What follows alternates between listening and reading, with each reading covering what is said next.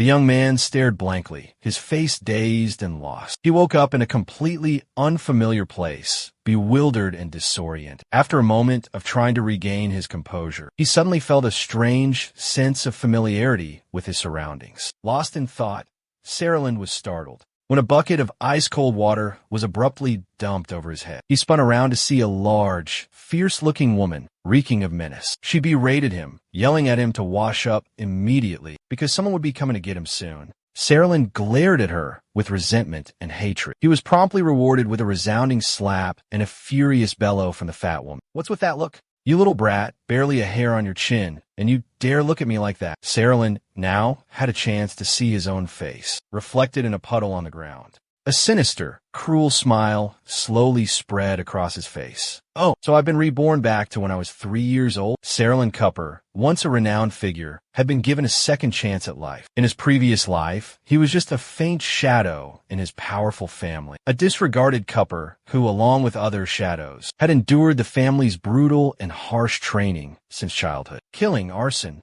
carrying out dark missions, living up to their moniker, Shadows. All the shady, illegal deeds the family didn't want to be involved in were handled by these shadows. In return, the family bestowed upon them considerable wealth and the highest honors. Therefore, these shadows willingly pledged absolute loyalty to the family, despite being nothing more than abandoned bastards. But now, Saralyn was determined to change his tragic fate. No longer would he tolerate being trampled upon, being bullied. No longer would his talent be suppressed. He would train relentlessly, compensating for his shortcomings, refusing to be underestimated. He would volunteer for battle, fight for the family, but not as a mere puppet, to fulfill orders. In his past life, he had vanquished countless enemies, massacred numerous strongholds, spreading terror far and wide. Finally, in a bloody battle, he had secured a glorious victory for the family after a long and arduous campaign. He had naively believed he would be welcomed and richly rewarded by the family. But instead, his sacrifice was met with a sinister plot, a cruel betrayal. The newly appointed head of the family, he exposed the horrifying truth about the existence of the shadows. From the fateful day, those unfortunate souls were transformed into shadow slaves. He had cast the shadow oath, a dark magic, upon those pitiful beings, binding them to eternal darkness. They are nothing but expendable pawns, used to deceive the blind fools. "You filthy rabble!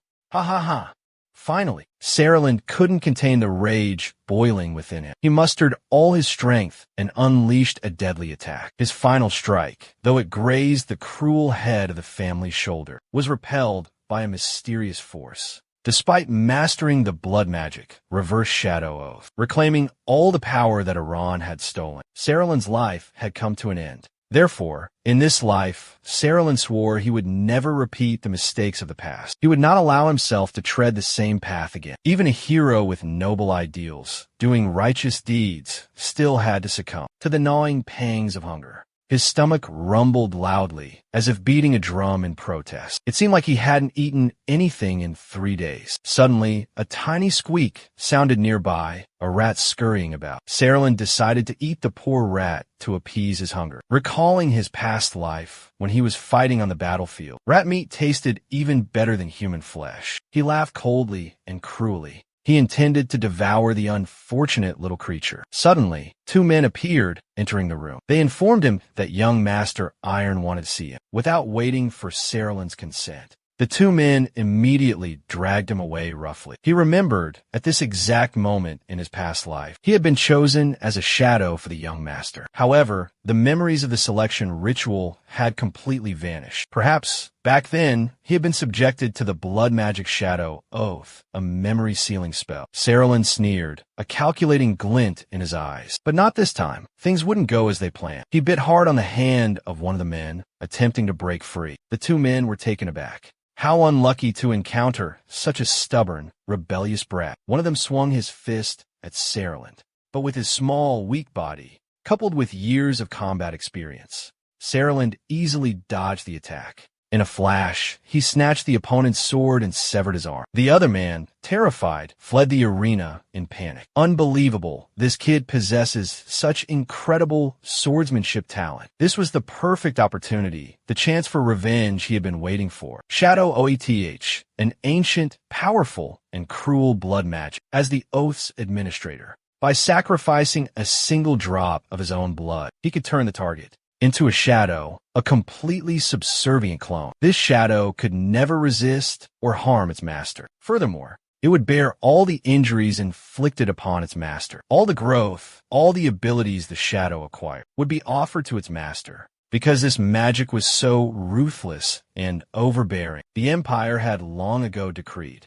the absolute destruction of all ancient magic books containing the Shadow Oath, forbidding anyone from using this forbidden magic. Immediately after, Iran realized his two incompetent subordinates couldn't capture Sarah. He flew into a rage, unleashing his fury on his underlings. Useless. Even a stray dog could overpower you, he roared. The Cupper family raised you, fed you, clothed you, and yet you're this useless? He's only 8 years old, but Iran has already inherited the Cupper family's brutal blood. He will be the next heir to our family. The soldier trembled, Bugan Fankong daring not to defy him. He clutched his face, hastily begging for forgiveness. Forgive me, young master. I am incompetent. I am to blame.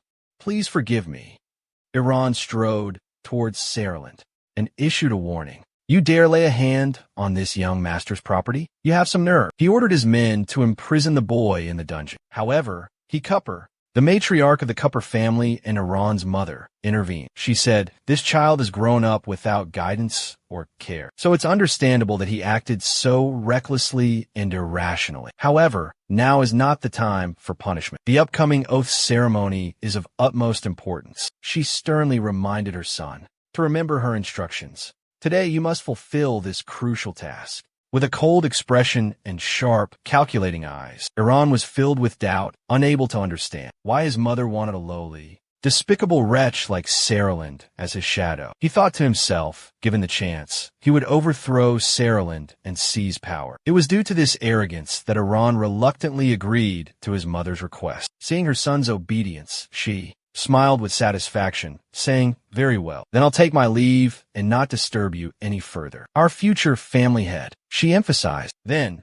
she ordered everyone to disperse, leaving young master Iran standing alone. The others quickly retreated, maintaining absolute silence. They were ordered not to disturb her precious son. Iran's mother proceeded to pour a liquid known as holy water into each cup. Then, she solemnly declared, from this moment forward, all of you standing here are officially members of the Shadow Legion. She sternly commanded, swear absolute loyalty to the family. Everyone present, except Saraland, chanted the oath in unison. In the name of Shadow, we solemnly swear to dedicate our lives to the family's cause, to offer our hearts and bodies to the family. The family's every command is supreme. For the family, we will sacrifice everything. Saraland, understanding the dark intentions behind Iran's actions, cleverly pretended to drink the holy water. In an instant, everyone who had just sworn the oath collapsed, unconscious. Iran sneered, his eyes filled with contempt for the fools. Pathetic. They can't even distinguish between sleeping draft and holy water. Immediately after,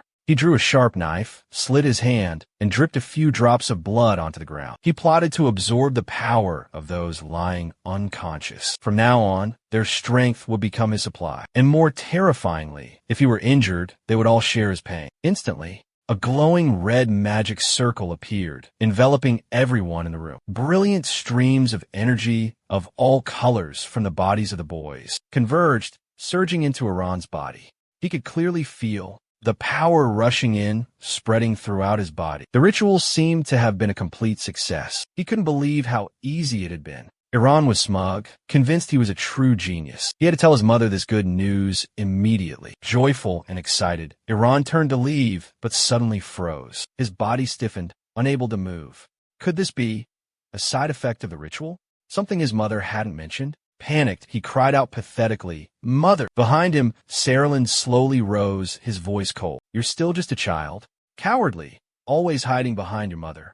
Too bad for you. Your mother, to avoid disturbing her son's ritual, used a soundproofing spell to seal this place. Even if you scream until your throat is raw, no one will hear you. Iran turned his head, witnessing Saraland standing tall, his hand gripping a sharp sword. A thick, murderous aura emanated from him, filling the surrounding space. He was completely bewildered, unable to understand how Saraland could have awakened. And what terrified him most was that Saraland knew about the Shadow Oath. "Did you think I only knew a little about the Shadow Oath?" Saraland said coldly. "You were mistaken, Iran. I not only understand it thoroughly, but I also possess the secret to reversing it." How would the cunning Iran react to this unexpected turn of events? With that, Saraland bravely plunged his sword into the ground. The blade pierced the very center of the magic circle. Iran felt as if his heart had been pierced, the pain excruciating. He screamed in despair.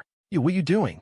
Stop. "In my past life, I had to sacrifice my own life," Saraland said in a deep voice, "to reclaim what was rightfully mine. And in this life, I'm only seeking justice, taking back what you stole." As he spoke, Saraland pointed his sharp sword towards Iran. A scream of terror pierced the silent air. A subordinate hurriedly informed Madam that the protective amulet had been broken. She gasped in horror, frantically calling out her son's name. After that terrifying incident, Iron was taken to the intensive care unit. The butler quickly reassured the worried madam. He affirmed that the young master's life was not in danger, only that he had exhausted too much magic, leading to a temporary coma. The young master just needed rest to recover. As for the matter of the broken warding amulet, it was due to a servant's carelessness during his duties. He was distracted while placing the enchantment. He continued, saying that he had already ordered the servant's execution. Like father, like son, truly, the apple doesn't fall far from the tree. If the child is cruel, the parents are 100 times more wicked. She coldly ordered, "Throw his body to the dogs." However, the young master's current mood was very unstable. After all,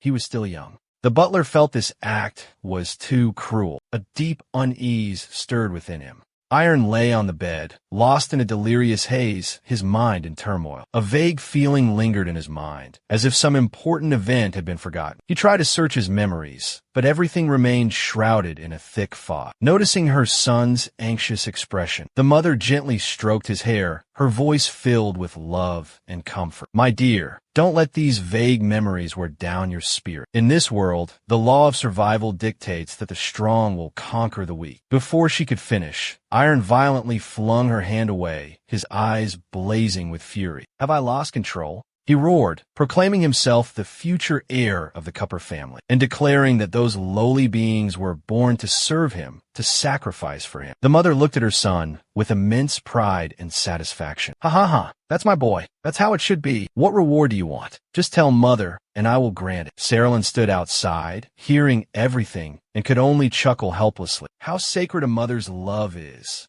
But unfortunately, from this day forward, Iron Cupper will be nothing but a pale shadow of me. In his past life, during the battle to protect the family, Saraland had stumbled upon a mysterious oath, carefully documented in an ancient book on blood magic. Naive Saraland, willing to sacrifice himself for the family, never suspected that he had long become a sacrificial pawn in the family's hands. Fortunately, he managed to read the secret contents of the ancient book, and by combining that mystical knowledge with his past life's experience, Saraland discovered a way to restore his extraordinary power. Now, the price to reverse the curse was just a drop of his own blood, enough to break the chains of the oath that had bound him for so long. One drop of blood in exchange for a complete shift in the relationship between Saraland and Iron. However, even so, the 3-year-old Saraland was still a weak and fragile boy, still lacking the strength to confront all the lurking enemies. He had to become stronger to train himself from this moment on. Therefore, the first step on the path to becoming stronger was to conquer the Volcano Cliff. The Volcano Cliff, a place created by the Cupper family to filter and select individuals possessing extraordinary physical abilities, shadows willing to sacrifice themselves for the family's benefit. This place was designed as a harsh and perilous trial, like Prometheus, who stole the sacred fire for humanity, willingly offering himself, accepting all sacrifices, like enduring the day and night torment of the sharp eagle. The ruthless Cupper family dragged children not even 10 years old, throwing them into the abyss of the seething volcano. They were forced to crawl through sharp thorns, left for the starving eagle to gnaw at their bodies. Even on the verge of death, they were not allowed to collapse, not allowed to abandon hope, until only a single figure remained, resiliently climbing to the summit, receiving the blessing of the mighty griffin eagle, possessing an indestructible, invulnerable body. No matter how much they were dissected or slashed, no matter what brutal attacks they endured, Enos Walker, the cruel trainer of the shadows, coldly declared to the pitiful children, no matter what methods or tricks you use, there's only one standard for this survival test. That is to survive and climb to the top. And don't forget, anyone who dares to give up within 3 days will pay with their lives. Understand, shadows, for a glorious, brilliant future awaits you. Go. As soon as the starting whistle blew, the children immediately dashed forward. Only Saraland remained calm, walking at a leisurely pace. This caused the trainer to be quite surprised. Among this group, someone knew the boy's identity as a bastard. Yesterday, this very child dared to provoke the young master. Saraland's choice of the perilous, steep climbing path made the two trainers show clear contempt. Ha ha ha. This brat didn't choose the easy path, but the hard one. Trying to climb the mountain with bare hands? I'm afraid he'll fall into the abyss before reaching halfway. How foolish. One even boasted loudly, confident he would go down there to collect the boy's corpse. The other trainer laughed sinisterly. No need. Suddenly, a wicked and amusing thought crossed his mind. It just so happens my eagle is hungry too. A gigantic shadow spread its wings. The eagle began to appear on a mountaintop. The children were terrified at the sight of the fearsome bird of prey. Saraland finally reached the summit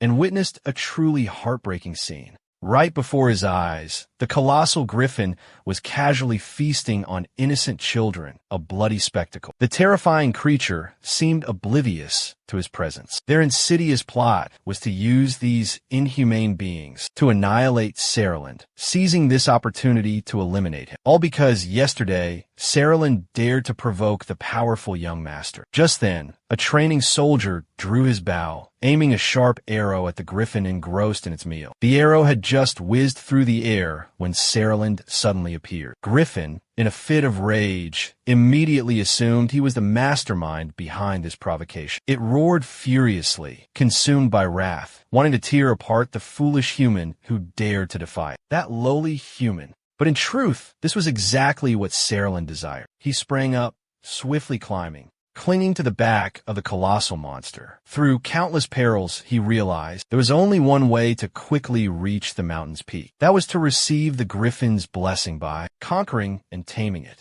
Let's learn a little about the griffin. A female S-class monster with a danger level rated at 4 stars. Born from the fiery volcanic cliffs. Legend has it that after consuming countless human brains, it evolved to possess astonishing intelligence. It can even communicate and interact with humans. The Griffin made an ancient pact with the renowned Cupper clan. The Cupper clan provides the Griffin with an abundant food source. In exchange, the Griffin assists them in selecting and screening exceptional individuals. Those chosen receive a special blessing from this legendary creature. They will possess an invincible, powerful body. The Griffin has a passionate desire for gold, silver, and jewels, and is protecting a young offspring. Saraland suddenly attacked, thrusting his sword straight into the Griffin's head. Black-Pink, inherently proud and not easily subdued, is also gifted with the sharp intellect of humans. This line seems out of place. It mentions Black-Pink, who is not part of this story. It might be a mistake. If it cannot be decisively defeated,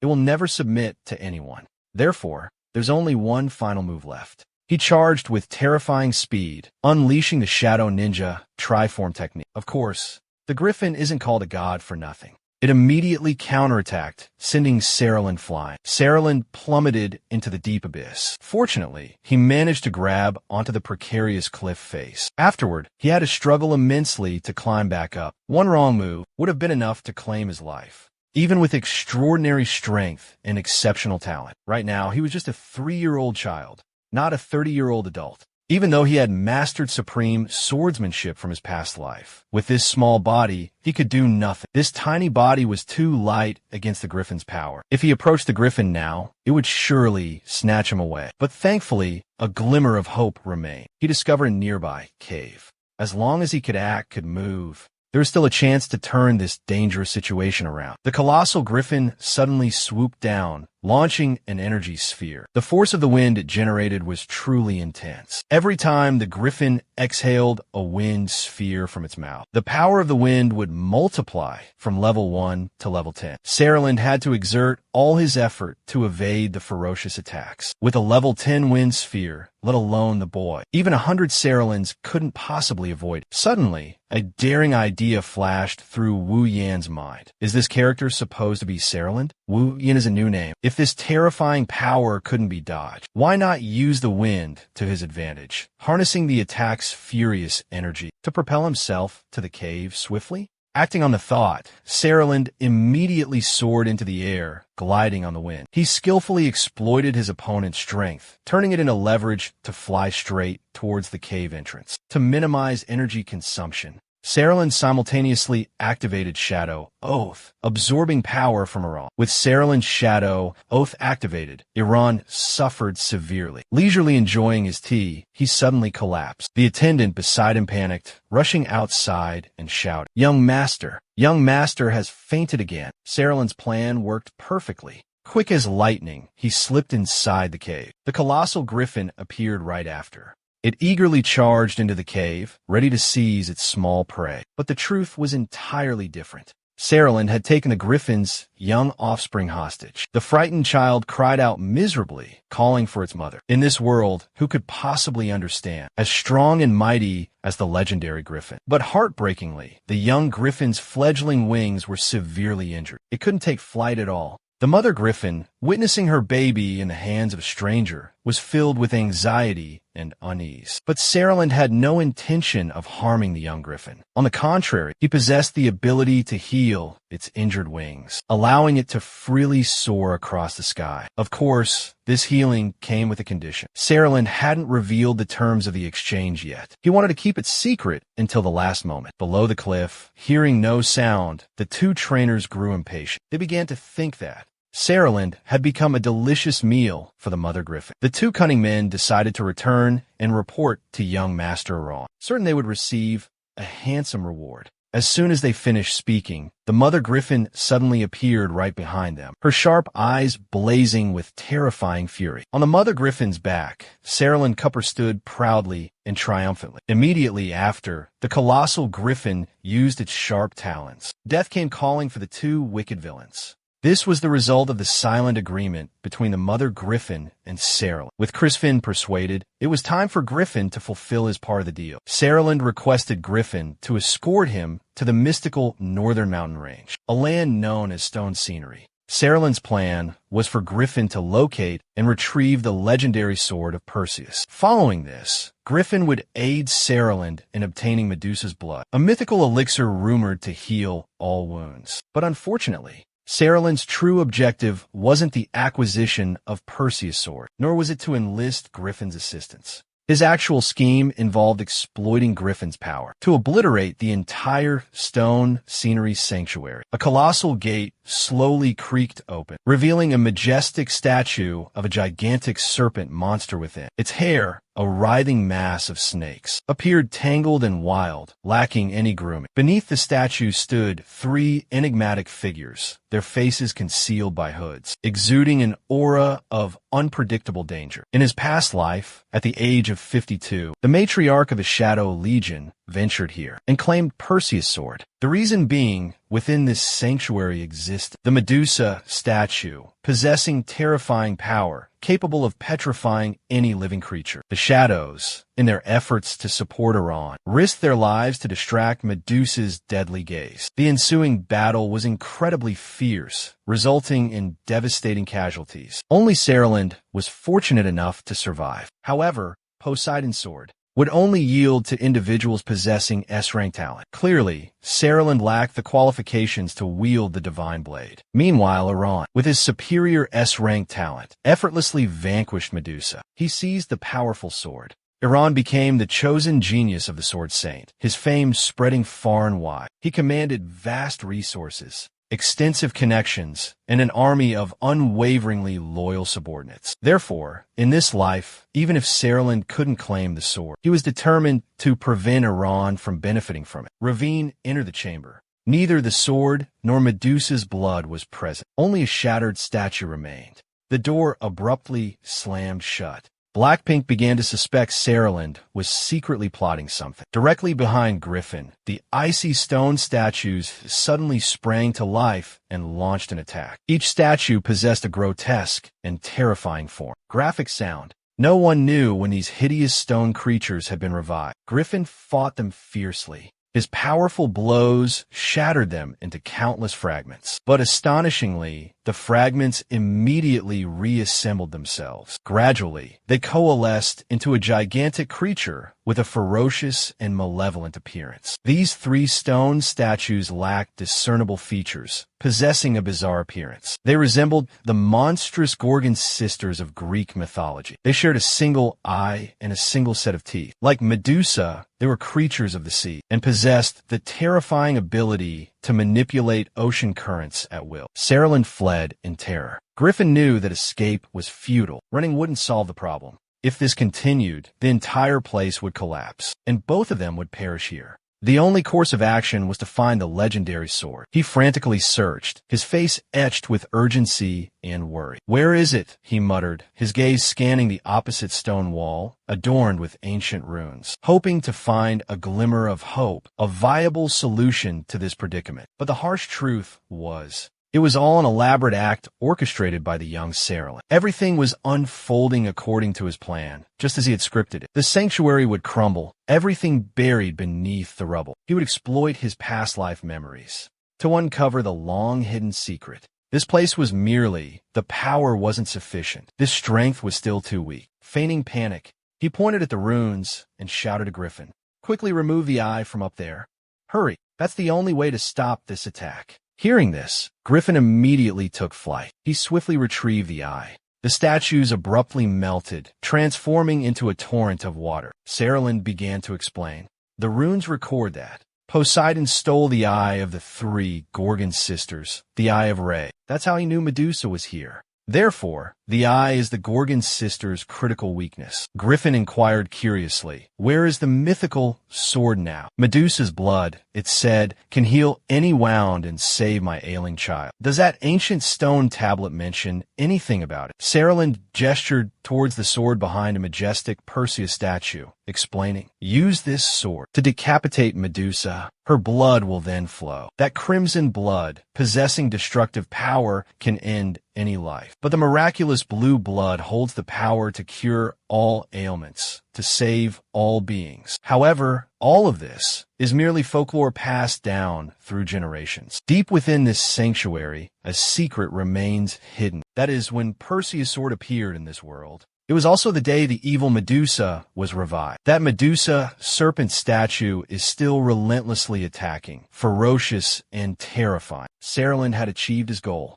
Now, he just needed to escape this place, and everything would be over. Once the Medusa stone statue was fully activated, besides obtaining Perseus' legendary sword and severing her head, there would be no other way to stop Medusa's wrath. As Saraland neared the exit, suddenly, the ferocious Medusa statue lunged at him. The attack was so sudden that he couldn't react, caught completely out. Now, that colossal statue is determined to devour everything, leaving no one spared. No one knows where Saraland is. She has completely vanished. It turns out she's been cleverly hiding behind a large rock. This looks incredibly difficult, a daunting challenge. If this were to happen, the task would fall to you, because that creature still clings to life, fearing death. He now discovers that the divine eagle possesses a special skill, shrinking its body. The ferocious monster relentlessly attacks, its assault fierce and unrelenting. Fortunately, he overcame this perilous secret realm in his past life. At least, he's not completely helpless, resigned to death. First, he must seize the magical shield from the Knight of the Round Table. He can use the shield's reflective ability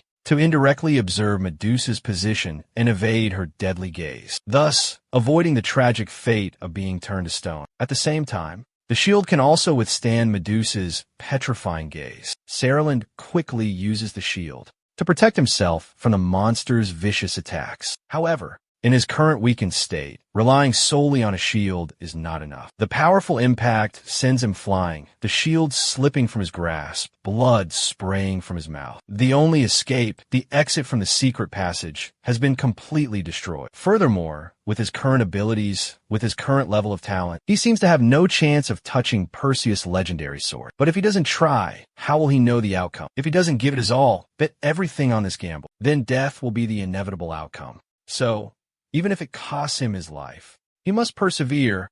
He cannot retreat. Surprisingly, Saraland easily obtains the sword, as if it were meant to be his.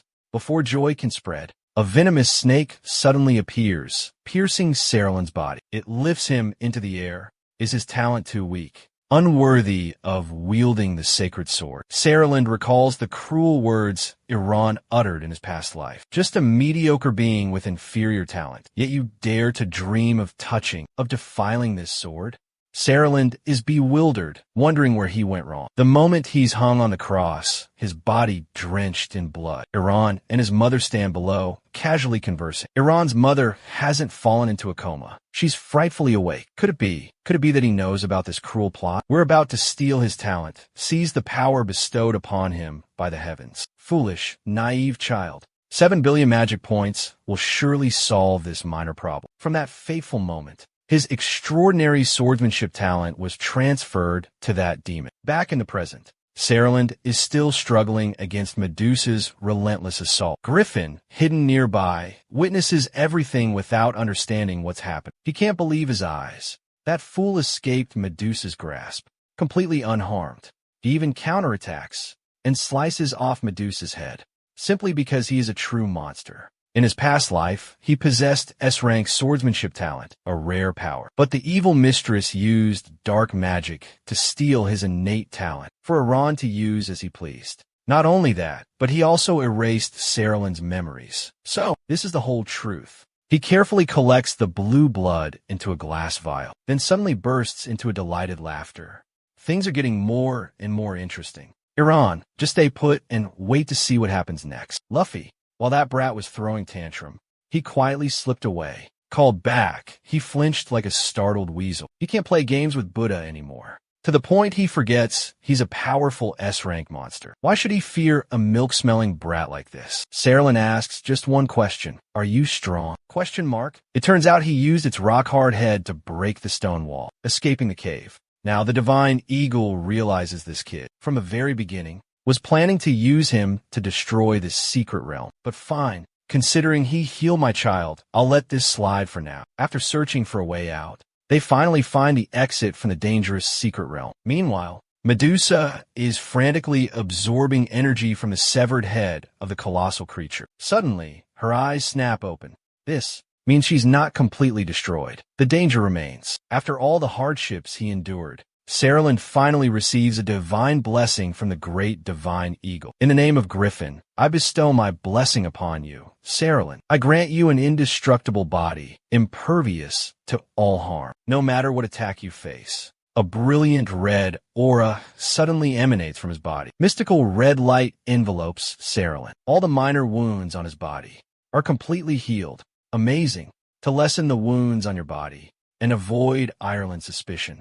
Besides that, you must temporarily conceal your S-rank swordsmanship talent to prevent unnecessary trouble later. Saraland handed the vial of green liquid to Griffey and instructed, quickly give it to the young falcon. Its wings will be healed immediately. The young falcon quickly drank the entire vial. Immediately, it was able to spread its wings and soar, to Griffey's immense joy. After so much worry and anxiety, her precious one could finally fly freely in the sky. Saraland watched and said nonchalantly, "It's just flying. What's so great about it? If it doesn't recognize its true master before it matures, it will be nothing more than a foolish bird." Griffey couldn't fully understand the deeper meaning in Saraland's words. However, Saraland didn't explain further, but simply turned and walked away. It's nothing, just a friendly reminder. After acknowledging its master, you will become stronger, right? However, Deep down, Chris Phi was silently thinking. Indeed, his words are incredibly insightful. I must admit, if it weren't for my master's daily dedication to feeding and nourishing me with medicinal herbs, I wouldn't possess such extraordinary intelligence today, an increasingly refined and sharp intellect. It's a shame my beloved master passed away centuries ago. Since then, I haven't been able to find anyone possessing such exceptional strength and such generosity, willing to spare no effort in nurturing others like it. Suddenly, it noticed the boy before it, Saraland, an exceptional genius. Saraland possessed all the qualities it had been searching for. Immediately, Chris Finn implored Saraland to accept its child as a familiar. It earnestly desired its child to be taken in by Saraland, becoming a loyal subordinate. Chris Finn knew Saraland was young, but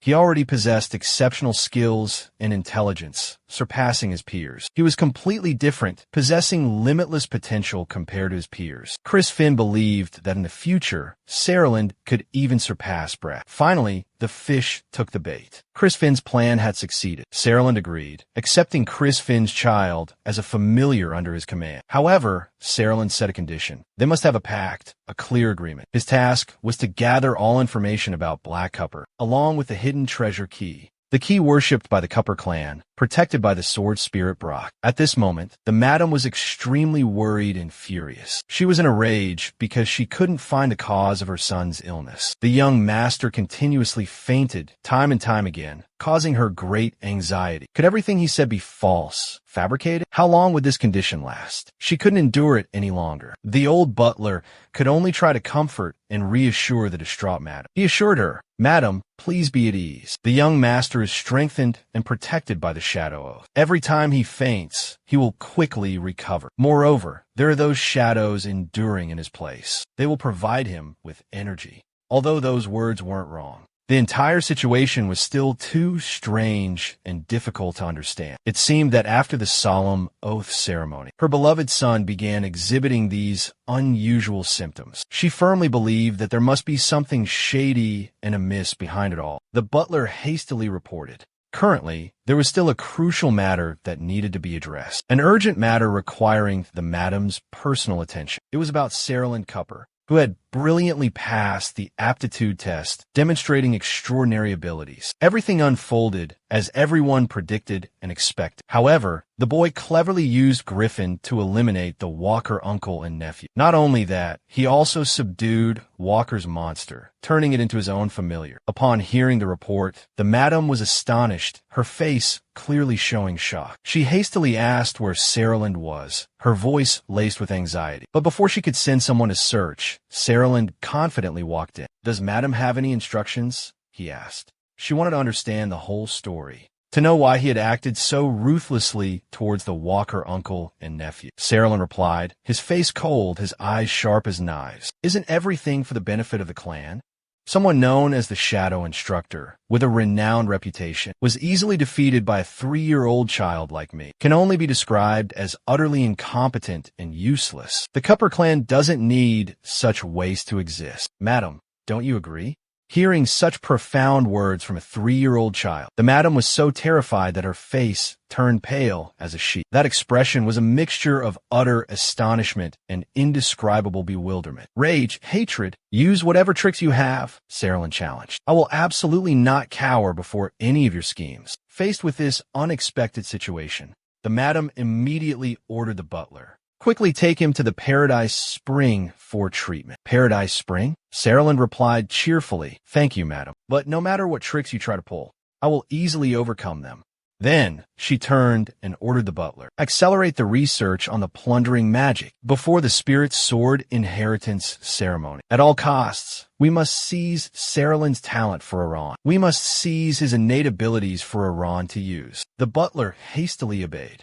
Once the secret can no longer be hidden, Iran's swordsmanship talent is exposed, then the position of heir will no longer belong to him. It seems she'll be lenient and forgive that rebellious brat this time. We'll see if he can maintain that arrogant demeanor then.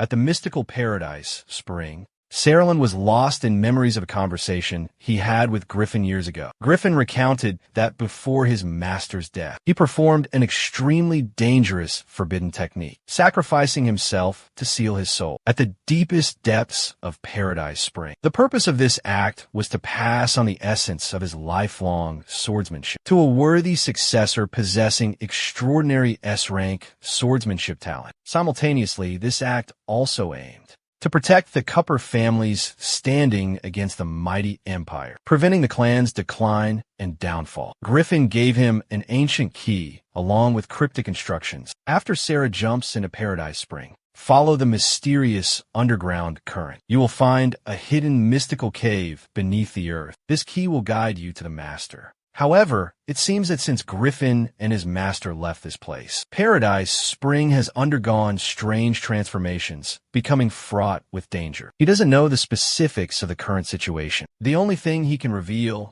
is that his master is using blood magic, an extremely dangerous and difficult magic to resist. Saralyn felt that blood magic was truly bizarre and incomprehensible. Senza obtaining the swordsmanship inheritance before Iran is definitely not an easy task. Nearby children were whispering about him. They knew he was exceptionally talented, the first to be selected and properly trained. He even tamed a ferocious griffin, earning their admiration and awe. However, Lucentir and Reno OG, the son of the Cupper family's horseman, showed open disdain. No matter how skilled he was still just the son of a lowly prostitute. The buck-toothed boy sneered. "Congratulations, bastard. You look as skinny as a twig, but you run like a squirrel. Or rather, you run like a monkey." He scoffed, the son of a whore, the first to reach the mountaintop. His companion laughed triumphantly, as if he had won a great victory. Saralyn, with memories of his past life intact, understood that their outward obedience, calling him master, was a facade. They were merely pawns indirectly manipulated and controlled by Iran. They fabricated baseless accusations, attempting to frame him for colluding with the enemy and betraying his country. And because they had Iran as their powerful backing, they had become accustomed to arrogance and disregard for others. Seeing that Saralyn seemed unfazed by his words, Reno decided to resort to violence. He wanted to test if Saralyn's rumored invincible strength was truly as formidable as claimed. But in an instant, his punch was easily neutralized by Saralyn. Not only that, but he quickly twisted Reno's arm. Reno's face contorted in pain. The fat one with him hurriedly drew a knife, intending to rescue his boss. But unfortunately, the person he stabbed was his own leader. Saralyn didn't forget to offer a sarcastic apology. After using him as a shield, he tossed him back to his underlings. "This spring has healing properties, so you two should go down there and embrace each other. Anyway, next time, I'll still use you for practice. In this life, I'll give you an offer you can't refuse, to become my pawns." The dark aura of magic is spreading beneath the water. How can a malevolent, forbidden technique, like blood magic, exist in this spring? A spring said to possess healing powers. Could this be the strangeness that Griffin mentioned? But even if I can't touch this spring, I must find a way, at any cost, to go down there without being affected by the dark magic. Suddenly, a familiar sound echoed. A girl's terrified screams for help. She was being dragged by her hair by a violent man. He was enraged. He yelled and berated a waiter over a glass of water. "Your face irritates me. You want a beating?" The poor girl pleaded for mercy, but in vain. The thug was about to use force against the frail girl, but in a flash, he was sliced in half by Saralyn's sharp sword. The children witnessing the horrific scene were terrified. They fled in panic to inform the adults. Saralyn gently extended his hand, kindly inquiring about the little girl. In Ariana's eyes, at this moment, Saralyn appeared as a handsome and elegant prince. A radiant aura emanated from him, sparkling like thousands of precious diamonds. As for Saralyn, he thought he had inadvertently frightened her. He apologized awkwardly for scaring her, but standing before such a handsome prince, Ariana could hardly notice anything but his perfect beauty. The last shred of modesty vanished. She shyly thanked him for saving her life and introduced herself. "My name is Angela." Ariana, Saralyn's closest confidant in his past life, removed as per instructions. She possessed an innate magical ability, far surpassing her peers. They fought side by side for a brief but intense period. More than just friends, a special bond formed between them. transcending mere friendship. Even at the tender age of 5, Angela exuded an irresistible charm. They exchanged greetings shyly, their eyes betraying their bashfulness. It was hard to maintain a cool and indifferent facade in the presence of such beauty. After all, it was the duty of a true gentleman. It was nothing extravagant or ostentatious. Sarahland asked Angela if she knew of a way to dry up this stream, or reach its bottom without getting a single drop of water on it. He couldn't afford to be distracted from his mission. He believed that Angela would surely find a solution. Surprise was evident on Angela's face. Had Sarahland discovered something unusual? She spoke softly in a barely audible whisper. This stream holds a mystical magic, a strange energy. It can heal all wounds and restore vitality. But from this moment on, no other healing magic would affect them. Only the water from this magical stream could heal their wounds. So that was it. The secret was finally revealed. It seemed this was the insidious method the Cupper family used to control and manipulate the mindless shadows, subjecting them to excruciating pain while turning them into tools for the family's salvation. Ariana squeezed her benefactor's hand, expressing her deep gratitude for saving her life. And of course, she had a plan to help him reach the bottom of the stream without getting wet. She used a peculiar magic called Magic Duck. This magic could transform a person into a real duck, allowing them to float effortlessly on the water while keeping their inner feathers completely dry. Sarahland could only chuckle, embarrassed, because this wasn't ordinary water-repelling magic, but Ariana's ridiculously powerful and ever so magical naming ability. Just then, the Cupper family members stormed in, alerted that a boy had sought help. They realized they were closing in on the two escapees. The two quickly joined hands and dashed away in a panic. Left with no other choice, they jumped into the underground spring beneath the lake. It's definitely in the whirlpool on the other side, Anria thought. Anria anxiously warned him not to go there, urging him to leave the dangerous place immediately. As soon as she finished speaking, the ferocious whirlpool suddenly surged, engulfing them both. Saralan awoke disoriented, with no idea where he was. He rummaged through his pockets and retrieved a key made of shimmering gemstones. As far as he knew, this was the key to the Sword Spirit's sacred shrine. But the problem was in this strange place. There wasn't a single door for him to use the key on. Does it require a summoning ritual? Saralan wondered. Though he had no idea what a sword spirit was, Angela had told him he could try his luck. Deciding to take a chance, she began to chant aloud. "Oh, key, magic key, hear my plea. Seek your true master and open the door to his resting place." Instantly, something miraculous happened. Nearby, beautiful flowers abruptly transformed into terrifying man-eating plants. They bared their razor-sharp teeth, growling menacingly, and lunged at them ferociously. After a fierce battle, the mysterious door finally appeared. However, Ariana had fallen unconscious, completely drained of energy. In this critical situation, with no better option, Sarahland was forced to leave Ariana behind temporarily. He quickly used the invisibility spell, a magic that Ariana herself had taught him in the past, to conceal her. This was to protect Ariana from potential dangers and prevent her from being discovered by enemies, to inherit the legendary sword. Sarahland knew he would have to face a fierce and arduous battle. Finally, Sarahland bravely stepped through the door alone, ready to confront the challenge. Despite his mental preparation, the sight before him filled him with terror. It was a gruesome graveyard, a horrifying mass grave. Right before Sarahland's eyes, a monstrous creature with countless eyes and razor-sharp teeth appeared, mercilessly draining the life force from a young woman. Finally, the monster noticed the uninvited guest. Paradise Spring. Outwardly, it appeared to be a healing spring, cleansing all ailments. But in reality, it was a disguised red light district, rife with sinful temptations. It provided beautiful handmaidens for the noble Cupper family. But then, in that fateful moment, Sarahland discovered a horrifying truth. He uncovered the tragic fate that awaited the unfortunate handmaidens. All of them eventually became prey for the brutal sword demon. The terrifying monster appeared as swiftly as a whirlwind, spreading terror. It caught the scent of the S-rank talent emanating from it. Sarahland quickly retreated, filled with unease. He was astonished, wondering how the monster could have possibly known. The sword demon spoke, its voice as cold as ice. "Unless you're a Ron Cupper," it growled, The child born with S-rank talent, hailed as a genius. But you don't look like you've lived in luxury, enjoyed wealth and glory. There's no trace of happiness or riches on you. Let me guess.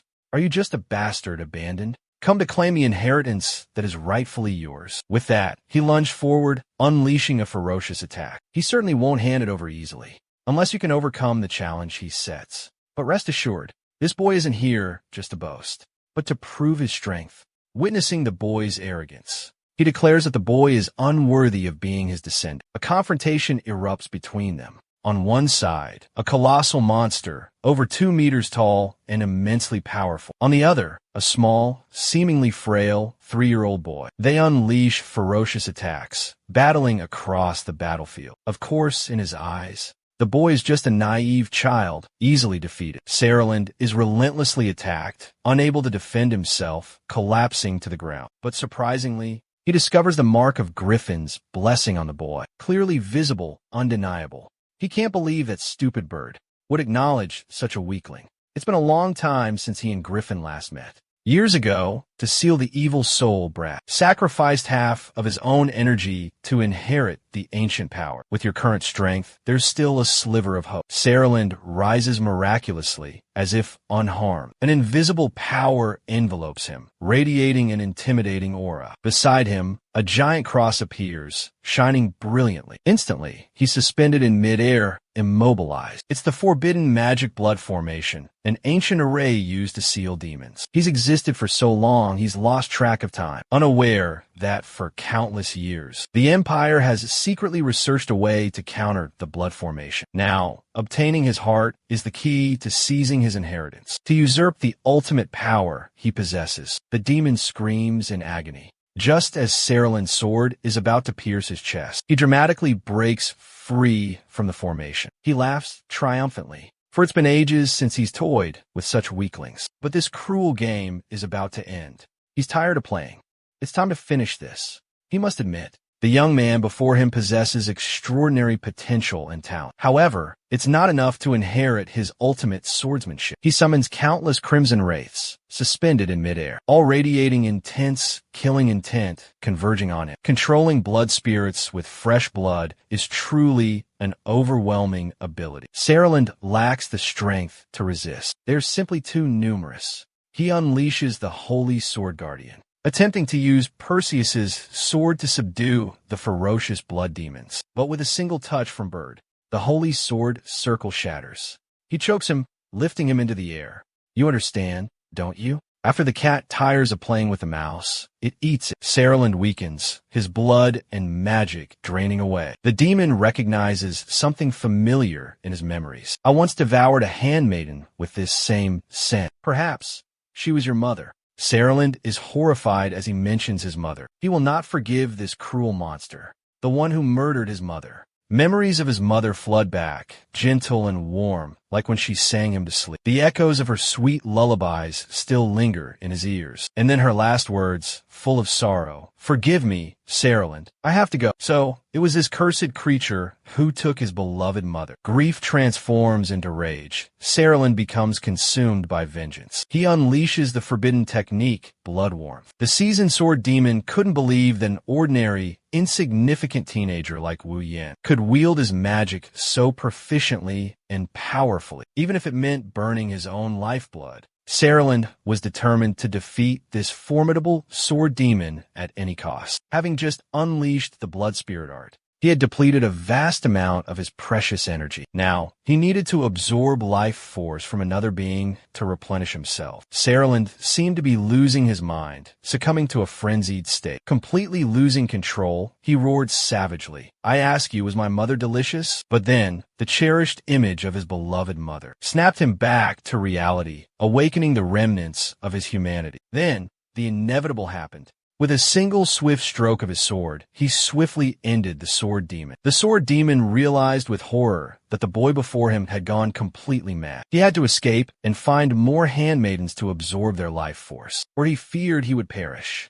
However, Saraland wouldn't let him carry out his dark intentions. The sword demon pleaded in terror. No, don't kill me. I can become your spirit sword, enhancing your swordsmanship. But he cannot escape death. Finally, he triumphs, avenging his mother, fulfilling his vow of vengeance. Blood sprays like rain. Saraland absorbs the sword demon's inherited swordsmanship, etching it into his being. But then, clarity strikes. He remembers he was orphaned at birth. All the memories of his mother, the hatred, were illusions, a cruel joke of fate. Saraland realizes he is but a monster, a pitiful monster, lost in the world. How can he see himself reflected in this pool of blood? The image of a kind mother tightly embracing her young child. She asserted to everyone that her son was not a terrifying monster, and that she would always be by his side, protecting and loving him unconditionally. Just then, Angela rushed in, her face etched with worry. Her concern for him was evident in her eyes. She was horrified to see his body covered in blood, and desperately wanted to heal his wounds immediately. With that,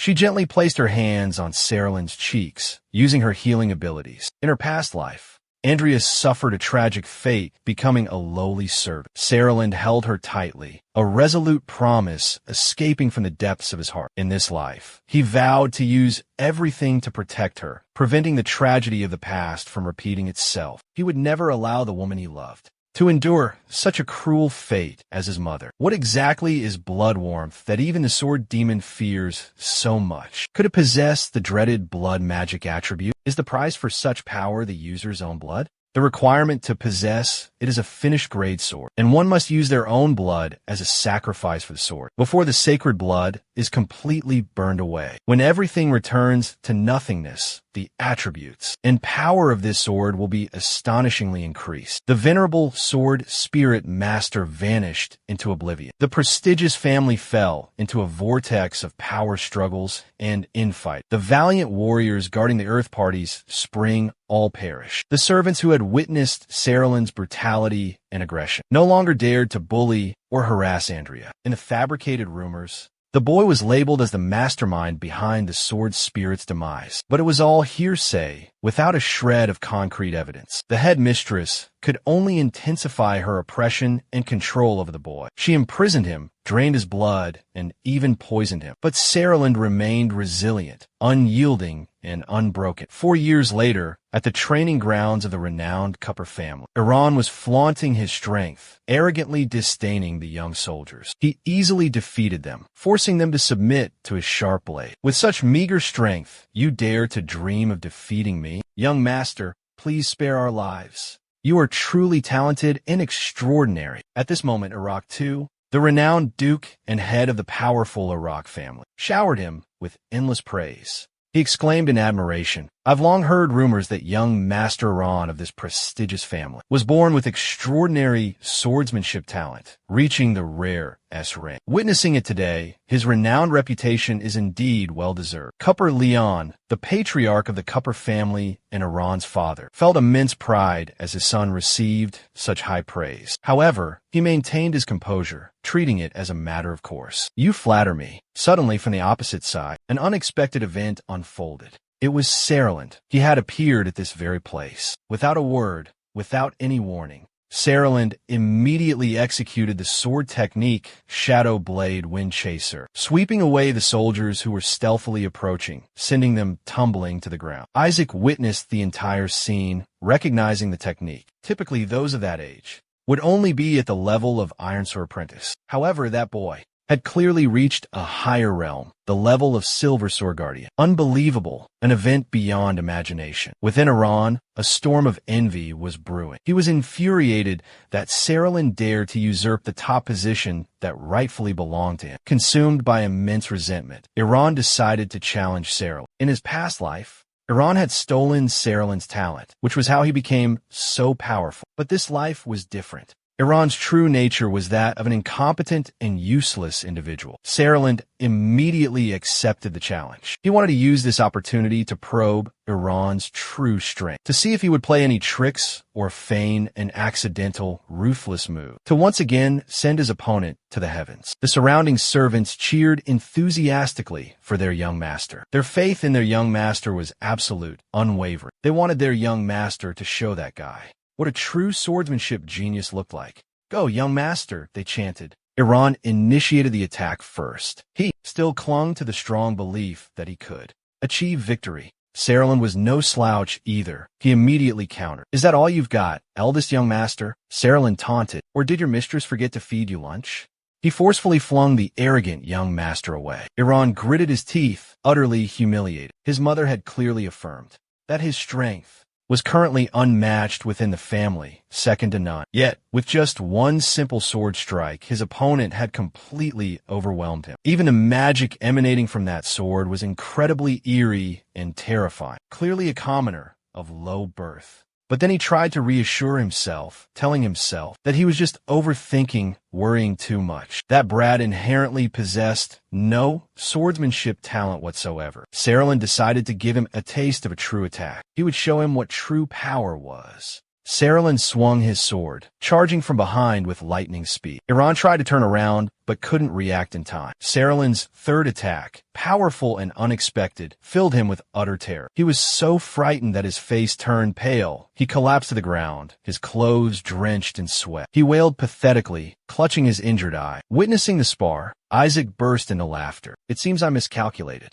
Iran's strength is only so much. Those defeated subordinates just now surely weren't acting, were they? The head of house, Iran, wanted to disappear into the ground. However, the Duke of Iraq's and Iran's younger sisters had a prior engagement, a long-standing agreement. He couldn't let his sister marry a useless fool. They exchanged sharp glances, their eyes like lightning. But outwardly, they maintained calm, gentle expressions. You worry too much. It's not like the emperor arranged this marriage for your sister. It's uncertain if anyone else even wants to marry her. Isaac didn't want to bother the head of house Iran further, but he didn't forget to remind him. In 10 days, our two houses will undertake a joint operation. With that, Isaac excused himself and departed. After Duke Isaac left, Leon felt his illegitimate son was truly useless, a good-for-nothing. He gestured with his chin, asking his servant, "Who is that small figure?" The servant respectfully reported, "Sir, that boy's name is Saralyn. He's your son with a maid in the manor.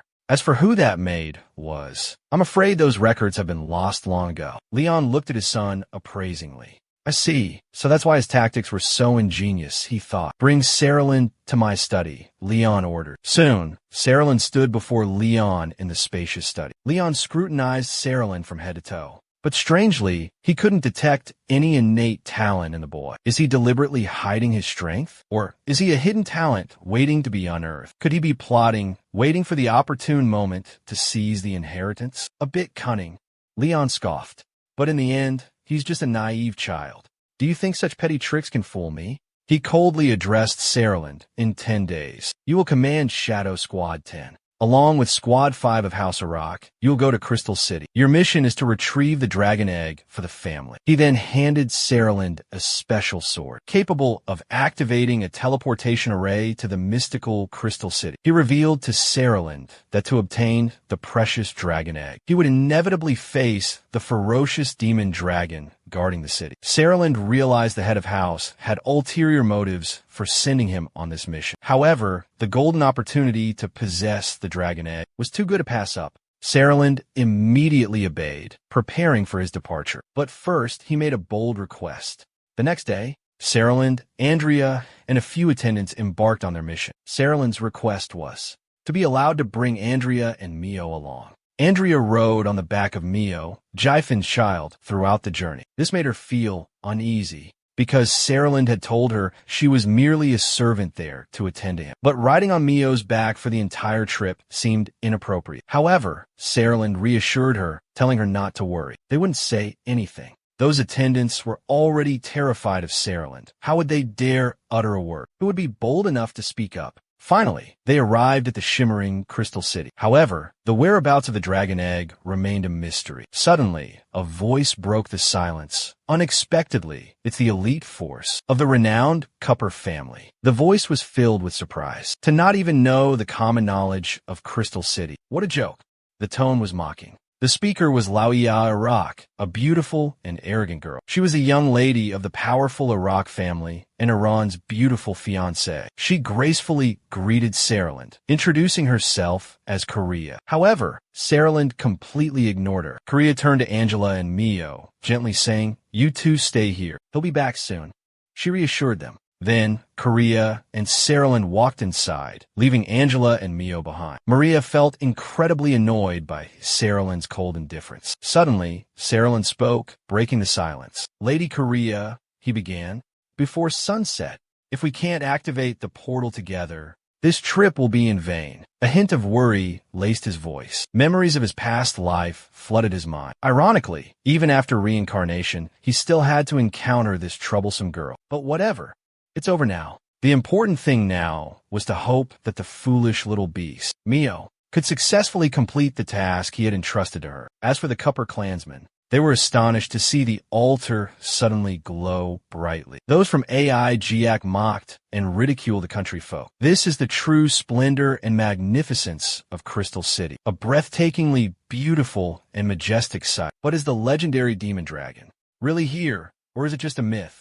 Suddenly, a young man charged towards the altar. He planned to eliminate the Cupper family's meager soldiers, then steal the dragon egg and present it to his clan. He was certain that the clan leader would handsomely reward him for this feat. Just as he was about to destroy the altar, Saralyn couldn't stop him in time. A devastating explosion ensued. The cause of the explosion was the Guardian of Light, the loyal protector of Crystal City. Everyone was trapped in the danger zone. Maria was helpless in the chaos, unable to command her soldiers. She rushed forward, using Silk Slash to rescue him. Then, she turned and scolded the reckless young man. He stubbornly argued that his actions were for the benefit of his clan. However, the truth was he was only acting for himself. Just then, two guardians suddenly appeared behind Korea, launching a swift attack. Korea believed she was cornered, with no escape. But fortunately, Saralyn arrived in the nick of time, saving her life. He quickly ordered the shadows to deploy into battle formation. Upon receiving the command, the shadows swiftly took their positions, ready to engage the enemy. A mysterious purple energy enveloped the guardians, immobilizing them. Saralyn spoke calmly, expressing his intrigue. He wanted to witness firsthand the extent of their radiant energy, and whether his shadow powers were truly superior. The Isaac clan was astonished to see the Guardians defeated so swiftly. This was the signature technique of the young lineage, the renowned dual-blade secret art of the Cupper clan, especially in this young man named Saralyn, a mere teenager possessing such extraordinary power. Korea blushed, her cheeks flushed, filled with admiration for Saralyn's display. Saralyn had triumphantly absorbed the pure energy from the silver sword. The Guardian ascended, reaching the realm of the Golden Sword Master. The next step was to use this core to unlock the hidden passage. As he placed the crystal in its designated spot, the surrounding space violently trembled. The altar began to slowly descend. Everyone hurriedly called out to each other, rushing onto the altar. The secret passage leading to the dragon's lair was about to open. Soon, everyone was transported down into the dragon's lair. The scene below was truly terrifying, sending chills down their spines. Everything was engulfed in a sea of fire, like a surging torrent of molten lava. Lucy and Tia exclaimed excitedly, "Amazing! Unbelievable! There's so much!" With Reno this excited, discussing how to divide the spoils seemed pointless. Wasn't this what everyone wanted? Isaac Loria's soldiers received orders to quickly gather all the dragon eggs. Saralyn Cupper watched them collect 10 dragon eggs, a mixture of amusement and contempt rising within him. How foolish. Are they planning to rush off and offer them to the Dragon Lord? Suddenly, a deafening roar erupted from behind, sending the crowd into a panic. What was that? What's happening? The Dragon Lord. The Dragon Lord has awakened. Floria and Milan quickly calmed everyone, dispelling their fear. Everyone drew their swords, bravely advancing. Don't panic. Prepare for battle. Milan calmly dulgated task. I'll cover the rear. You all get those dragon eggs out of here. Run. Suddenly, a stranger snatched the dragon eggs. Ray materialized out of thin air, clutching a dragon egg, his other hand on the elevator button. He casually asked, "What was that noise?" Everyone angrily shouted, "Ray, what have you done?" He recalled Duke Cupper Leon's instructions. That shadow orb will imprison the Dragon Lord. Then take the dragon egg and destroy the entire transport fleet. Don't give the Isaac clan any chance whatsoever. As for Salon, leave him to his fate. Ray spoke resolutely, his voice cold. "My sincere apologies, your imperial majesties. Only one clan is worthy of possessing the dragon egg, and that is our Cupper clan. He pressed the button, the elevator ascending and vanishing into the night. The cruel command still echoed in his ears. For the sake of the clan, sacrifice yourself. Ha ha ha. I'll be going now. You fools, seethe in your anger, you bastards. Stop right there. A sound rang out. The furious and determined stomping of boots. Isaac Loria, amidst the fierce battle, remained calm, even mocking. The Cupper clan leader is truly cold-blooded, not only towards us, but even his own people are expendable pawns. Salon replied curtly, just as Isaac predicted. Maria frowned, confusion evident on her face. Just as I suspected, you're courting death. You're deliberately avoiding my question, refusing to answer directly. You're overthinking it. Salon used the Dragon Lord's fiery breath to his advantage, channeling it into his attack. Because I can't afford to die here. He swung his sword decisively, severing the ferocious dragon's wing. The Dragon Lord writhed in agony, its roars shaking the earth. Enraged, its massive form staggered in retreat. The dragon suddenly turned, landing a critical blow on Salon. A small explosion flashed blindingly. Maria cried out in alarm, rushing toward Salon, repeatedly calling his name. The Dragon Lord pressed its attack relentlessly. She quickly used her lunar flower sword shield, intercepting the fatal blow meant for Salon. Salon collapsed, and Maria immediately counterattacked. You're still finding time to blame me? This is what you call being fine. Are you all right, Salon? He pushed himself up with his sword, his voice turning serious. I'm fine. Help me hold it back. I'll seize this opportunity and strike directly at its critical weakness. This is all thanks to you, Miss Maria. Only your words could sway him. Isaac Korea blushed slightly, hesitated, then quickly nodded in agreement. All right. She eagerly charged forward, a hidden agenda in her heart. I'm a genius swordsman, too. I can't let that brat underestimate me. Salon merely watched in silence, the corner of his lips curling into a subtle smile. A knowing smile, as if everything was going according to his perfect plan. After Maria completed her task, Floria immediately urged Salon. Now's the time, attack. Seeing Salon remain motionless, she started to get angry. Hey, you, make your move. What are you just standing there for? There's no time to hesitate. Floria struggled to hold back the Malong, shouting anxiously. Frustration welled up inside her. Damn, was that fall really that hard? Does he not have the strength to attack anymore? If this continues, we'll all die here. There's only one way. I have to use that technique. She spun gracefully, unleashing a devastating sword dance. Suddenly, the Malong was critically wounded. The dragon roared in agony, a terrifying scream. Its head crashed to the ground. Floria was both elated and afraid. We did it. We actually did it. Reno and Lucen approached, repeatedly kicking the dragon's head. As they kicked, they cursed. Taste this suffering, you stupid dragon. Isaac let out a soft moan. Lauia gasped for breath, still in disbelief. She asked herself once more, did we really succeed? But suddenly, the Malong's eyes snapped open, freezing everyone in terror. It opened its mouth and roared ferociously. Lucian cried out in panic. It's not good. Our attack only enraged the Malong. Find cover. Floria was completely shocked. How could this happen? Salon placed a hand on his chest, chuckling at the other's attempts to flee. He drew a gleaming sword. Focusing all his strength, he executed the third inherited sword technique, Blood Shadow Slash. Salon frowned, his eyes turning sharp and cold. Crimson blood gushed from the Malong's body, forming vibrant red ribbons in the air.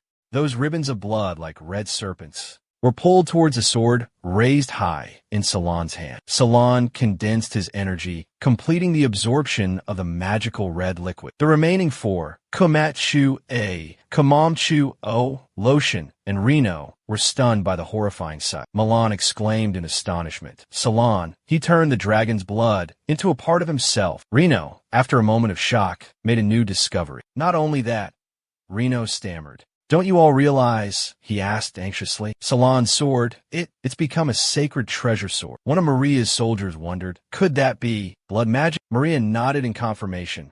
Indeed. But because it's an extremely dangerous forbidden art, therefore, the Empire only allows the Cupper family to use it against enemies, and only in battles for survival. Maria pondered reminiscing about the past. I've heard rumors that the Cupper family's sword spirit vanished long ago. Unless it's because of him. She trailed off, her eyes filled with suspicion. As soon as she realized the issue, Maria became annoyed. She frowned and shouted, "Wait, so that bastard deliberately didn't attack from the beginning. He waited for me to make the dragon bleed before acting?" Maria's anger intensified, her fury burning like wildfire. Each word was a sharp knife, slicing through the air thick with rage. "Salon Cupper, you damn scoundrel. You dared to use me again." Maria roared, her voice trembling with indignation. Salon smirked, his smile a chilling wind across the battlefield. He lunged forward, his figure flickering, retorting, "So what if I used you? In my past life, I was the one abandoned." His voice was cold, devoid of emotion. "How could I just sit and wait for death?" Salon leaped high, the Ma-Long sword in his hand, radiating a terrifying aura. "Blood shadow slash." Salon roared, unleashing the ultimate technique of blood magic. This was an incredibly powerful skill, only mastered by Grand Sword Masters, and Salon was one of the few who possessed such terrifying power. Blood shadow slash could create countless clones using the enemy's blood, forming a devastating bloodstorm. Each clone carried immense power, enough to tear apart any opponent. However, the price for this power was steep. The user would gradually lose their sanity, succumbing to demonification and ultimately dying from bloodlust. The colossal dragon, after being hit by Salon's blood shadow slash, immediately roared in pain. An earth-shattering roar echoed, shaking the entire space. The monster collapsed, its massive body crashing down, before the horrified, stunned gazes of everyone present. Impossible. The Ma-Long was finally defeated before Maria could finish her sentence. A blood-soaked sword suddenly appeared, blocking her path. "Stay back."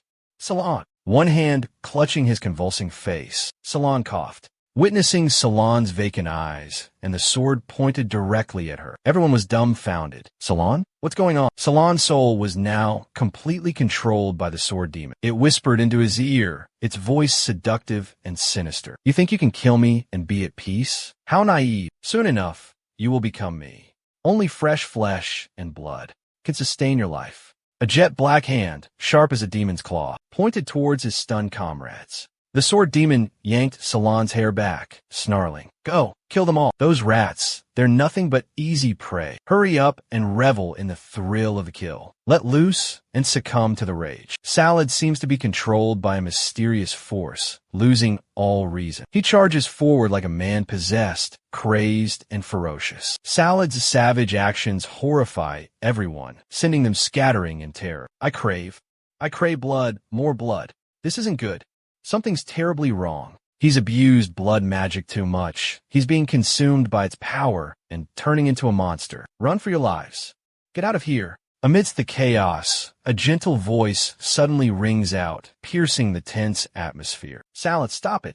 Don't do this." Ariana's sudden appearance surprises everyone. No one expected it. Ariana quickly uses her magic, trying to calm him, to dispel the evil energy that's enveloping and consuming the poor lizardman's mind. Ariana gently helps Salad regain his composure, pulling him out of his frenzy. Ariana spreads her arms and flies toward Salad. She strives to penetrate the depths of his chaotic mind. Ariana's beautiful face is filled with worry, her sparkling eyes brimming with tears, appearing before Salad like a faint glimmer of light in the darkness. "Lizard, wake up, Lizard." He wakes up beside a giant boulder, his eyes dazed as he looks around, unable to comprehend what's happened. "Angela, you're amazing.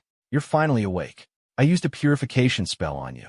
You won't be demonized for now, but the others are safe now too." She suddenly stands up, presenting him with something that leaves him utterly astonished. She's holding a large dragon egg, and behind her, Ray is bound tightly, moaning in pain. The dragon egg is safe. This is the only egg left. Angela repeatedly reassures him. Moreover, I didn't reveal anything about the dragon egg to the Iraq clan. That red-haired girl has led her troops away, so don't worry about failing the mission. Long Salad, feeling relieved, speaks up. "Thank you, Ariana. I'm not worried about that." Gripping his sword tightly, he thinks to himself, I initially planned to have Mio take Ariana to a safe place away from the clan's eyes. Then, I would spread a rumor that she met with an accident and died unexpectedly. That way, she would be free, released from the clan's constraints. But unexpectedly, Salad flew into a rage and swung his sword at Mio. You can't even handle such a small task. Die, you useless bird. It cowers in fear behind Ariana. Ariana growls in annoyance. This has nothing to do with me. She did that because she was worried about your safety. You've barely entered the secret realm, and you're already learning to disobey. Andrea also hurriedly defends Mio. That's right. Lizard, let's talk things out. Don't be so hasty. Just then a loud shout rings out. Hey, Lizard Cupper, Lotion and Reno, swords drawn, faces filled with rage, charge towards them. Salad smirks contemptuously. Finally showing yourselves. She intends to seize the egg from him. But then, a horrifying scene unfolds before his eyes, paralyzing him with fear. His eyes widen in terror as he witnesses them coldly impale Ray with their swords, who is kneeling right behind him. Blood splatters everywhere, painting the area crimson. Suddenly, both attackers abruptly kneel before Salad. The others hastily follow suit, their synchronized movements as if pre-programmed. They shout in unison. Young Master Cupper, we beg your forgiveness for our previous rudeness and disrespect. If it weren't for your help, those of us abandoned by the clan would have perished in this wasteland. From now on, we swear to disobey any orders from the clan. We pledge our absolute loyalty to you, to live and die by your side. Even if it means sacrificing our lives, we will not refuse through life and death together. We swear to live and die. Salad stammers in shock. Everyone. At that moment, Angela suddenly exclaims excitedly, startling Salad. Salad, look quickly. The dragon egg. The egg shakes violently, tiny cracks appearing on its smooth surface. A dragon, a small creature with an alluringly mysterious purple hue, quickly emerges from the eggshell, letting out a soft cry. Demon dragon. The demon dragon has broken free from its confinement, greeting the world. Salad slowly extends his hand towards the tiny creature. The demon dragon immediately speaks, its voice young yet powerful. The demon dragon only submits to the strongest. Will you accept me as your master? The little dragon obediently growls, nuzzling its head against Salad's hand in acceptance. Everyone present holds their breath, anxiously awaiting this historic moment. Joy erupts, cheers ringing out endlessly. Amazing! The demon dragon has submitted. They congratulate him in unison. Congratulations, young master, on successfully taming the demon dragon. From this day forward, a new power will rise, challenging the authority of the Cupper clan. Salad's rebel army is officially born. Scene changes. The bright sunlight of a new dawn penetrates every corner of the magnificent Cupper castle. Iron whined, snuggling close to his mother, his voice a soft, pleading whisper. Mother, when can I go to the races? Wait until your father finishes his work. A man, his face furious, slammed a paper down on the table. Always gallivanting around. You're useless, not even as good as a bastard child. Do you even know that Salon Brat not only defeated the Ma Long, but he also tamed a dragon whelp? The woman quickly spoke up, defending her son. It's not his fault. Why do you yell at him and make him upset? If it were our iron, he could definitely subdue the Ma Long. Yes, that's right. Still fuming, the mother took her son's hand and walked out. Talking to him is a waste of breath. Come on, Iron, let's go. Today, I'll take you to the races. Yes. The door slammed shut behind them. Iron, overjoyed, skipped down the hallway. Quickly, bring me my riding crop. Lady, he subtly hid a cunning smile behind her fan, asking in a sly tone, how is the research on magic extraction progressing? Then, she gave the person opposite her a sharp, piercing look. My lady, please rest assured, the research has been a complete success. Once we find a target with S-rank talent, we will begin the experiment. As soon as a suitable subject is identified, we will immediately carry out the plan on that salon cupper. A cruel expression spread across her face, her eyes burning with murderous intent, her teeth clenched tight. Cold, malicious words spilled from her lips. Excellent. This time, we must eliminate that potential threat completely, leaving him no chance. 5 years later, the young boy Milan had become a handsome, vibrant young man. A brilliant light suddenly flashed above his head. At the same time, a voice echoed. After this refinement, the purification process will be complete. Salon looked up, a bright smile spreading across his face. Corrected name, based on context. You will no longer be invaded by demonic energy. You can freely utilize your swordsmanship now. Thank you, Ariana. Corrected name, based on context. Ariana clutched her staff tightly, as if embracing a precious treasure. No, I should be the one thanking you.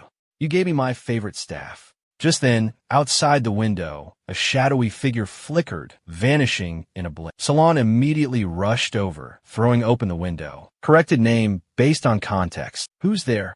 Did they get away?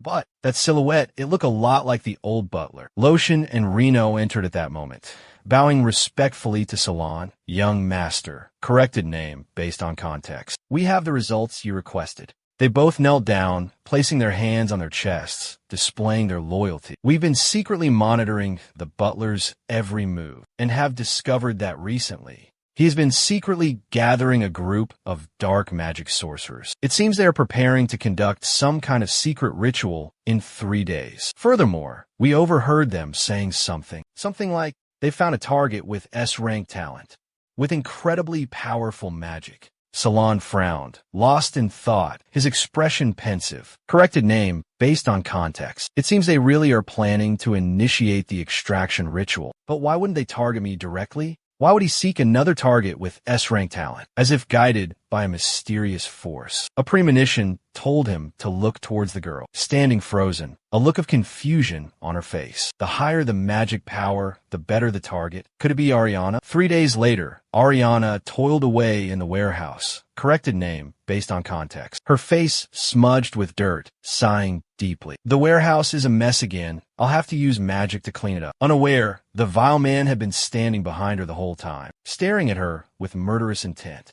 In his hand was a handkerchief soaked in a sleeping potion, and in a flash, he clamped it over Ariana's mouth. Corrected name, based on context. The girl struggled desperately for a moment, but then her body went limp, all strength leaving her. Her eyelids grew heavy, fluttered, and then closed. Ariana had fainted. Corrected name, based on context. She was dragged to a deserted, desolate forest and placed in the center of a bizarre matrix created by strange sorcerers. Oh, power of the dark night, heed my summons. From the depths of the dark heart, gather in my hand. Mysterious incantations echoed ceaselessly. All other supernatural energies, obey my command. Let energy surge and circulate endlessly, inseparable, like two halves of a whole. All mystical powers, heed my call. Flow of energy, move eternally, inseparable, like shadow and form. In a frenzy, the man lunged at the girl with a sharp dagger. Once her blood mingles with this matrix,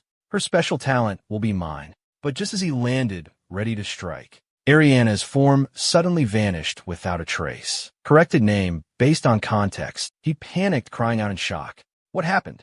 Impossible. She was now standing right behind him, her hand gripping her powerful staff, her voice commanding. That was just an illusion, a magical trick of the eye. Rage flared, and she angrily pointed her staff at it. To Angela's horrified expression, she retorted, "It seems like this should be the man who captured her, not Angela. Never underestimate me. You will pay for this." The staff in her hand suddenly glowed, instantly unleashing countless glowing golden chains that bound him tightly. Ariana shouted with earth-shattering authority. Corrected name, based on context. Ferocious chimpanzees, bearing their fangs and claws, charged straight towards DAC. Swift as lightning, they bound his old, frail body. "Damn it, that brat is truly cunning," DAC yelled. He turned his head and roared orders at the mages. "What are you still standing there for? Seize her.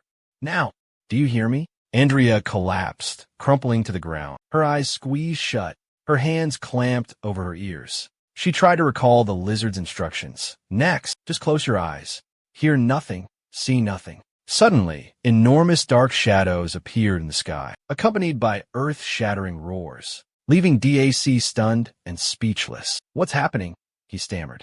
"That sound is—" The mages were terrified as they saw Salon's massive spirit beasts flying towards them. He was consumed by utter terror. Stuttering, "DRA, dragons, they're real, and there's a griffin too. What is this? Why are there magical beasts here?" They launched their attack. the dragon breathing fierce columns of fire, the griffin tearing the evil mages apart with its sharp beak. Sweat poured down his forehead, drenching him as if he'd just taken a bath. His eyes trembled uncontrollably, witnessing the merciless slaughter of his minions, the dragon and the griffin. Could it be they would even dare to act for Andrea? A cold voice echoed. It seems you've grown tired of living. From behind, Salon emerged, a heavy sword resting on his shoulder. He strode forward, each step filled with power. It's Salon Cupper. He pointed his sharp sword at DAC's face, causing his wrinkled features to contort further. Blood began to trickle from the corner of his mouth. Salon growled, "Speak. Why did you dare to lay a hand on Angela?" DAC squeezed his eyes shut, trembling as he replied, Because the magic-stealing ritual can only be used once per target, and to absolutely guarantee success. To ensure that young Master Iran could possess your extraordinary talent, we were forced to find someone to use as a test subject. Therefore, I beg you, please spare my life. I was merely following orders. These confessions left Salon stunned, his entire body frozen like a stone statue. Because of him, Angela had to suffer this calamity. He lowered his head, his voice sinking into a somber tone. I can spare your life. Salon suddenly swung his sharp sword, slicing a deep gash into his own palm. But remember your oath. Then let drops of fresh blood fall to the ground. The man's face paled. His grimacing face groaned in pain. This is the blood oath. Salon grabbed the man's hair tightly, yanking it back. Now, go back and report to your mistress that the plundering ritual was successfully tested as usual. And now, they can immediately make their move on me. Or else what? Do you know how dire the consequences you'll face will be? Why would you do that? Hearing this question, Salon immediately let out a scornful laugh. Why? Naturally, it's to expose Iran's true colors, to bring his deceit to light. Butler Daddy hurried to report to Madam, the power-stealing experiment was a complete success. Elsewhere, Iran was using sweet, honeyed words to entice. Beautiful Miss Korea, would you like to take a stroll with me in the flower garden? Isaac Korea's face was filled with disgust and contempt as she said, "Get lost." From a hidden corner, he asked, "Was it successful?" The butler replied, "Yes, madam, absolutely." He nodded firmly, "Absolutely. Next month's full moon is the young master's coming-of-age ceremony. That's the perfect opportunity to strike." Hearing this, a joyful expression appeared on her face as she exclaimed, "Excellent. You've done well." Deep down, he was certain that what he had longed for all these years was finally within his grasp. Iran thought to himself, "Mother will definitely help me seize the position of head of the family. Not only that, I will become the strongest in the empire, an untouchable position." Iran remained arrogant and unyielding. He stood up straight and said sarcastically, "Miss Gloria, are you trying to use your beauty to control me? Unfortunately, you've chosen the wrong target." As he finished speaking, Iran thought to himself, "Mother is also making me cultivate feelings for this fiancé. Is there any noble lady in this world who would willingly stay by the side of an incompetent person like me?" As soon as he finished, Gloria spoke, her tone filled with contempt. "Beauty to control you?" She drew her sword, pointing it directly at Iran, her voice as cold as ice. "A useless young master like you, worthy of being my fiancé." Iran was slightly horrified, thinking to himself, "What's going on? Is this girl out of her mind? How bizarre." Wielding her sword, she taunted, "If you're so capable, defeat me first before speaking." Iron panicked, stammering, "Someone get her out of here." Just then, a figure appeared, blocking Korea's sword with their own. It was none other than Salad. He arrived just in time to stop the girl's attack. Salad turned to Iron, respectfully asking, "Young master, are you all right? I arrived just in time to protect you." Iron angrily shouted, "Who told you to interfere? I just didn't have my sword with me." That punk dared to mock him. Floria suddenly changed her demeanor, speaking softly, "Salad, why are you here?" She approached him, linking arms and saying, "Wonderful. Let's spar together." Salad politely declined. "I'm sorry.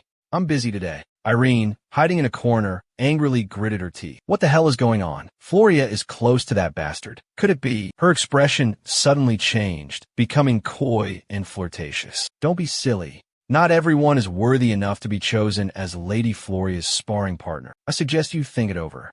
Stunned, he suddenly thought that Floria might have feelings for him. Jealousy surged. He trembled, gnashing his teeth. "Salad, you and my fiancé?" At that moment, he arrived, calling out, "Iron, come back here." He could only curse under his breath before hurrying to his mother. Iron suppressed his anger, saying reluctantly, "Fine, I'll teach her a lesson after we're married." He turned and left, coldly saying, "If Lady Floria is no longer interested, then I'll excuse myself." She cheerfully replied, "Take care, I won't see you out." After Iron left, Floria frowned, speaking sternly, "The obstacle is gone. If you still dare to disrespect me, I won't be lenient." Salad sighed in resignation. All right, I accept your offer. However," he continued, "you must also fulfill a small request of mine." She raised an eyebrow, curiously asking, "What request?" Salad leaned closer, whispering in Gloria's ear, "Introduce me to your brother, Duke Iraq." Night gradually fell, enveloping everything in darkness. Salad stepped before Iraq too, and said, "I know how to annul the engagement between Lady Gloria and Iron." He paused, then continued, "But I hope you can lend me your family heirloom, the mystic box of the Iraq family." Salad looked directly at Iraq too, speaking firmly. "In my past life, Duke Iraq was not pleased with that womanizing young master, Iron. He didn't want to establish a connection with the Copper family. He mentioned breaking off the engagement many times, but was always rejected by the royal family." A cunning thought flashed through Salad's mind. He thought, "So in this life, with a little maneuvering, using my suggestions..." Iraq too abruptly turned and walked away, saying coldly, "You arrogant brat, you overestimate yourself. The royal family has decreed this marriage. It's not something a commoner like you can casually annul. How dare you make demands of me?" Salad smiled, calmly replying, "Someone like me." Suddenly, he brandished his sword with overwhelming cheesure, challenging, "Is exactly the kind of person who can solve this predicament for you. I can help you eliminate that problem." Iraq too, seeing the sword, was astonished, a thought flashing through his mind. Could this sword be the treasured weapon of the S-rank genius, the child the Copper family always boasts about? Is it? Salad quickly rushed before Iraq too, boldly declaring, "If the engagement cannot be broken, then eliminating that incompetent young master makes no difference. What do you think, Duke?" Isaac too remained undecided. He stared intently at Salad, but gave no clear answer. Time passed silently. 1 month later, at Count Hearst's magnificent castle, the smug butler approached the madam, respectfully reporting, "Madam, everything is fully prepared. However, young Master Copper is currently absent. 5 other young masters have been sent to find him." Hearing this, she calmly replied, "I understand. Go assist the young masters." The butler respectfully acknowledged, "Yes, madam." Suddenly, the illegitimate children of the Copper family appeared. They looked around, their expressions scrutinizing. Finally, one spoke, their tone suggestive. "I wonder why we were called here. Probably to flaunt his status as the heir. Don't worry, he just wants us to be his obedient lapdogs. It's because he has superior swordsmanship talent. Fate has been decided. He's the future head of the family. We can't compare. Keep your voice down. If the head of the family hears, we're doomed." At this moment, Copper Leon arrived with several attendants, respectfully reported, "Head of the family, the esteemed guests are seated. To meet everyone's expectations, we have allowed the banquet to commence as per your instructions." Copper Leon simply nodded, replying, "Yes." Eractus suddenly appeared and spoke up. "What a coincidence," Duke Copper said, observing the scene. Seeing Eractu, he asked in a curious tone, "Duke Eractu, I don't recall sending you an invitation." Eractus stood there calmly and replied, "Today is my brother-in-law's coming-of-age ceremony. After all, he will inherit my future. I must come to congratulate and celebrate with him." In a hidden corner outside, Salad stood silently observing. Having heard the conversation, he said coldly, "You've put on enough of a show. It's time to activate the heavenly profound box." The man beside him nodded respectfully, "Yes, sir." Suddenly, Salad was left alone, standing in the darkness. But somewhere not too far away, a mystical artifact was being enchanted by someone. Abyssal Gate, Project the Heavenly Profound. The illegitimate children of the Copper family all raised their swords towards the artifact and shouted in unison. Legend has it that Bauhack quickly activated a fantastical illusion. Immediately after, a surge of immense magical energy appeared. It took the form of a complex matrix, exuding an aura of mystery and enchantment. As Salad intently observed the strange phenomenon, a cold voice echoed from behind him. "I finally found you." Suddenly, Iran appeared right behind him, his voice dripping with sarcasm. "What are you doing hiding here all alone? Suddenly, a dark door deep within the basement swung open. Salon was bound tightly with heavy chains, his face etched with pain and despair. Iran approached him, a deceitful smile spreading across his face. "I'm sorry." He laughed sinisterly, lunged forward with his sword, and snarled, "Your swordsmanship talent will be mine." A stream of crimson liquid, blood, spurted out. Iran's voice continued, filled with cruel mockery. "This is what you deserve. Elsewhere than Lawn." Andrea suddenly woke up, screaming in terror. "No!" She jolted awake from the horrific nightmare and cried out, "I!" Before she could finish, a nearby girl interrupted her. "Come on, stop dozing off. Get to work." Angela responded groggily. However, a sense of unease lingered within her. She thought to herself, spiritual power. This wasn't just a meaningless dream, but a real memory from a past life. Spiritual power, time system, is one of the special talents a mage can awaken. Mages who awaken spiritual power gain the ability to see fragments of time, fleeting images of the past and future. Andrea shot up, her mind racing in panic and thought. Salon is in danger. She rushed into a desolate area, shrouded in gloomy darkness. Around her, dense, overgrown trees blocked out the light. With a worried expression, Ariana thought to herself that she had to stop everything before Iran could act. Just then, she heard a voice. "This is the fine wine your father rewarded you with." Ariana followed the sound and whispered, "Found you." Seeing him there, Ariana immediately launched her attack, shouting, "Tranquil light." A powerful surge of spiritual energy overwhelmed him, sending him into a deep sleep. Ariana thought to herself, "Let her on sleep for a few months, then we'll see. Everything else can wait." Suddenly, a figure appeared behind her, yelling, "Ariana, it's he." Seeing her, she immediately ordered, "Seize her. Be discreet." The man rushed forward, responding respectfully, "Yes, ma'am." Ariana was immediately restrained. The man clamped his hand over her mouth, causing her great discomfort. She let out a few muffled whimpers. He watched from a hidden corner, lost in thought. Could DAC have been wrong? Has the power-stealing experiment actually succeeded? Why can she still use magic normally? Doubt flickered across her face, but she quickly dismissed those thoughts. Never mind, now's not the time to worry about such trivial matters. She told herself, the extraction ritual is paramount. Soon, a glass of crimson red wine was poured down Wheelchair's throat. After draining the glass slipped from his hand and shattered on the ground. Iran stood there, mocking his foolishness. "The same old trick, and you fell for it twice." He raged in frustration. Why do you possess an S-rank talent?" He lashed out at Salad, roaring furiously. "Why were you able to summon the dragon?" Iran continued his assault, shouting, "Why would Garia fall for you too? He beat you until you coughed up blood, your mouth still screaming that all of this belongs to him." He stepped forward and said, "All right, Iron, don't waste your breath on him anymore. Let's begin." Iron respectfully replied, "Yes, mother." Butler Diak brought a weapon and respectfully presented it. "This is a special dagger, custom-made. Even if his body possesses unparalleled, invincible strength, it can be broken in an instant." Iron took the dagger. He gripped the dagger tightly, his eyes flashing with cruelty, and threatened, "I'm sorry, but your swordsmanship talent now belongs to me." Iron plunged the dagger into Salad, laughing maniacally. "This is your end, Salad." Salad screamed in agony as he was stabbed. Watching Salad writhe in pain, Iron laughed and continued to taunt. "Cry.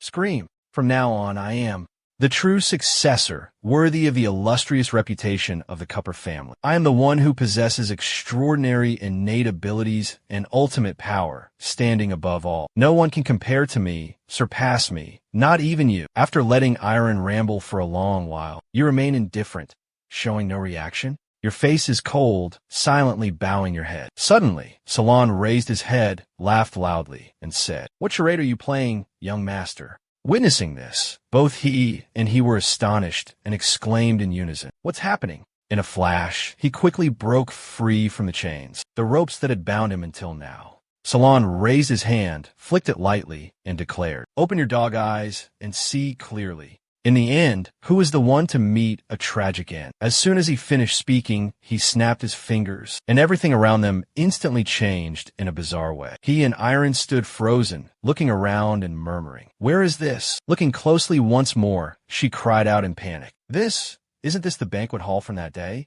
All the distinguished guests present were utterly shocked and exclaimed, "This guy's crazy. How could he do such a depraved thing in front of everyone? The prestigious young master of the Cupper family is such a degenerate. Why do you say that? The S-rank swordsmanship talent he possesses, in the rumors all this time, was it all a lie? It must be disgusting, horrifying. Such a depraved person. How is he worthy of inheriting the responsibility? I should be the one to take on the role." He took a sip of milk and pondered. Impossible. How could that brat have known our plan beforehand? Didn't the experiment succeed? Where did it go wrong? What was the mistake? No, the most important thing now is not to assign blame, but to turn this unfavorable situation around. Immediately, she and Iron hastily clarified and explained. "It's not what you think. Everyone has been deceived. That bastard framed me. That's right, he's always been like that." At this moment, a man approached, clapping enthusiastically with admiration and praising. What a brilliant performance. It was Arakdu. He turned to Copper Leon and said, "See, I told you, didn't I?" Duke Copper, witnessing this scene, he was so angry that his face turned crimson, and he growled. Iron, he stammered. He hastily intervened and explained, "This was my doing. I ordered him to do it. If you want to punish someone, punish me." Copper Leon didn't say another word. He slapped Iron to the ground. Seeing this, he cried out in alarm. Iran Salon, standing beside him, muttered softly, "Oh, how cruel!" Iron, feeling wronged, yelled, "What did I do wrong? It's just because he's a bastard. The things that belong to him should be mine." With a stern voice, Copper Leon warned Iron, "Shut up." Whispers and murmurs began to spread throughout the surrounding crowd. If I remember correctly, Duke Coppa's origins weren't very glorious either. Back then, he had to rely on his own abilities to climb to this position step by step. Although the Duke has never shied away from or denied his past in front of everyone. But as his son, how could he expose that in front of everyone like this? The Duke values reputation and face very much. This kid is so foolish. Leon drew a gleaming, sharp long sword, his voice resounding with authority. So what? He pointed his sword directly at Iron and declared, "My children, listen to me. From this moment forward, I officially initiate the inheritance competition. The illegitimate children of the Cupper family." Upon hearing this declaration, were utterly astonished and stunned. They exclaimed in horror, "The inheritance competition!" The true meaning of this order is, each of their faces clearly showed their ambition for power. They raised their heads and spoke arrogantly. "We all have the right to compete for the position of heir. We can use any means, unrestricted by any rules or constraints. The victor will be king. Kill Iron first. Eliminate him." Witnessing the scene before him, Isaac couldn't help but burst into mocking laughter, his tone dripping with sarcasm. So this is the spirit, the character of the illustrious Cupper family, the clan rumored to possess supreme power, unmatched in the world. To witness it firsthand today is truly an eye-opening experience. His voice dropped, the words sounding predetermined. "In that case, the engagement between our families must be annulled immediately. I will never allow my sister to marry a deceitful fraud, a weak, incompetent man with no real strength like you." Leon glanced at Salon behind him, suspicion rising in his heart. Everything that just happened, it's all too strange. That was clearly when Ti hacks energy. He must have secretly colluded with this boy. He pondered, weighing the pros and cons. All the nobles are present here. If this news reaches the royal family, it could be detrimental to the Cupper family. We must exercise patience, take a step back, and settle the score with them later. With that thought, Leon stepped forward, extending his hand to Isaac. He spoke calmly, his voice placating, "Calm down, don't be rash. I will address the king," and asked him to grant the Iraq family a resolution. Hearing this, Isaac nodded in agreement. Truly worthy of the wise and brilliant Cupper patriarch. He turned around, pointing his sword directly at Salon, his voice a stern command. "Boy, you want to contend for inheritance? Fine, but don't you dare try anything that would tarnish the honor and reputation of our family," Leon warned. "Otherwise, I will banish you from the family, make you disappear forever." Salon let out a sarcastic chuckle. "Do you really think I covet that inheritance?" He gripped the sharp blade until blood dripped down his hand. Then he forcefully pulled the blade to his own throat. Salon's expression hardened, his voice resolute. "If you want to get rid of me, then do it now." Leon was stunned by the sight. He thought to himself, what is this boy truly planning? Leon sheathed his sword, pondering, perhaps I should let this go. Ray spoke up, his voice filled with doubt. Are you really not going to discipline him? Not even a reprimand. Leon replied calmly, his tone casual. There's no need. If he truly possesses ability, true skill, I'm rather curious to see what he can accomplish. I want to witness his potential. He recalled Salon's displeased, sullen expression and fell in a deep thought. It's just that the boy's temperament is truly unpleasant, quite displeasing. I wonder who he takes after. He muttered. That evening, in the grand castle of the prestigious Cupper family, he roared in fury. Who leaked the information? Who was the traitor? How could that what know about our actions? Who revealed the plan? The butler trembled, fear evident in his voice. I don't know, madam. A subordinate escorted Ariana inside, asking respectfully, Madam, how should we deal with this maid? He spoke, her voice sharp and venomous. Throw her to the magical beasts. Why even ask about such a trivial matter? Her eyes widened in surprise. Wait, she murmured, lost in thought. Earlier, was she truly using a magical beast? If the experiment failed, then she turned to the butler, her gaze sharp, thinking to herself, hasn't been carried out yet. A cunning glint appeared in his eyes as she spoke triumphantly. Didn't you already obtain her talent? Then show me what you can do. The butler stammered, his voice hesitant. Her talent is too profound. I haven't fully grasped it yet. Please grant me more time, madam. Butler DAC worried, his thoughts racing. Could it be that Madam has seen through everything? Her voice was cold and firm. There's no need. He, enraged, commanded, someone execute him. Now. The subordinates responded in unison. Yes, Madam. DAC's eyes widened in terror. He frantically shouted. Madam, please, let me explain. It was Salon Cupper. He forced me. Before DAC could finish, the sharp blade of a sword flashed, slicing down. Hot blood spurted forth. He collapsed to the ground as he coldly stated, a dog bites its master, the master kills the dog. Is there even a need to ask? She approached Ariana, her bony fingers tightening around the girl's neck, nearly choking her. As for you, instead of resisting pointlessly, offer your talent to me. That is how to maximize the value of everything. With those words, he lifted Ariana into the air. She used her magic to subdue the young girl. But strangely, his magic seemed to have no effect on Ariana's skin. Witnessing this, his eyes widened in astonishment, thinking, no signs of burns. Could she possess the ice soul physique? She pondered, a woman with the ice soul physique.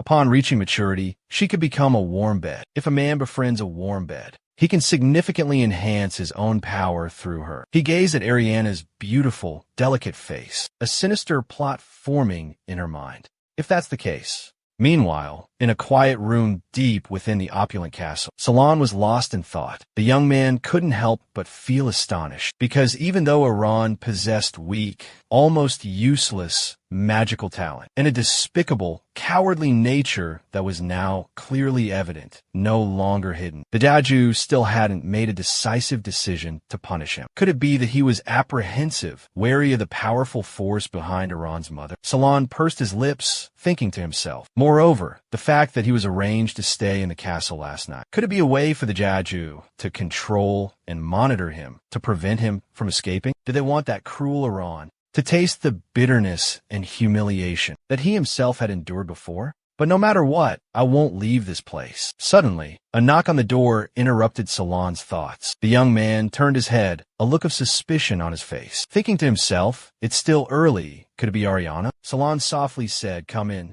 The doors unlocked. Iraq Lauia immediately entered the room, a cheerful expression on his face, and greeted him. He said, you have to return that item today. It just so happens that both of us are free, so we came here personally. Salon looked at her, furrowing his brows in thought. If he could get support from the Iraq clan, perhaps even if he personally killed Ireland, it wouldn't matter. Maria, annoyed, raised her voice. Hey, young lady, what are you thinking about? I'm still standing right in front of you.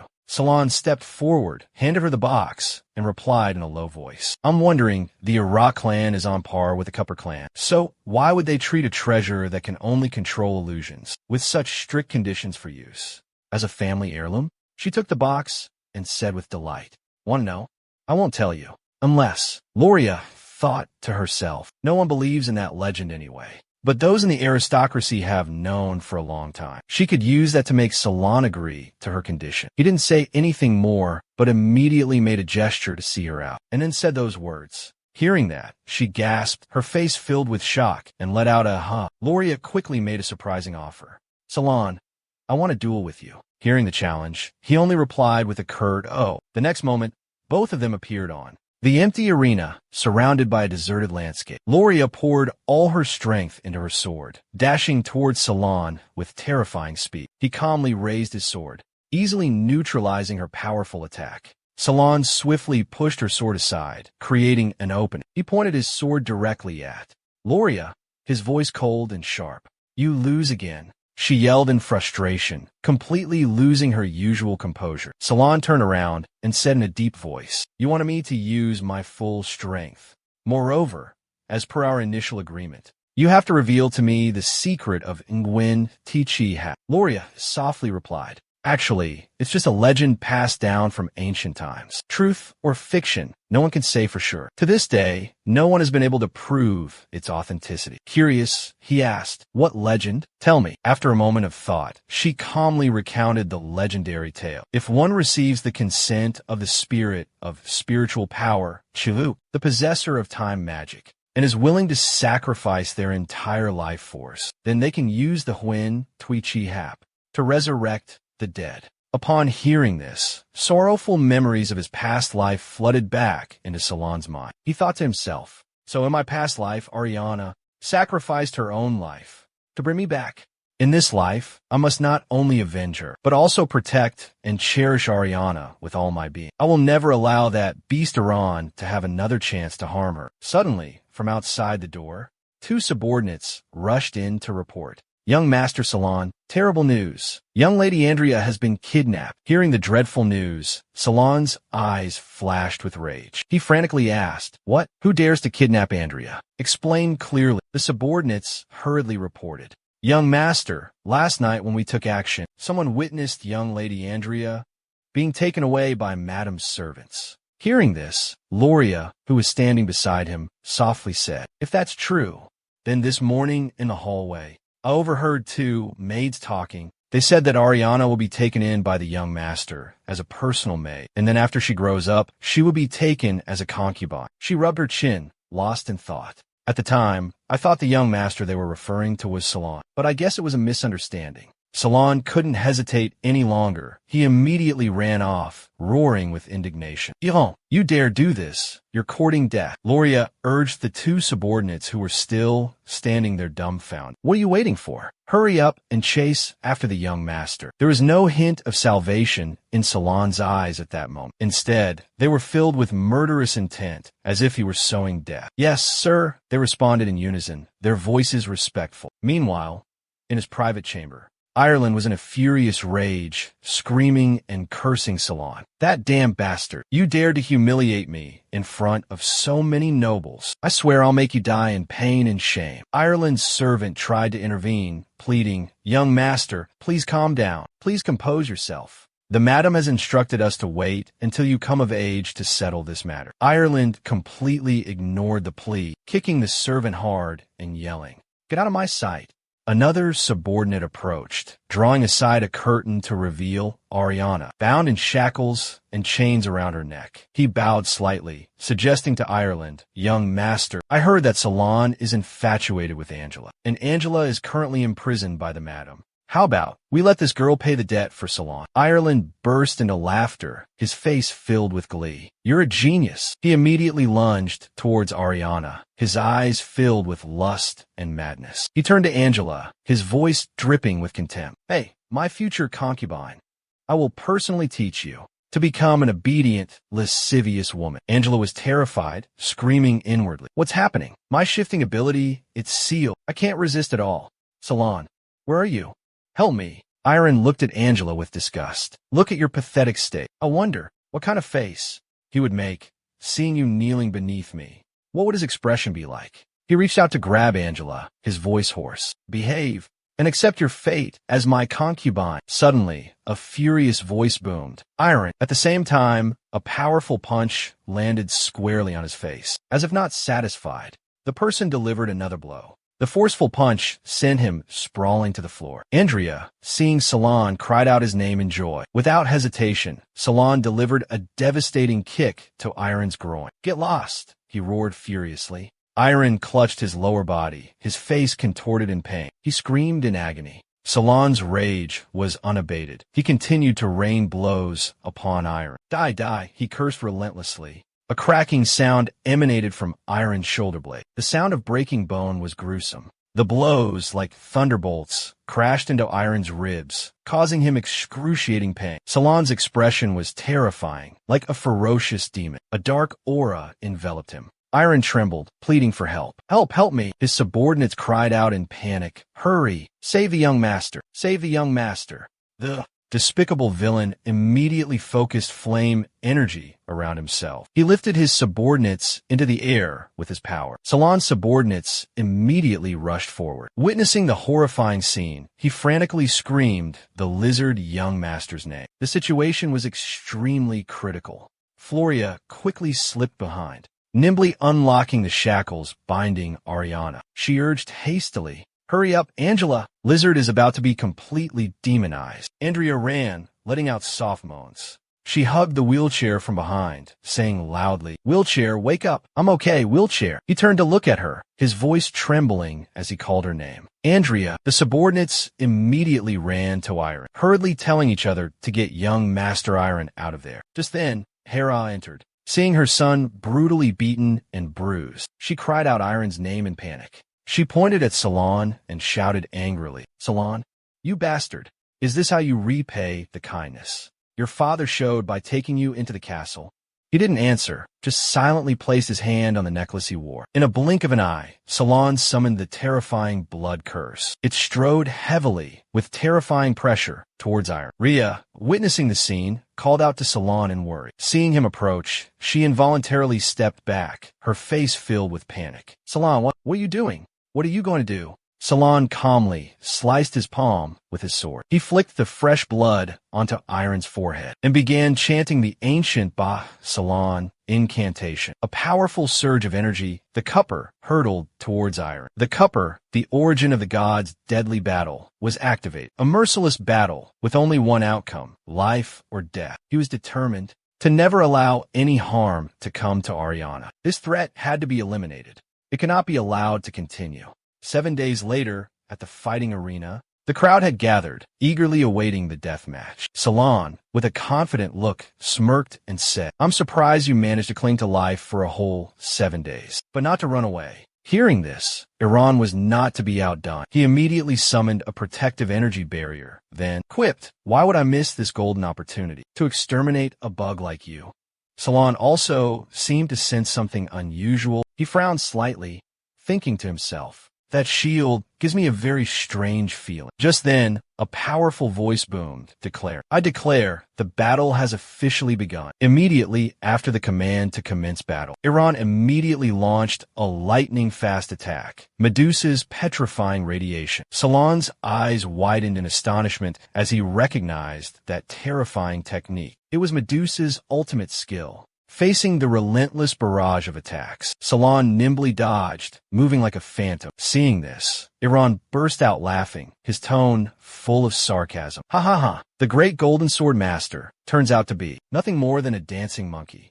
Suddenly, then Lan received an urgent message. The ranks within the Demon Sword Order are clearly divided, in descending order as follows. At the top is the Fong Hu Sword Saint, the ultimate master of swordsmanship. Next is the Golden Sword Saint, with superior strength and skill, followed by the Sword Grandmaster, the Silver Sword Guardian, the Iron Sword, and finally the Apprentice, those who have just set foot on the path of swordsmanship. Amidst the precarious situation, he suddenly fell into deep thought. He quickly calculated the capabilities of his Shadow Oath skill. Shadow Oath not only granted him immunity to all physical damage, but could also nullify Medusa's petrification attack. This unusual petrification state, in essence, was not considered a form of direct damage. But in this situation, activating Shadow Oath seemed impossible. However, Salon was absolutely certain of one thing, that he had to find a way to destroy the shield protecting Medusa. Meanwhile, Iran, having gained a slight advantage, boasted incessantly. "Salon, you didn't expect this, did you?" he taunted. "You stealing my Perseus sword.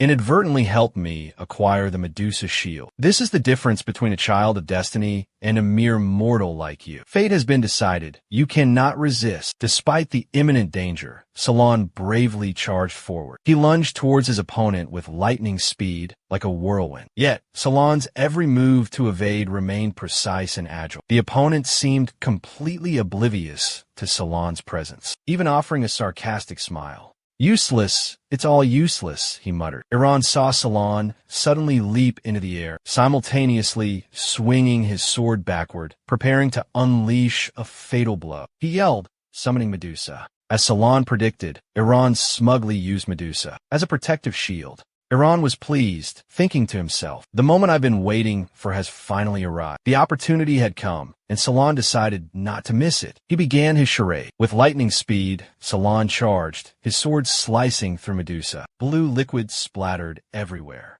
Immediately after, Salon triumphantly raised his sword. His spirit sword seemed to meld with the mysterious blue blood. Salon spoke calmly. A terrifying aura suddenly enveloped him, radiating immense pressure. He charged fiercely, his killing intent palpable. A cold voice uttered, "Die." With that, Milan erupted with incredible speed, as fast as lightning. He lunged forward, swinging his sword horizontally. The slash was so powerful that it shattered the ring on Iran's finger. Witnessing this, the corner of his lips curled up. A mocking smile spread across his face. "I almost forgot.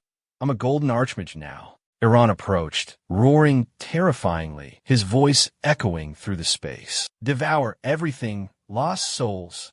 They are dark magic, the defiled spells." His despicable tactic infuriated Azatu. Rage erupted. He roared, "Beast!" Isaac Loya, not understanding what was happening, hurriedly asked his brother. He immediately explained to his younger brother. "It's the evil dark magic, requiring the sacrifice of 1,000 souls. The souls of 1,000 innocent civilians who die. Only through extreme suffering can extraordinary power be forged." The declaration astonished her. She exclaimed, "What?" Upon hearing these words, Cooper Leon suddenly frowned, his face showing clear displeasure. "I demand a proper explanation," he requested. "This is an inviolable secret of our family. I implore Duke Isaac to respect the long-standing traditions of the nobility." Isaac scoffed, showing contempt for the response. Facing the ferocious onslaught of the vengeful spirits, Salad maintained a surprising calmness, directly confronting them. This courageous act only fueled Iran's mockery and sarcasm. "Fool, you dare to confront them head-on without dodging, then prepare to suffer pain and weep in despair." His smug expression suddenly vanished, replaced by utter astonishment and bewilderment. He shook his head repeatedly, unable to believe what was happening before his eyes. "Impossible. This can't be happening. I've tested this technique hundreds of times. No one can easily dispel it without being possessed by vengeful spirits. It's impossible not to be poisoned by those vengeful spirits." Iran grew more confident in his thoughts. He roared with authority, commanding the rabble, "Get down to hell for me." Just as Wheelchair predicted, the vengeful spirits quickly resurfaced, surrounding him. They were determined to destroy him on Iran's orders, despite using every trick and scheme imaginable. He couldn't withstand their overwhelming power. Salon was horrified, shaking his head in disbelief, thinking to himself, "Impossible. Why are my attacks so useless?" He lost his patience with Iran, his voice cold as he warned, "You've struggled enough. Now, pay with your life." Iran hastily used his shadow form skill, attempting to transfer the damage. But he wasn't afraid, instead laughing and mocking Iran's foolishness. "You're just my shadow. How can you harm me?" Everyone was stunned, their eyes wide with shock at the terrifying power of the attack. The crowd gasped in fear. "That wheelchair, how could it? What the hell is this?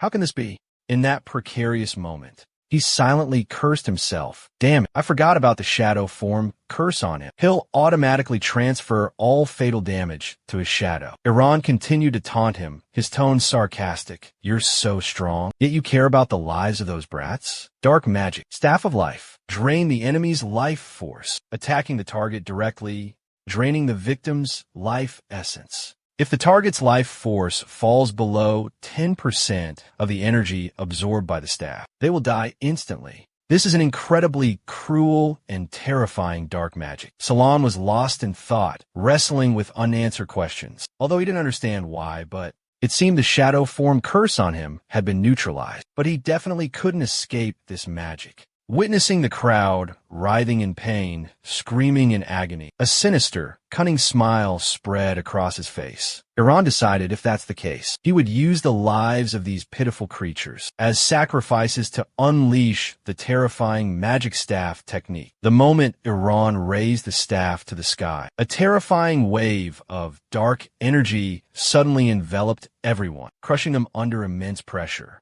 Everyone writhed in agony, clutching themselves, collapsing to the ground, whispering in despair. My life. Witnessing the horror before her, Andrea screamed in fear. Lushan, Reno, are you all right? Iran gripped the staff of life, a cruel smile twisting his lips as he mocked. In this state, have you finally submitted? Given up your meaningless resistance? What a pity. No matter how much you beg, I won't spare these lowly commoners. Iran's arrogant words made Salon frown. Rage surged within him, ignited by Iran's haughty attitude. His arrogant and reckless disregard for everyone, who treated everyone like dirt. Filled with utter indignation, he slammed his sword into the ground. Finally, before the tens of thousands gathered there, he declared resolutely, Salon, absolutely refuse to become a monster like you. He then closed his eyes, focusing his mind, activating and controlling the forbidden blood magic array. In a blink of an eye, torrents of power erupted like gushing blood, displaying Salon's overwhelming might. As he directly confronted Iran, the sight made him gasp in astonishment. What? Everyone around, mesmerized by Salon's spectacular display, became exhilarated, their eyes filled with admiration as they cheered in unison. He's back! He's back! Master Salon, long live, all hail! But just as the cheers echoed throughout, the clear sky suddenly trembled violently. A dragon, absolutely jet black, radiating an overbearing aura, majestic and incomparably powerful, as if tearing through space, arrived on massive wings. It was imposing and mighty, roaring with an earth-shattering sound, then landed behind Salon, declaring coldly, enjoy it, savor every last breath, because this will be your last, Iran. The dragon roared relentlessly, spewing intense flames, then placed a hand on Salon's shoulder. The action made Salon laugh, asking, so, you're this enraged too? Iraq was also terrified by the dragon's earth-shattering arrival. She was horrified and frightened. She exclaimed, armed dragon, that legend, could it be true? Iraq's words left Iraq Lao-Ia unable to hide her terror and panic. She asked him, what are you talking about? Hearing this, he had to recount everything he knew about that ancient legend to her. If the noble Ma Long clan can establish a deep spiritual connection with their master, under the potent influence of intense emotions, they possess the ability to flawlessly transform themselves. Thereby, their master's power will be amplified tremendously. The extraordinary strength and domineering might of the Ma Long are clearly manifested in every detail of their physique, from shoulders as solid and unwavering as Mount Tai to razor-sharp claws, impenetrable armor plating on powerful arms, and a gleaming sword, sharpened to an yidru. All these extraordinary attributes converge flawlessly to create an unprecedented phenomenon in history. This wondrous phenomenon is known as Ma Long armament, and among those shaken by this earth-shattering event, Iran was no exception. His jaw dropped in terror. In his shock, he tried to deny the truth. Impossible. This can't be happening. There's absolutely no way this could be true. Even if you have that beast's permission, you will never achieve spiritual harmony. Even at this moment, he still failed to grasp the principle of overcoming strength with gentleness, stubbornly displaying his techniques, showcasing his absolute power. That is illusionary magic. Let me show you what true grand sorcery is. Watch how I defeat you. But Iran's vengeful spirit and techniques hadn't even begun to unleash their power before being crushed beneath the Ma Long's sharp claws. It all happened in a blink of an eye, unnoticed by anyone. Milan had also entered combat mode, his entire being ready to engage. He solemnly declared, what allows us to achieve mental resonance is the ultimate resentment towards that person. As soon as he finished speaking, he lunged forward with terrifying speed. Powerful, masterful strikes, coupled with lightning-fast movements, he charged like a whirlwind. In a mere instant, Sulla valiantly advanced, directly confronting Iran. Despite wielding the scepter of life, a symbol of ultimate power. Iran couldn't hide his unease and anxiety before his opponent's overwhelming presence. With a lightning-fast slash, Iran's arm was severed from his body. He screamed in agony. "Hey!" Amidst the intense pain, Sulla coldly questioned, "This sword is to avenge the innocent whose talents you stole." Witnessing her beloved son being brutally tortured, Here couldn't hold back any longer. She lost her composure, leaping up in anguish, screaming, "Iran!" But immediately, Copper Leon sternly warned her. "Here, sit down." Iran never expected that his opponent possessed such terrifying power. Enduring excruciating pain, he collapsed to his knees, his voice trembling, each word a struggle. You bastard. You dare do this to me?" But it was all just a prelude, a mere appetizer, that Salon had meticulously prepared just for him. Surprises and shocks still awaited. Without hesitation, he swiftly moved towards his intended target. As predicted, without deviating from his calculations, another fatal attack struck, bringing with it excruciating pain. His icy voice echoed through the silent space. "For the innocent souls wrongfully perished by your hand, for my past life's talent deceitfully stolen by you, your cruel way of life deserves to be paid with death." Milan's eyes narrowed, his gaze as sharp as a knife. He was like a supreme judge delivering Iran's death sentence. "For all the heinous crimes you have committed in the past, present, and future." Past, present, and future. Finally, fueled by the raging flames of hatred, he charged with his sword, carrying all the accumulated grievances. "Go to hell, Iran." However, just as it seemed all grudges would be settled, an unexpected event occurred. With a powerful throw, Salon's sword was knocked off course. Witnessing her reckless intervention, defying all dangers, Copper Leon was filled with rage and dissatisfaction. He roared, "Here am, what the hell are you doing? This is a duel to the death, a fight for survival, to choose the successor to our mighty Copper clan." Meanwhile, Iran continued to groan in agony. Seeing Here M's arrogance, Iraq couldn't contain his sarcasm. He mocked, "Madam, truly worthy of your reputation as the S-rank genius magic user who once shook an entire era. It's a shame that since marrying Copper Leon, we haven't witnessed you in action. Unexpectedly, today, we have the honor of witnessing it." Not stopping there, murmurs and whispers echoed incessantly around them. She cast a spell, summoning 8 protective shields. Even divine magic requires the aid of artifacts. Could the rumors of the mistress assassinating the previous head of the family and suffering a backlash that weakened her powers be true? The spectacle unfolded just as predicted, leaving the audience in awe. He clasped his hands together subtly,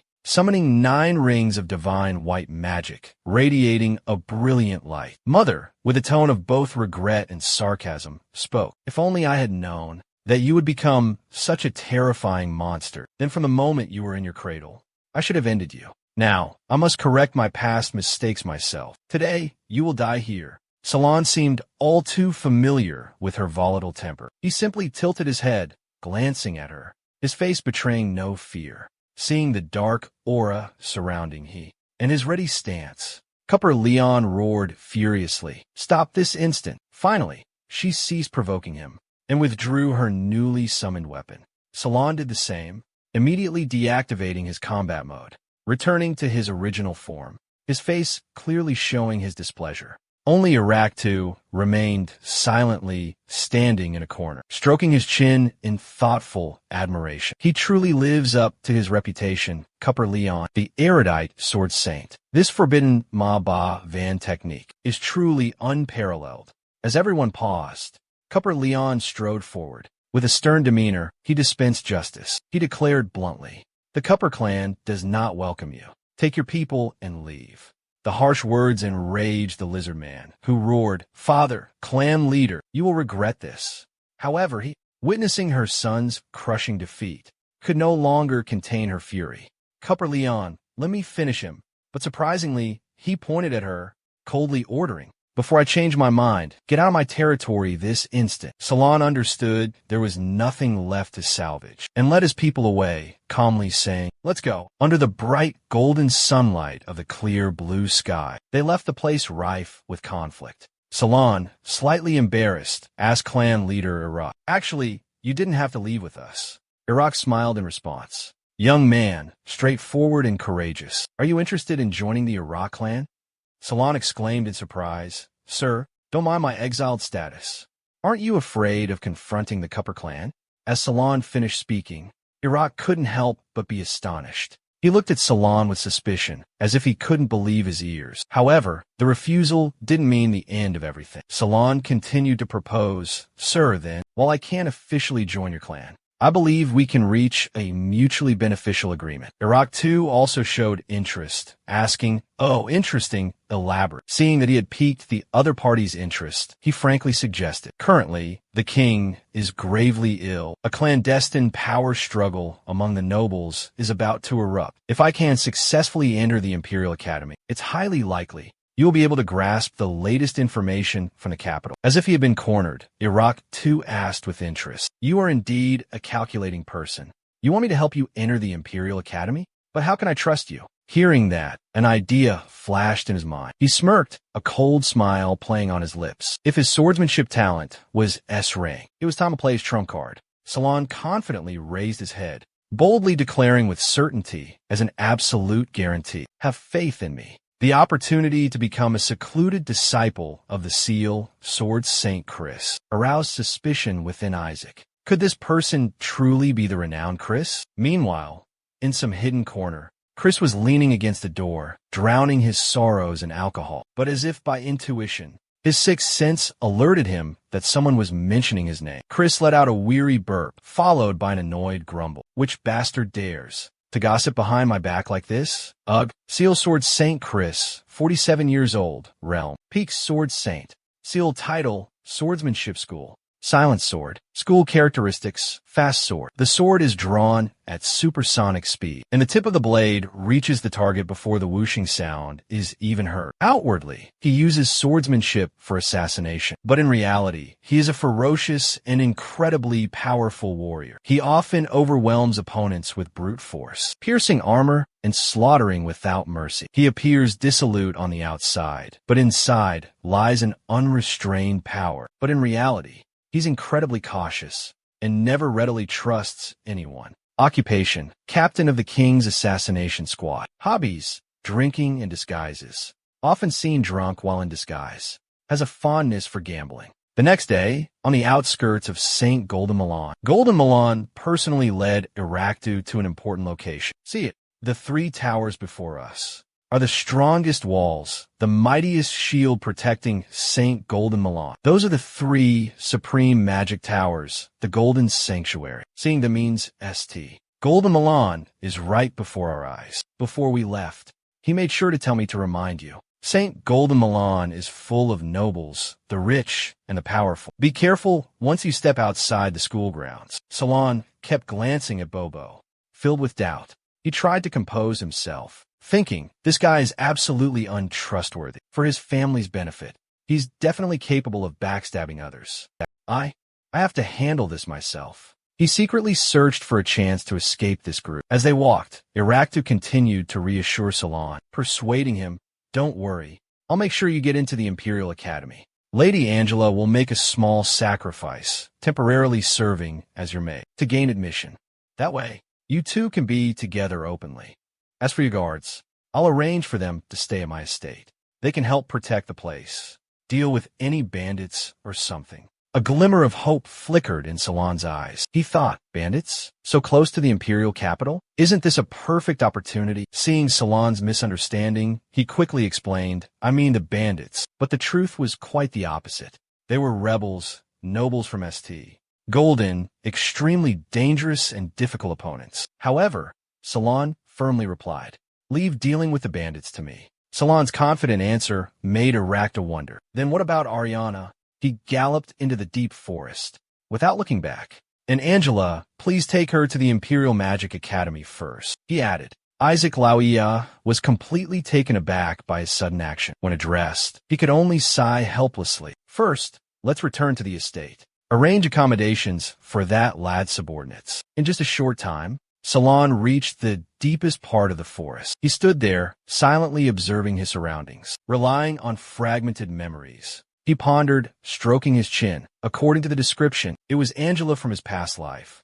But now, she was only about 7 years old. and was being held captive in the ruthless bandits' hideout. Suddenly, Salon leaped down from above. But more importantly, Chris, her beloved father, was still searching for her relentlessly. He was willing to sacrifice everything to find Angela. With this invaluable information, he became even more certain that, by rescuing Angela, he could easily become a disciple of the renowned Chris. His resolve strengthened, determined to see his plan through.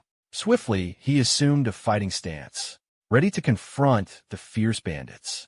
Not far away, they were also training hard, honing their strength and endurance.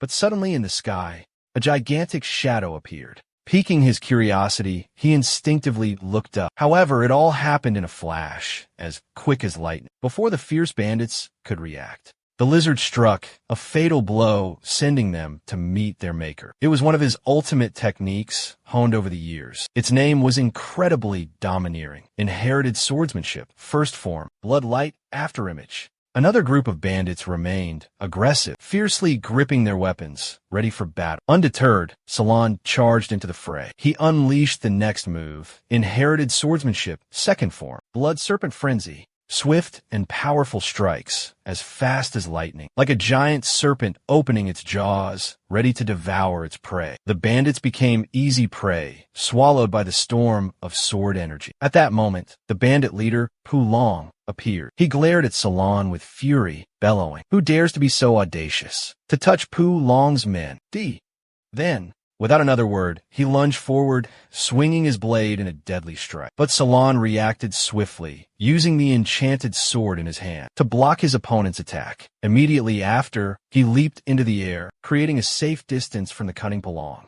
Not stopping there, Salon quickly executed the third technique of his inherited swordsmanship, known as Blood Shadow Slash. Hearing the name of the technique, Pulong's eyes widened in terror. He turned around and stammered, Blood Shadow Slash. You're a member of the Cupper clan. Do you know that we—" But before he could finish his sentence, Salon unleashed a fatal blow, swiftly and decisively ending Pulong's life. Suddenly, streaks of crimson light appeared, erupting violently. Then, they rapidly and intensely transformed, forming a bizarre shape.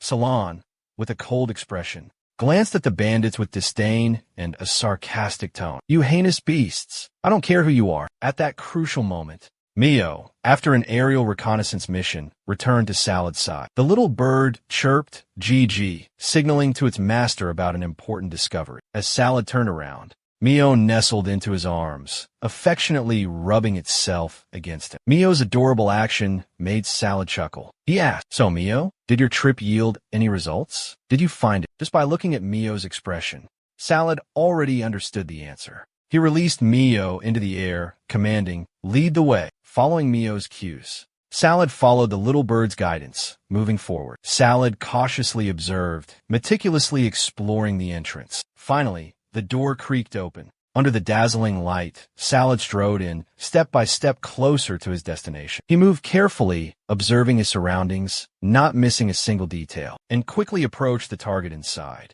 Angela, sensing someone's presence, tilted her head with an innocent look. She asked, "Are you a good person here to save me?" Salad observed silently, pondering and assessing the situation. Angela had shared that ever since she was a child. She could tell if someone was lying, just by a single glance, a quick observation. She possessed a special ability to sense the hidden goodwill or malice within others. Therefore, he knew he had to be honest, and so he spoke frankly, answering her question. "Let me take you to your father, so he can teach me swordsmanship." After carefully considering and verifying his words, Angela found her own answer. She smiled brightly, extended her hand towards him, and said, "You're not lying. Then let's go." Having earned Angela's trust, Salon didn't hesitate, immediately picking her up and heading out. However, before they could go far, a pensive look flashed across his eyes.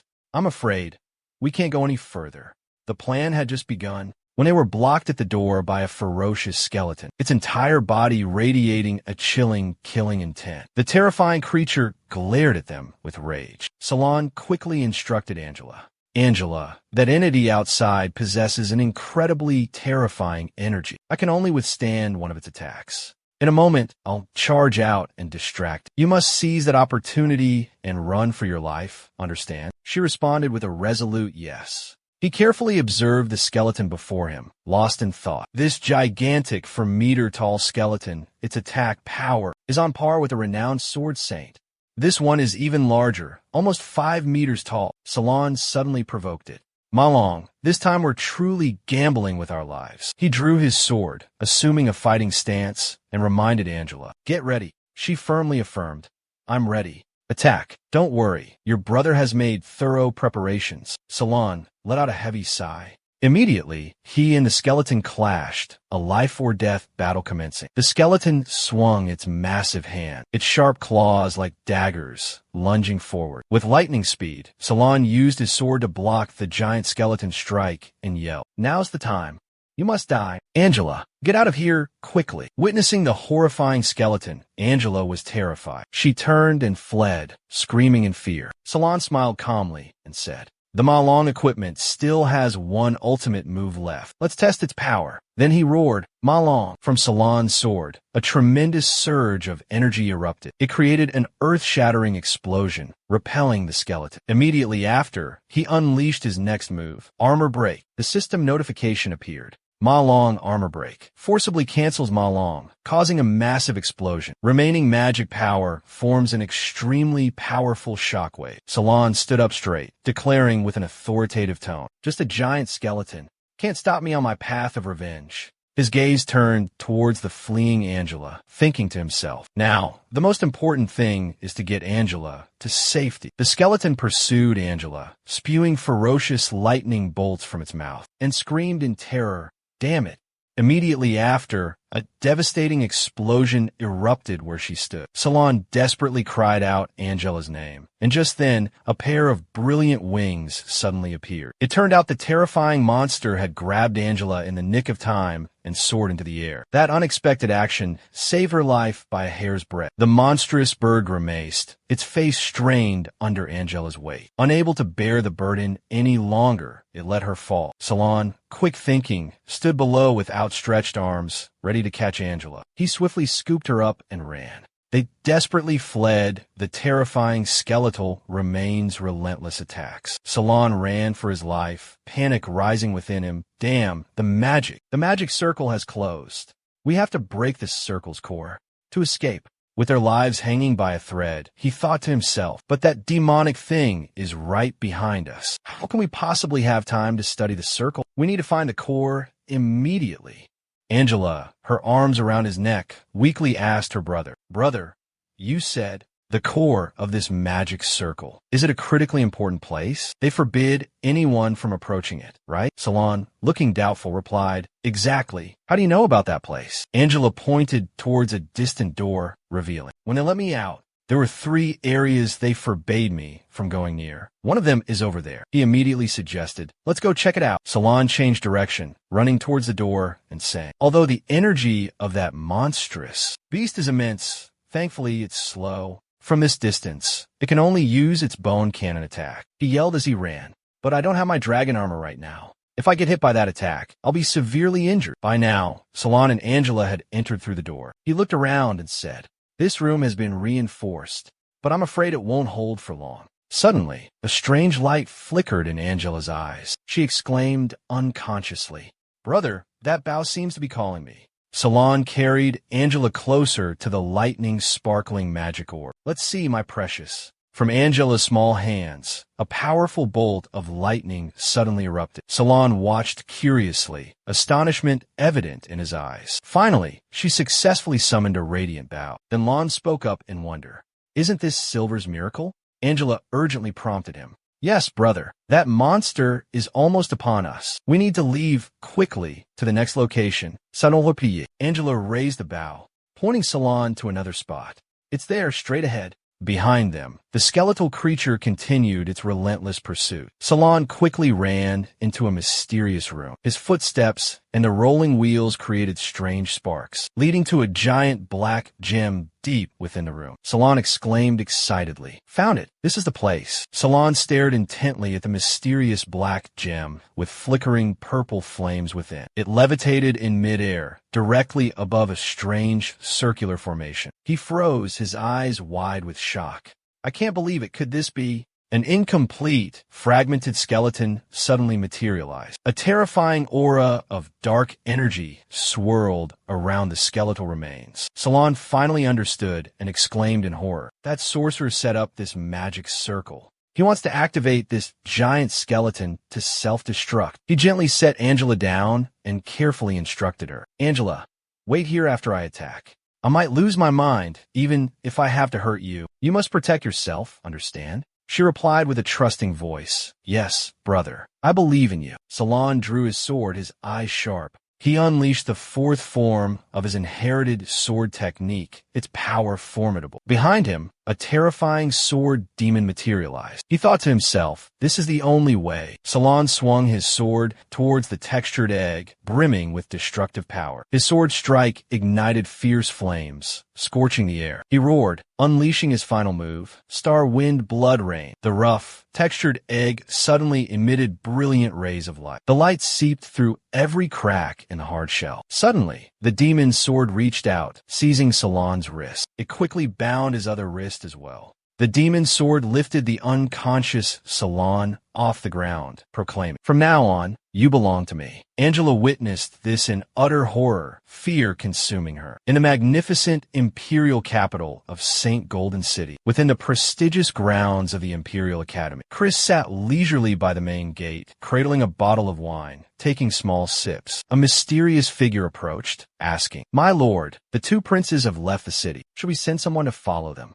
Chris' eyes widened in surprise. Sanru, the second prince, has left the city? Impossible. He vanished in an instant without a trace. Only an empty wine bottle remained on the ground. Keep this bottle safe for me. I'll go assess the situation myself. I'll finish it when I return. The subordinate picked up the bottle, smiling slyly. You're finally free, my lord. Meanwhile, in the dark and gloomy lair of the heavenly sound bandit, the blood demon emanated a terrifying, powerful aura as it slowly advanced. Angela gasped in utter bewilderment. Big brother! His eyes were cold, lifeless, devoid of any human warmth. A twisted, insane smile stretched across his face like a bloodthirsty monster. The blood demon lunged, attacking without hesitation or mercy. At the last moment, she narrowly dodged the fatal blow. However, Angela was still sent flying, crashing to the ground in pain, tears streaming down her face. Big brother, she whimpered. He continued to approach, murderous intent radiating from him, showing no signs of relenting. Ma Long intervened just in time, unleashing a powerful fireball to stop the blood demon. He swung his sharp sword, repelling the blood demon with a decisive strike. Mio gently nudged the bow in Angela's hand with her beak. As an urgent reminder, she suddenly remembered his earlier warning. Angela, after I use this move, his voice echoed in her mind. I might lose my reason. If I attack you, find a way to protect yourself. She replied with a firm voice. Don't worry, brother. I trust you. Angela stood tall, raising her bow, her eyes filled with determination. Big brother, don't you worry. I will definitely survive. She fired a sharp arrow into the ground, hoping to halt the brutal blood demon's advance. But alas, all efforts were in vain. He effortlessly destroyed the arrow, simultaneously obliterating Angela's position. Fortunately, Mio pulled her away just in time, keeping Angela safe by a hair's breadth. Mio and Ma Long joined forces, giving their all to protect Angela from danger. The blood demon's sinister smile faded. He was completely subdued. So many juicy, delicious little apples. He said greedily, I wonder which one I should savor first. She trembled in utter terror. No, impossible. My legs, I can't move them anymore. The blood demon violently grabbed Angela by the neck, lifting her into the air. Such pure blood. I must tear open her chest, he muttered, and let it slowly flow down my throat. Despite being in a precarious situation, on the verge of death, Angela still tried to comfort her companion. Big brother, don't be sad. You tried your best. Hot tears rolled down the blood demon's cheeks. They touched the dormant consciousness deep within him. Salon snapped out of his trance. His eyes, sharp as knives, he glared at the blood demon and roared. Don't you dare push your luck. Don't be so arrogant. His body began to break free from the blood demon's control, gradually regaining control. The blood demon was astonished, his face clearly showing utter shock. Impossible. You can't escape my control on your own. The blood demon scoffed, his tone full of contempt. It's useless. Stop struggling. You can't stop me. You're too weak. Your will. cannot escape my grasp. Accept your fate, Salon admitted, his voice low. That's right, your influence over my will is truly terrifying. It's stronger than I thought. But just one move, one moment is enough. He mustered all his strength, forcing himself to unleash his ultimate move, Blood Slash. The blood demon tried to stop him. Crazy. You're destroying yourself. Give up. You can't even dream of becoming a swordsman anymore. Salon smiled confidently, a cold smile playing on his lips. Don't worry, Chris will help me solve this problem. It will all be over soon, and you too will be eliminated. He gritted his teeth, rage welling up in his eyes. Relying on others, placing your trust in strangers. You will pay the price. You will surely regret this foolish choice. Sometime later, Sanru's assassin finally arrived. He held a sharp sword in his hand, ready to strike. His goal was to take the life of the one who dared to cause trouble for his highness. The assassin's eyes burned with murderous intent as he charged with lightning speed. Die! Angela suddenly rushed forward, shielding him. Don't you dare hurt Big Brother. In the next instant, both the assassin's sword and arm were severed, falling to the ground. My hand! How could this be? The assassin exclaimed in horror. Chris appeared, swiftly finishing off the assassin. He turned to Angela, his voice gentle. Angela, my daughter, you've suffered so much over the years. Daddy's late. Let's go home. Chris resolutely picked Angela up, despite her struggles. Angela, worried and unwilling to leave Salon, sobbed, I want Big Brother. I can't leave Big Brother behind. Chris looked towards Salon and asked, Hey young man, do you need my help to heal your body? Salon smiled and replied, My desire goes beyond just healing. I came here to inherit your legacy. Risked his life to rescue Angela. He grabbed her by the collar, his voice sharp and clear. But now, I'm the one who rescued Angela. Salon immediately retorted. Although my perilous mission encountered a few minor setbacks, it was thanks to that you escaped the control of those two princes, wasn't it? 7 days later, at the prestigious Imperial Academy, the two had reached a final agreement. You will inherit my title and honors. This has been announced nationwide. He asked sarcastically, so, I'm now the common enemy of the entire Imperial Academy. He snorted, replying with disdain, Can always choose another path. Give up on becoming my successor. The surrounding crowd murmured, Look, it's him, the one who caused his brother's death. I heard he even ruthlessly murdered his own family. They say he even deceived the renowned Sword Saint C. Salon, ignore the gossip. What I crave surpasses any legacy you possess. A gaggle of hostile, resentful young students. How can they possibly impede my conquest? Suddenly, a cold, sharp blade pointed directly at his face. It was William, a common-born student, yet ranked first in the combat division of the prestigious Imperial Academy. He was also a master swordsman, renowned for his uncanny ability to wield sword. William glared at Salon with contempt and loathing. You, a brutal villain, savagely murdered fellow students, and deceitfully tricked the esteemed Sword Saint William. Today I will duel you, stripping you of all the honor and glory you hold. It didn't take a genius to realize these disciples were plotting against him. Such intense animosity, yet it couldn't mask the simmering murderous intent, likely emanating from the thugs lurking behind. Second, Prince Sanru, this must be part of your insidious plan. Are you exploiting William's sense of justice to deal with me? He brandished his sword. Hey, if you lack the courage to accept my challenge, then obediently withdraw from the Sword Saint title. Renounce your noble status. Salon thought, William, in my past life, the first time we met, I was also manipulated and provoked into a showdown with you. Unexpectedly, after my rebirth, history repeats itself. Then let's follow the old script, elite swordsman William. I accept your challenge, but if you lose, I want you to swear eternal loyalty to me. The surrounding students grew agitated, incessantly urging William on. Do it. Kill that brat. William decided to teach him a lesson, to make him understand that this prestigious Imperial Academy wasn't a place for just any commoner. Emboldened, he roared ferociously. Salon, bring it on. This was a clash of masters, a duel between two ultimate sword techniques, Imperial swordsmanship, heavy assault, and the formidable blood demon swordsmanship, bloodlight flash. Salon clearly held the upper hand, overwhelming William. Admit defeat, William. You're no match for me. You're no match for me. William paled, terrified by Salon's overwhelming aura. But as the top student of the Imperial Academy, William instantly launched a counterattack. Imperial swordsmanship, explosive force. Salon was forced back. Not good, having just used Bloodlight Flash. Salon needed at least 10 seconds to recover and reuse the skill. Seizing the opportunity, William rapidly closed the distance. His sharp blade grazed Salon's throat. That was Fatal Chain Slash, William's signature move.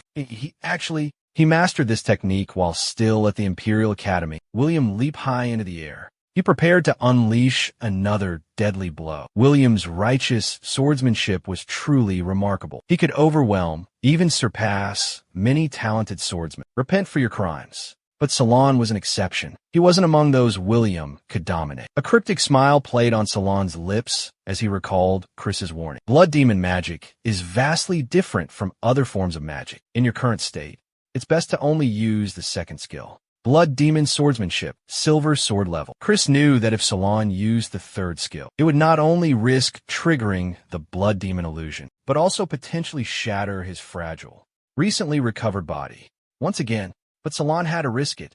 I'm sorry, William's loyalty is something I must prove even at the cost of my life. And so, Salon once again unleashed the power of the blood sword, evading the seemingly fatal blow. The onslaught William unleashed was terrifying. The battle reached its climax. Salon suddenly unleashed a blood-red projectile. Blood demon swordsmanship, Heartblood Shadow Sky sword. He roared. The fatal blow was launched. 10 sharp swords, formed from dense blood energy, hurtled towards William. Another student frantically shouted a warning. William, careful. Look at the swords. William froze, astonishment etched on his face. He had never witnessed swordsmanship capable of generating such terrifying power. In a flash, Salon's blood-soaked blade was at William's throat. William, my honest and trustworthy friend, Salon said, his voice dripping with sarcasm. We finally meet again.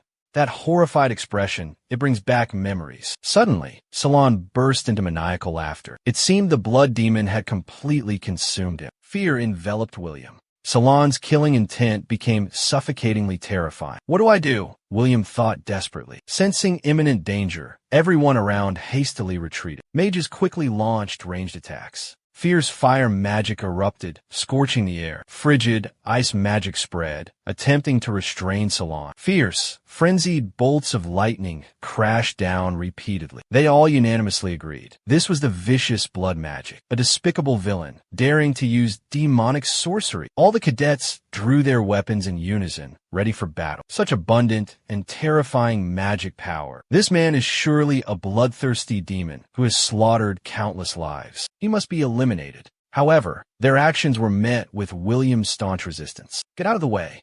This doesn't concern you. Don't throw your life away for a villain like him. But he remained steadfast. He has earned my loyalty. Even if he truly is a condemned criminal, I will protect him to the end, even if I fall before him. But the bloody battle never happened. Chris appeared suddenly and took down William with a single blow. He sighed, shaking his head in exasperation. Just like me in my younger days. Such a nuisance. Chris, or Melinda, issued a stern warning to the crowd. Profiting from someone else's hardship is not the quality of an Imperial Academy student. When Salon recovers, there will be a chance for you to compete fairly. Just one glance from him was enough to send chills down their spines. Terrifying. It felt like death was imminent, just a hair's breadth away. I feel like I just brushed with death. The second son of the renowned shark family, Moore, asked anxiously and cautiously, Your Highness, what should we do now? Senru chuckled sarcastically. I remember he was admitted thanks to a recommendation from the nobility, right? Follow me to the trial mission hall. He cultivates blood magic, truly a school of magic that leads to death. How perfect. Angela was worried about Caston. This should probably be Cashin. I want to help Salon. The blood magic illusion on him. Only I can dispel it. She yelled, Don't be foolish. It's best to stay away from him. He cultivates blood magic, an evil and terrifying magic. Don't you understand? But didn't you say... The nature of magic is neither good nor evil. It depends on the user, the mages. Magicians or magic users is more natural. Customan, understanding her student's feelings, gently placed a hand on Angela's head, comforting her. This name may need correction. That's right, Angela. Most schools of magic are neutral, neither good nor evil. It all depends on the conscience of the magician. However, blood magic is an exception. It's completely different from other types of magic. Chris roared, his voice filled with rage. Blood arts are unlike any other magic. You need to understand that. To perfectly execute blood magic swordsmanship through blood magic, to reach its highest realm, you must possess an absolutely unwavering spirit, an indomitable will, a strong body. All must reach perfection. He held his head, his face contorted in pain as he recalled the hardships he had endured. For the past 7 days, I've poured my heart and soul into healing your body. I taught you how to use bloodline magic to replace ordinary strength, to effectively utilize blood magic swordsmanship. I guided you on how to control and strengthen your body, step by step. Chris was clearly furious. And this is how you repay my kindness? Was it too reckless to use your still-recovering body for such a foolish act? If something happens to you, who will settle the score between you and the Cupper family? He smirked, seemingly trying to provoke his opponent's patience. I certainly wouldn't act so naively and recklessly, but there are things in this world that I must do, no matter the cost. Don't you agree? Chris pressed, his voice low and dangerous. Even at the cost of your own life? Even if it means taking the lives of others? Why does Master Salad assume that I would allow my successor, the disciple I poured my heart and soul into training, to lose control, succumb to madness, and harm innocent lives? The headmaster of the Combat Academy, George Brandon, appeared suddenly, immediately, adopting an extremely cold and distant demeanor towards George. What are you doing here? Your presence is not welcome. He replied calmly, I've been standing outside for a long time. George immediately shifted his attention to him. Salon Cupper, you are a student nominated for the aristocratic class, according to Academy regulations. Within 1 week, you must complete the assigned trial test to prove your abilities and confirm your qualifications to remain in this combat academy. With that, he walked straight towards Chris and said coldly, don't let your personal feelings disrupt the order of the academy. The headmaster may indulge you, but I will not. Salon asked in bewilderment, Teacher, do you two have some kind of feud? Chris scoffed, his eyes cold. That stubborn old man was merely lucky to escape death at my hands. You haven't violated any academy rules, so don't mind him.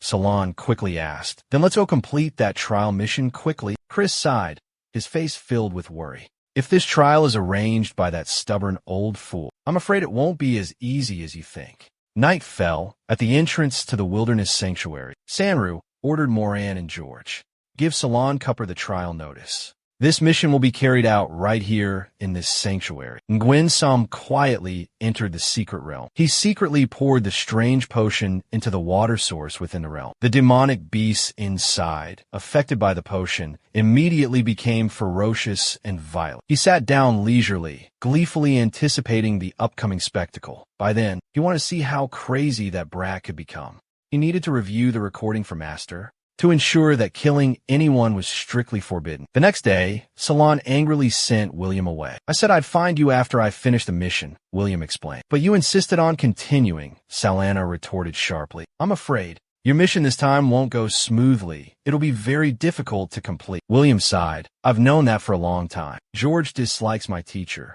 so he's deliberately making things difficult for you. William added, providing information to Salon. It's not like that, Salon denied. The current situation is quite complicated, more complex than you think. Everyone's gathered in the hall, waiting to see what kind of fool you'll make of yourself. Just as he said, all eyes in the great hall were fixed on Salon. As soon as Philip appeared, the student on duty, a disciple of George, was already there, waiting. Ariana started to speak, wanting to approach him, but was immediately signaled to keep her distance. Both sides were cautious and respectful. Salon walked to the duty desk and said confidently, I'm here to accept the trial mission. Philip gave a professional smile and asked, please state your name and academy. He replied curtly without hesitation, Salon Combat Academy. As expected, George was looking for trouble. He declared regretfully, Student Salon, the difficulty of your trial mission has been increased. This is a dangerous secret realm, high risk, requiring a team of at least 4 people to complete. William immediately protested.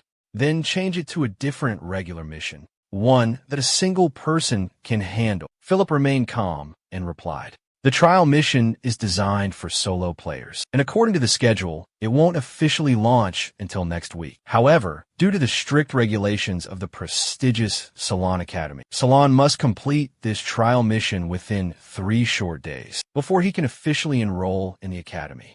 A contemptuous voice rang out. "Get out of here. The Imperial Academy doesn't welcome your kind. You're just trash, nothing more." He scoffed, a sneer twisting his lips. "Student Salon, let me ask, are you truly seeking teammates to overcome this arduous mission? Or are you looking for an excuse to safely withdraw from the academy without losing face?" Another one criticized, "If I were you, I'd obediently shut myself in my room, abandon the mission, and accept defeat." Salon glared, his eyes sharp as knives. "You think I can't find anyone skilled enough to accompany me?" Philip replied calmly, "Personally, I don't care whether you can or not. I just think no one here actually wants you to set foot in this prestigious Imperial Academy, and no one wants to be dragged into trouble by an arrogant brat like you and become your loyal subordinate like William did." The other guy fell silent as a sharp blade pressed against his throat. Salon offered a deal. "If you find enough teammates, I want you to kneel, apologize for your stupidity, and beg forgiveness for insulting William." "Do you dare to do that, stubborn Philip? Want me to kneel?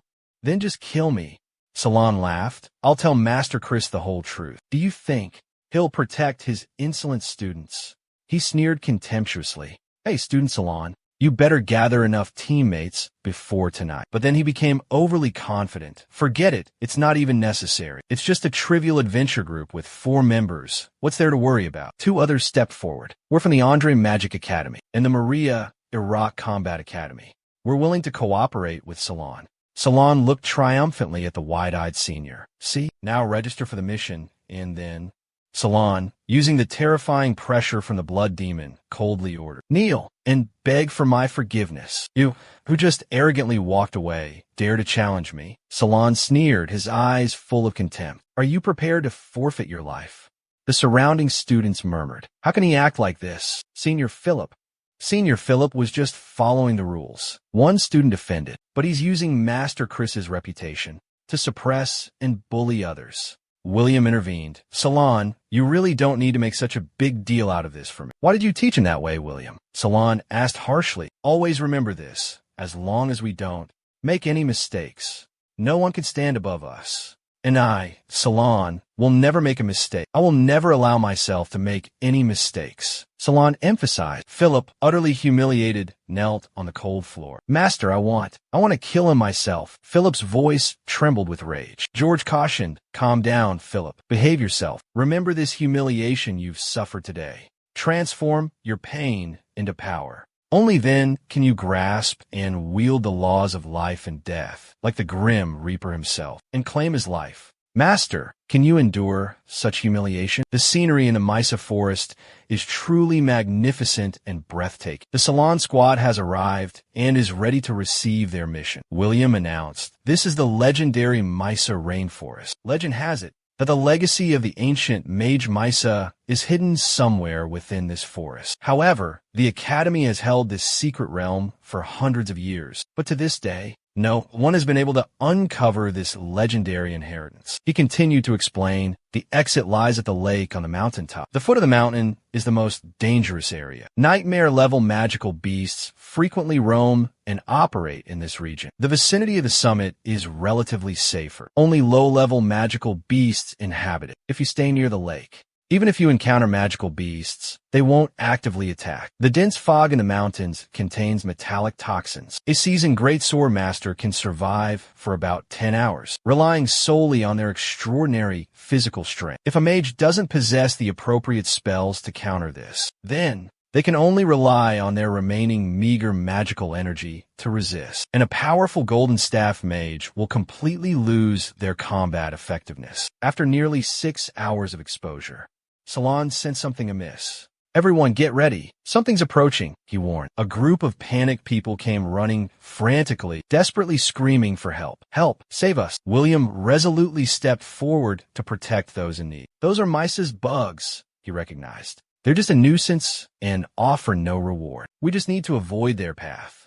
The girl retorted, "It's useless. We've been running for 20 minutes and changed direction 5 times. but those nasty bugs are still relentlessly pursuing us. Ariana cast a defensive spell. Funny fat cat. A sturdy, impenetrable shield wall instantly formed. He sighed exasperatedly. What is that damn cat yelling about? What kind of ridiculous magic is that? Salad scoffed. It took a whole 20 minutes to escape that precarious situation, and yet you didn't even have the courage to draw your swords. So, how can you still call yourselves geniuses? He swung his sword, a sharp blade, summoning a giant blood serpent. The massive serpent lunged forward, targeting the repulsive bugs. They were wiped out in an instant. He was utterly astonished. Yet, not even a sliver of magic power or bloodline energy increased. As expected, these are just pathetic, worthless, and disgusting magical beasts. The group of adventurers breathed a sigh of relief. We're safe now. Salon chuckled derisively. Aren't you ashamed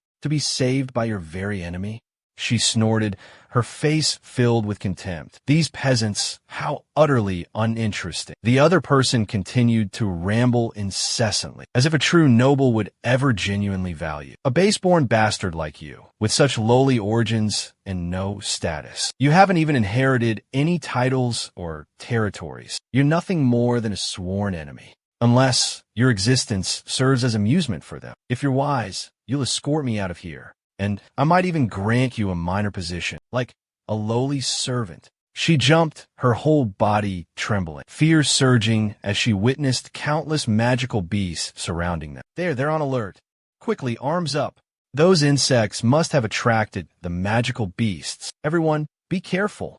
Stay focused. There's something unusual about these magical beasts. Their paws are abnormally large. A ferocious, menacing bear suddenly charged towards them. Salon remained calm, quickly reassuring everyone. It's all right. We see to take them down one by one. Don't panic. Salon's ability to remain composed and face the monsters with such serenity. That extraordinary strength stemmed from the renowned blood demon swordsmanship of the Cupper family, a technique inherited from the core swordsmanship essence of the mystical blood demon art. The secret lies in utilizing profound magic power in place of limited physical strength, making the blood demon sword techniques incredibly versatile and unpredictable, making it difficult for opponents to defend or counter. That terrifying monster had transformed its body into sharp, steel-hard lava spikes. Bloodlight Force Shadow, one of the blood demon art's secret techniques, allows the user to drastically increase their magic capacity. Just as warriors train their physical strength through arduous practice, the blood demon art relies on slaughter and conquest to enhance its power. He followed the esoteric instructions,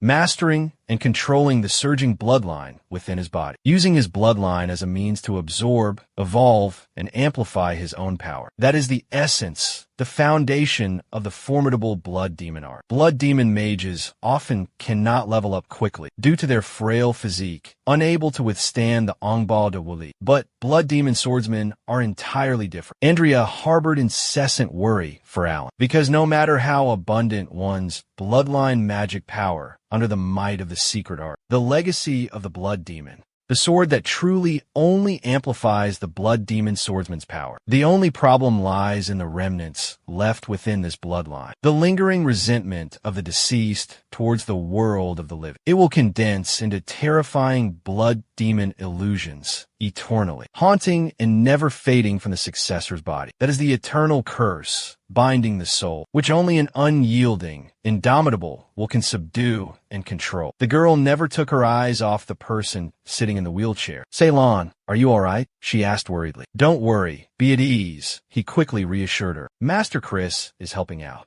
It's just a high-level magical beast. How could it possibly trouble me? Ceylon suddenly felt a terrifying power surge within his body. Ariana quickly created a sturdy shield to protect everyone from danger. The energy wall converged, radiating a blinding light. Floria felt this energy was similar to the dragon's lair last time, but she had a different feeling, a sense of unease. It's not the same feeling as before. This time, it's completely different. It seems like What did she just say? A whole boy encased in a strange barrier? Those who cultivate blood demon magic eventually transform into demons, losing their minds. Isn't this the most basic knowledge? Who doesn't know this? Both the first and second heads of the renowned Cupper family went insane, all because of that dreadful blood demon magic. Rumor has it that currently, the reason the current head of the family became a taciturn sword saint is because he is striving to restrain and suppress the evil influence of the blood demon magic on the family's bloodline. The Ariana family has always been determined to save him, no matter the cost. Starlight, please establish a connection for me. Starlight linking art? That girl with glasses not only isn't helping, she's interfering. How troublesome. Using soul resonance magic on a madman is no different from courting death. She truly has no regard for her own life anymore. She was utterly astonished by the scene unfolding before her eyes. Salad's soul world. The sword demon couldn't believe what he was witnessing. Flickering. Could it be someone still dares to risk their life to save him? Ariana had only one question. What have you done to Salad? They hastily pleaded their innocence, scrambling to explain. We didn't do anything, they said in unison. It's that brat who ate something he shouldn't have. Copper, the one who created me back then, was murdered by this very demon. In truth, the sword demon was plotting to exploit her. So, little girl, you desperately want to save him, don't you? Let me plant the seed of the blood demon into your heart, and then I'll show you how to save him. Without hesitation, Ariana replied, I agree. They laughed triumphantly, having achieved their goal. As expected, kind-hearted fools like you are always the most idiotic. Ariana had only one thought in her mind. Salad, I will definitely save you. Finally, Ariana was able to utilize her power, helping Salad regain his senses. Pure starlight cleansed the evil, streaming light technique. She really is a bored busybody. No wonder she likes to judge and criticize others. So young, and yet able to cast the starlight art. Up to 7 rings. She must have spent all her time cultivate. Typical commoners. They don't know how to enjoy life. Those contemptuous words enraged Korea. She retorted sharply. Hey, you noble missy, either come over here and lend a hand, or shut your mouth. Can't you just obediently stay behind? The girl with glasses suddenly became embarrassed and fell silent. Dark magic continued to shroud and envelop the body of the boy in the wheelchair. The sword demon flew to his side, sneering sarcastically. Saved by that little girl again. Huh? You truly are useless. Salad, still not fully recovered, roared at them to leave. The sword demon maintained his arrogant demeanor, replying condescendingly, If I hadn't agreed to let that girl save you, I wouldn't have set foot in this filthy place. They are manipulating Salad's body. I command only once. Engrave this in your mind. The sword demon's power lurking within you is truly terrifying. Clearly distinguish the difference between these bloodlines. Look closely what evil has caused you to lose control. If those demons invade my bloodline again, I will not hesitate to kill the girl you yearn for. Understood? The dark blood gradually faded from the crimson heart. They still appeared incredibly gleeful. We shall meet again soon.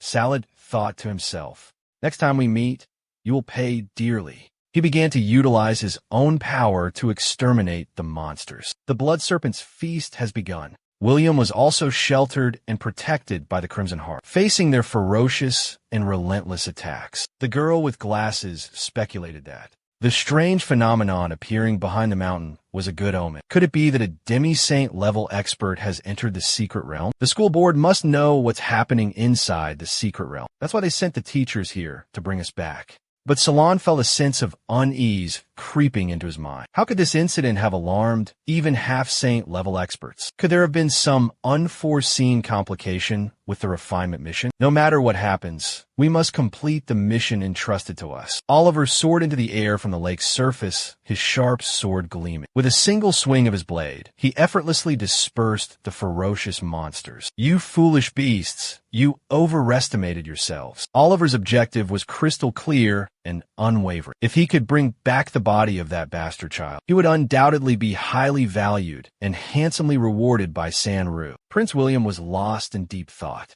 I remember there's a specific tracking device, designed solely for those who use blood magic. This device was designed and created by the Magic Academy itself. That way, I can easily track down that brat, and then quickly eliminate him.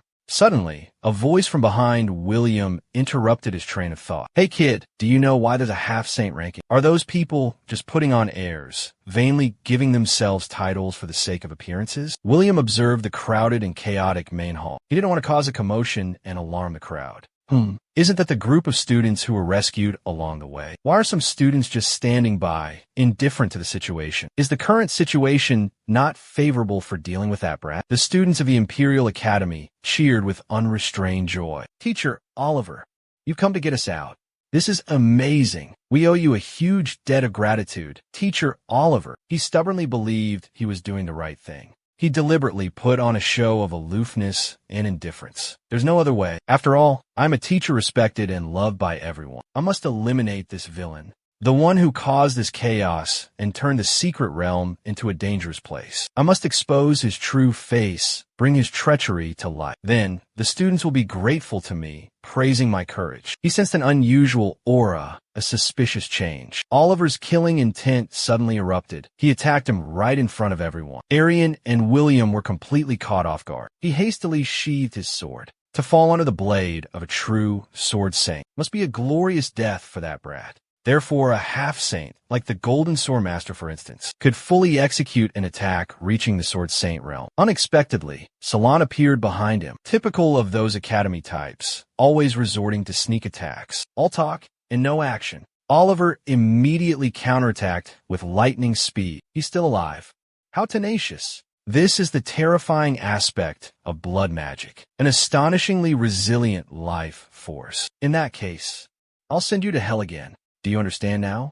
It's too late. I used to think that the blood demon taught me blood magic, to sense the toxins in the blood. But now, this is clearly not just a simple toxin. It's making him move at terrifying speed, appearing and disappearing everywhere. To be able to confront Salon, his movement speed has completely changed, and that makes him even more confident of victory. That's the principle behind the latent power within his body. Using this special kind of perception, I can completely grasp and see through all of his moves and actions. Not only does he possess incredible strength to knock away Lizard Oliver, he can also create a star shield, perfectly protecting Fat Cat. That guy picked up his sword, eager to avenge Salon. Imperial swordsmanship? This time, he's encountered a truly formidable opponent. Oliver couldn't hold his ground at all, faced with two deadly opponents at once. Killing Salon is much harder than I imagined. William's attacks are truly difficult to deal with. It seems that in this situation, there's only one technique left to use. But don't forget, his strength is not to be underestimated. All of you die.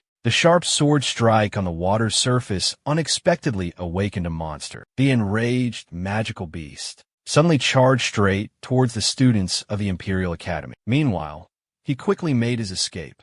Those students will owe me a great debt. Could this be the true purpose behind the practical training that Oliver meticulously arranged? Now, Oliver's mask of morality has been stripped away, revealing his cruel nature. That bastard Oliver. He wants to lead us to our deaths. Impossible. Teacher Oliver isn't that kind of person. There must be some mistake. He used a magic scroll to escape right before our eyes. The evidence is clear. He's a madman, a wild beast out of control, ready to attack anyone. He clutched his head, trembling in fear. I can't die. I still have to support my family, take care of my parents. I still have a bright future ahead of me. So many dreams and ambitions yet to fulfill. I can't die here.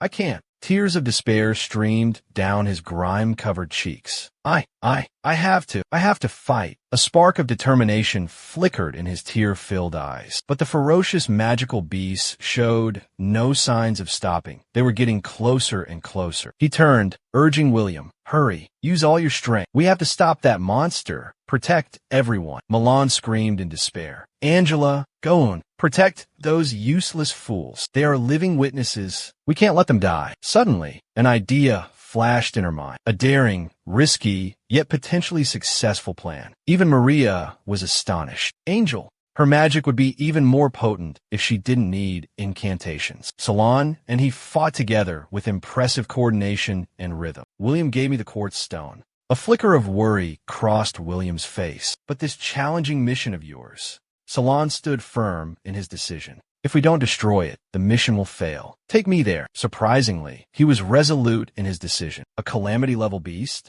If I use that blood shadow sword technique, then it's sure to give the blood demon a chance to take over my body. So, if I only rely on silver rank sword skills and ordinary magic, will it be enough? Salon and he continued to fight seamlessly together. William threw himself in front of me, shielding me. I need a little more time. William's sword momentarily held back the ferocious monster's advance, but he was quickly knocked back. Your latent magical power hasn't been fully unlocked and utilized. Suddenly, a terrified scream shattered the silence. Salon, watch out! Someone yelled in alarm. A pack of ferocious dragon beasts suddenly appeared, surrounding Salon. Their terrifying roars filled the air, making it suffocate. Each dragon had a chillingly ferocious and brutal appearance. Their eyes glowed with a murderous crimson light. Their gaping maws revealed razor-sharp teeth, ready to tear anything apart. But Salon seemed unfazed by the perilous situation. He merely frowned slightly, showing intense concentration. His eyes became stern and sharp, ready to launch a counterattack. William, with his gleaming sword, leaped into the air, shouting. Imperial swordsmanship. He unleashed the powerful technique. Without hesitation, William charged towards a colossal dragon. He swung his sword, slashing at the monster's mouth. Maintaining his fighting stance, he asked Salon, "How much longer do you need to absorb the blood demon?" His voice was filled with worry. Salon quickly replied, not keeping him waiting. "Just a few more seconds," he said firmly.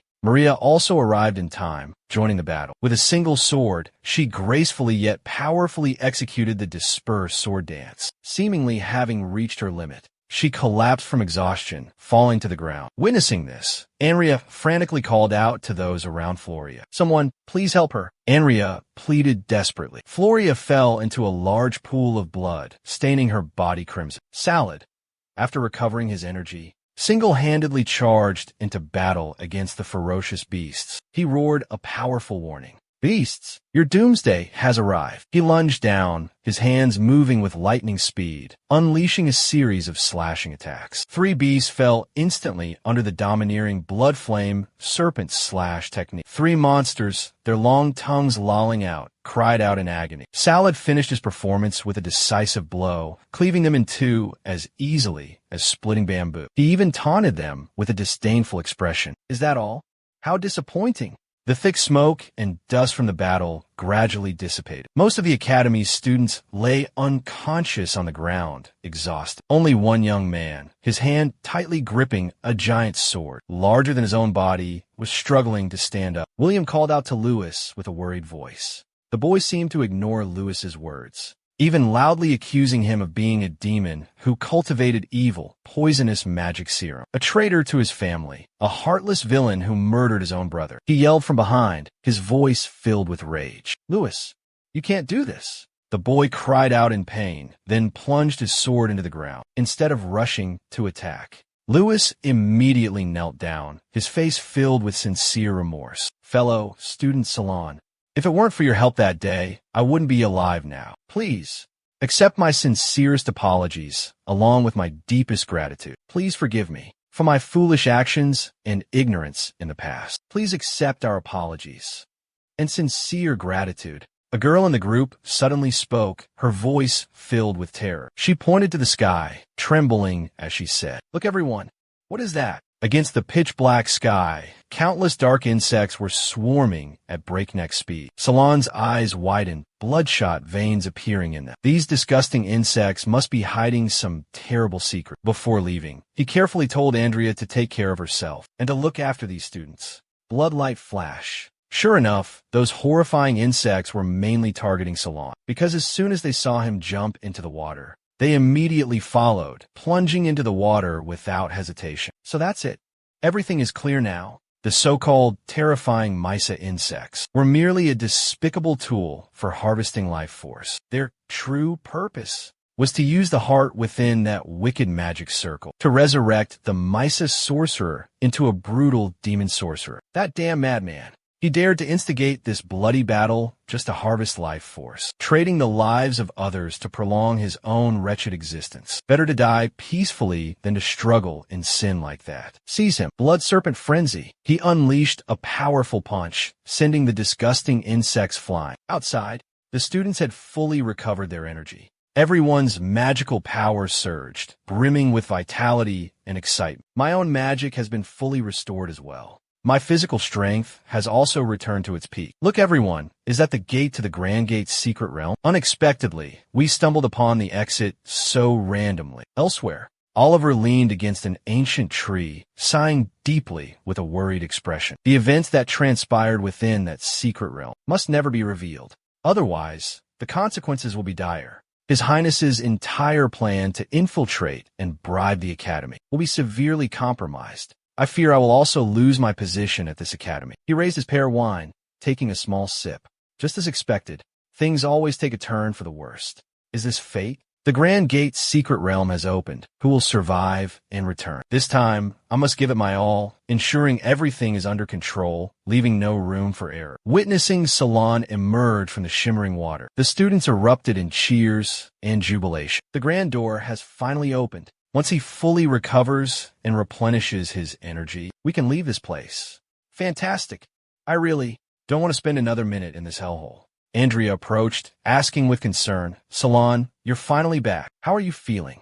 Are you all right? I don't feel tired at all, unlike everyone else. My physical and magical strength have been fully restored. Moreover, I found these two things at the bottom of the lake. Andrea's gaze fell upon the exquisite crystal vial, imbued with a mystical blue hue. She observed it intently, a pensive expression on her face. This crystal vial faintly smells of toxins, similar to the scent of those monstrous beasts we encountered earlier. Could this be a container for poison? This type of crystal vial is incredibly rare. When we return, I'll ask the master to appraise it. It's amazing you were able to convince him. You've worked hard. William held the core stone, carefully observing and assessing. Judging by its size, this is most likely a calamity-grade magic crystal, a relic left behind by the five-headed dragon. Unfortunately, the energy within this crystal is completely depleted. We can't stay in this poisonous mist any longer, San. I'm afraid your mission. Before William could finish, Lewis hastily interrupted from behind. This is the magic crystal I collected earlier. Take it and complete your mission, San. Those behind them witnessed this scene and chimed in with their support. Ours too, take them. Thank you, San. Everyone felt a sense of relief. San had finally been accepted. It felt wonderful. As the group rejoiced, preparing to return, a monstrous, horrifying voice suddenly echoed from behind them. You insects, why not just lie down obediently and die peacefully in this secret realm? Young Salon sensed the imminent danger. The figure behind him radiated a chilling, murderous aura, bloodlust shimmering like the Grim Reaper's sigh. Floria and Angel rushed over, panicked. San, are you okay? San, I'm coming to help you, San shouted. Unleash your wings. He tried to remain calm, suppressing the surging bloodline within him. Oliver said gravely, I've seen your death, Salon. He won't leave you alone. He's always wanted to tear you apart. You poisoning bastard. Go to hell. Salon retorted defiantly. You're the one who should die. Oliver unleashed his power. His wings radiated a brilliant golden light. He relentlessly launched a barrage of attacks at Salon. Suddenly, the crystal vial on Salon fell to the ground. It was knocked loose during the fierce struggle. George Park suddenly jumped between them, yelling, Stop this instant. Everyone. He turned, angrily rebuking him. Oliver, do you realize what you're doing? What the hell are you doing? Answer me. The headmaster was already furious at Oliver's recklessness and lack of thought. Now, he could only grit his teeth, cursing inwardly. A reckless fool, disregarding discipline, acting on impulse without consideration, only causing trouble and chaos. As long as the Two Princes' mission is completed, what do the lives of insignificant students like you matter? He retorted loudly, his voice filled with indignation. I'm pursuing a dangerous criminal.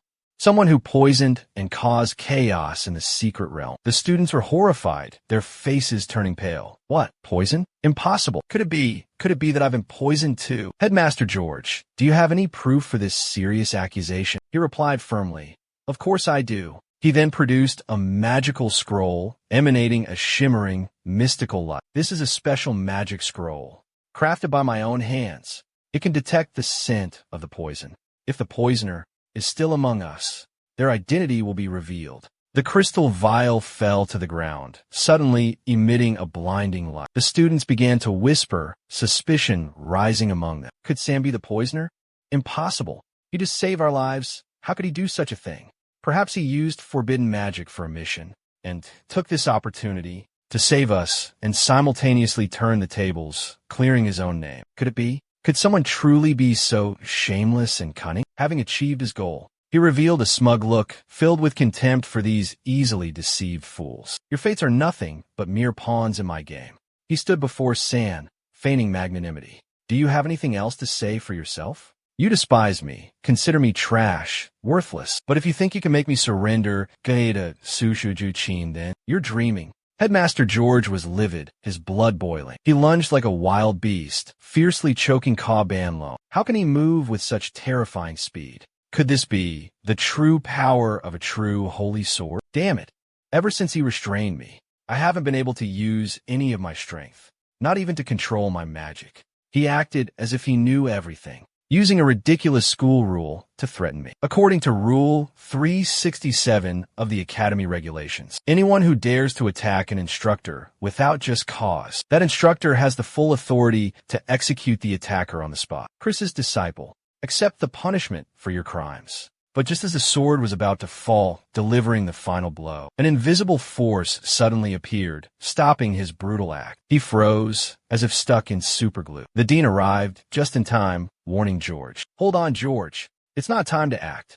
Noticing the dean approaching, he quickly took out a crystal vial and explained to Dean Lee. Sir, please look closely. This is the magic scroll you entrusted to me. However, I found it on sand. The dean immediately used high-level appraisal magic to examine it. The result was shocking. It was the royal secret poison number 7. Could this be what was used against that blood demon sorcerer? Chris is only good at causing me trouble. However, he wasn't going to let it end there. He calmly said, "Oh, this doesn't prove anything. We still need to detain them. Then, we'll investigate slowly." With a flick of his wrist, both Salon and Oliver were bound. He breathed a sigh of relief. It's best to detain them all. Otherwise, that brat will become an easy target for assassins. George still had some reservations, but the dean immediately interrupted him. All right, let's discuss this later. Don't let the children laugh at us. The students began to chatter amongst themselves again. Is San really the poisoner, a cruel beast? Definitely. The professor used a magic scroll, created by the headmaster himself, to find the culprit, but Professor Chris said it wasn't San. Besides, the headmaster didn't arrest San on the spot. I still think San is the culprit. I think Professor Oriverse framed San in the secret realm. We all saw it with our own eyes. He completely disregarded our lives. The scene shifted to the Academy's prison. Chris was carefully applying medicine to San. This is a secret royal antidote, specifically for treating sorcerers poisoned by blood demons. Through a thorough investigation, I discovered the source of this poison is the second prince, Sanro. He immediately stepped closer. I will never forgive him. I will destroy. Before Sanro could finish, he rushed out. Haha, how childish. Stay here and examine your conscience. There are countless enemies in this world. How can you kill them all? What a fool. Master's duty is to protect all members of the royal family. And yet you dare speak of assassinating his highness in front of him? Oliver gritted his teeth, enduring the pain, continuing to listen. Unbelievable. I can't believe you're still loyal to your master. He doesn't care about your life one bit. He bowed his head, speaking reverently. To be able to devote myself to his highness is the greatest honor of my life. To be a part of the Cupper family shadow is the greatest honor of my life. I swear absolute loyalty until my last breath. Stepping aside, witnessing Oliver pour out his heart, he asked, have you ever wondered if this is worth it? Your natural talent and relentless effort, are they meant to serve someone else's selfish ambition? Are you truly content with this fate? To be treated as a sacrificial pawn, a disposable tool, to be discarded without hesitation at any moment? He seemed to agree with those words, but remained silent, listening intently. Do you have nothing else to care for, to hold dear? What about your family? Your loved ones? If you are willing to reveal the truth about what happened in the secret realm, to Headmaster K. Albert, I promise to help you escape the clutches of those two cruel princes. At the mention of the two princes, he flew into a rage. Shut your mouth, you scum. You. Don't try to turn me into a bloodthirsty monster like you. Traitor. You dare betray the family, betray those who raised you, and yet you can shrug it off so casually? I want to see what your loyal master will reward you with after you've sold your soul to him. A guard's voice echoed from outside, reporting to Oliver. His Highness has granted you a duel in the arena of death. This is your last chance to redeem yourself. He tossed Oliver a strange small vial. This is the vine of life, a priceless treasure that will grant you ultimate glory in your final moments. Oliver gritted his teeth as he took the vial, his eyes filled with determination. I will fulfill His Highness's orders, even if it costs me my life. The soldier outside scoffed, his voice dripping with mockery. Very well. You understand. His Highness is pleased with your foolish loyalty. But don't forget, after using the vine of life, you will surely die. Does such deadly glory have any meaning for a dying man? Oliver pensively reflected on his service to the royal family, reminiscing about the past. He had dedicated his entire life, his youth, and his very soul to the royal family. But all of it, he now realized, was a deceptive play, a despicable sham. He was nothing more than a pawn, a sacrifice for the family's dark schemes. Suddenly, the words of a young boy echoed in his mind. Glory, fame, are they truly that important? Are they worth sacrificing, throwing away your entire life for? At the Imperial Colosseum, the decisive moment had arrived. The referee announced the start. Is everyone ready? The match is about to begin. Cheers and applause thundered throughout the arena, the atmosphere electric with excitement. The referee began to announce the rules of the match. He clearly explained the rules to everyone. Tonight's match will follow the most ancient rules, laws passed down through generations. The two warriors will face the ferocious onslaught of bloodthirsty magical beasts, whether they choose to destroy each other or join forces to fight against the beasts. The last one standing, the bravest, will receive the acclaim and applause of the entire arena, along with a noble reward from the second prince. The beasts have awakened. The death match has officially begun. Oriverse launched the first attack, initiating the fierce battle. Your blood demon sword. I've seen through your trick. As long as the attack range is wide enough, your blood transformation trick will be useless. However, as soon as he finished speaking, he was sent flying by a powerful force, leaving him stunned. How? How is this possible? Sen smiled cunningly. Do you know how strong an S-rank swordsman, who has trained in swordsmanship since the age of 4, can be? Xiao Shuai, with his handsome appearance, charged towards the magical beast, launching his attack. Long thought to himself, just as his body had fully recovered. Let me test the swordsmanship inherited from Chris. He looked at the fully reassembled silent sword with excitement. I have fully recovered my energy. You are no match for me. Outside, the two princes looked puzzled. Why hasn't Olympic used that potion yet? Then, they immediately ordered their subordinates. Quickly, someone go find Ray. Ray is Oliver's mother. The two princes' personal chef trembled, her head bowed in terror beside the brutal man. Witnessing this, Oliver was momentarily distracted. A relentless worry arose within the young man. If I fail, what will Her Majesty do to her? After a moment of hesitation, Oliver finally raised the potion to his lips and drank it all. I absolutely cannot fall, Oliver told himself. As expected, the elixir immediately took effect. Oliver's body was infused with new energy, extraordinary power. His body became stronger and more muscular than ever before. Oliver furiously charged toward Salad. You dare to touch my mother, so die. As their eyes met, Oliver suddenly made an offer. Help me rescue my mother from those two cruel princes. In return, I will help you deal with the dreaded Hell Leo. Salad was taken aback by the unexpected offer. What are you talking about? Before Salad could respond, Oliver quickly jumped back. Only if I die can my mother safely survive tonight. Meanwhile, he continued to fight bravely, slaying the ferocious magical beasts. Oliver, in desperation, dragged himself closer, pleading urgently. Please, unleash the ultimate technique, Tone Fong Kim Leet DM, and finish him, kill him. After a violent tremor, an eerie silence descended. Only Ray, Oliver's mother's anguished cries remained. Oliver, my son, where's my son? The second prince sneered, his voice dripping with sarcasm. Trash will always be trash. Can't even accomplish such a trivial task. Oliver, impaled by the beast's tentacles, thought to himself, I hope my death will appease His Highness's wrath. I pray that San will accept this death as my sincere apology and save my mother. The hell's core suddenly emitted a blinding light, piercing straight through Olympia's heart, rendering him speechless. San, please, you must save my mother. Salon questioned him. Was this the real reason he worked for Sanro? A gleeful, malevolent smile spread across his face. If you die, I won't be able to save the one you once saved. In a flash, a sharp blade pierced through Oliver's body, along with a cold warning.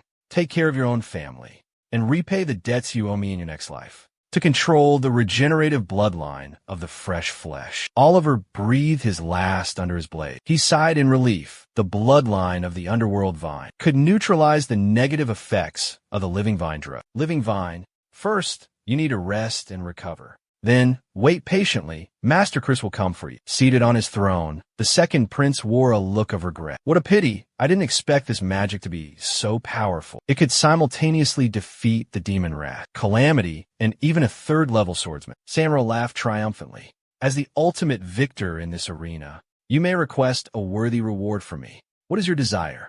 What makes your heart tremble? Is it a rare treasure or a plea for forgiveness for the sins you have committed? Salon pointed at Rada, his voice firm. I want her, he asked in astonishment. Her? Such a lowly maid? What do you desire from her? How peculiar. I want to avenge Oliver, to vent my anger on his family, to make them suffer. Rada was grabbed by the hair, her body trembling in terror. Sanro watched with amusement. I was right about you. San, you truly are a natural-born enemy, born to cultivate dark magic, with the blood of brutality coursing through your veins. He looked at Milan, his tone assertive. Bottomless greed, a thirst for blood, and ruthless murderous intent are deeply ingrained in your very being. It has become an inseparable part of your nature. Submit to me.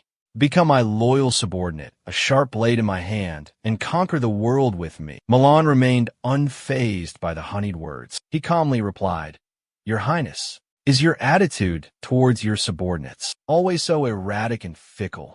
Oliver was manipulated by you in life and even in death. His family is immediately left helpless, losing their emotional and material support. He stood up, facing Olympia, his face a mask of feigned sorrow. I deeply mourn the passing of Olympic, he said, his voice filled with false grief. He showed no fear. Instead, he challenged him boldly. What if I refuse to submit to your highness? He asked, his voice firm. He immediately threatened, unable to hide his anger at his defiance. The blood demons are a lineage despised and ostracized by the world, and only those who hold ultimate power, standing above all others, have the strength to protect and ensure the survival of the blood demons. Become the sharp blade in my hand, he commanded. Otherwise, he paused, his tone ominous. You will be expelled from the academy, charged with plotting the incident in the secret realm. The subordinate behind him immediately lunged forward, attacking ferociously. You dare refuse his highness's grace? You criminal, take this. Taste my blade, he roared, unleashing a deadly attack. But with agile movements, he dodged the vicious attack. The subordinates, like hungry wolves, swarmed him. Assassin, protect Prince Oliver, shouts erupted. Amidst the chaos, a figure suddenly appeared. Ray, seeing her son alive, burst into tears of joy. That bitch. She's still alive? Sanro roared, cursing Oliver with venomous words. You're still alive? You cowardly traitor. You should be dead, condemned to hell. Salon, wielding two sharp swords, single-handedly fought against Sanro's weak subordinates. He bellowed, the one who should go to hell is you. Bloodlight foreshadow, San held his blade to Oliver's throat. The second prince's face was contorted in disdain. Pathetic. Your power is nothing but a joke now. The second prince turned to Chris for help. Chris, are you still worthy of being the captain of the royal guard? Why haven't you executed this murderer yet? He dared to kill a member of the royal family. Could it be you want to betray the royal family too? Chris remained silent. He suddenly turned and coldly finished off the subordinate beside him. As a warning, Chris slowly wiped his bloodstained sword. My loyalty is to the king alone. Chris solemnly presented 3 vials, slowly explained. These are 3 legendary elixirs, royal treasures, discovered in the dense Mysa forest, and upon the body of the unfortunate General Olympia. As captain of the royal guard, it is my duty to investigate their origin. Fortunately, San saved Angela in time. Otherwise, I fear I would have fallen victim to Sanro's mind control, just like Oliver. A flicker of worry crossed his face, his mind churning with unreadable calculations. If he continues to investigate, the truth will be exposed. By then, His Majesty will surely confine me, stripping me of all power. The upcoming gathering for the new students was fast approaching. Now, he feared his brother would pressure him into abandoning the investigation, delaying his grand scheme. Sanro quickly masked his anxiety, folding his arms and fixing a sharp gaze on the 3 vials. These 3 vials, I entrusted them to Moran. As for how they ended up on Olympia, I truly don't know. Chris inquired, Your Highness, what do you mean? Are you suggesting that all of this was orchestrated by Moran and Oliver, and that you had no involvement whatsoever? He's finally revealed his true, wicked nature. I will ensure Moran is punished accordingly, and you and Sword St. Chris will receive a proper explanation. Bring Moran to me at once. Salon saw through his deception.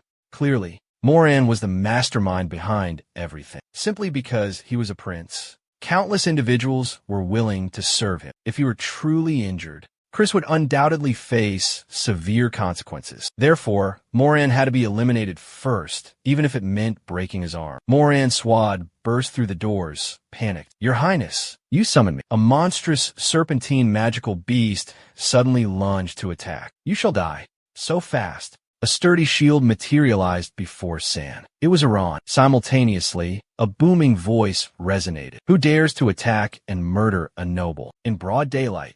A lowly commoner, I see. According to the immutable laws of the Holy Morn Empire, given San's noble status as a baron, even if he were killed, the attacker would merely need to apologize to the esteemed Cupper family and offer a hefty sum of gold as compensation. He pointed at Salon disdainfully. But San is still alive, so, as a powerful baron, Lord Morin hasn't violated any royal laws, has he? Your Highness Sanro, your family's lax discipline has allowed this savage brute to run rampant, provoking his highness. We implore your highness to accept the Cupper family's sincerest apologies. Simply cage this rabid dog of the Cupper household, ensuring he doesn't harm anyone else.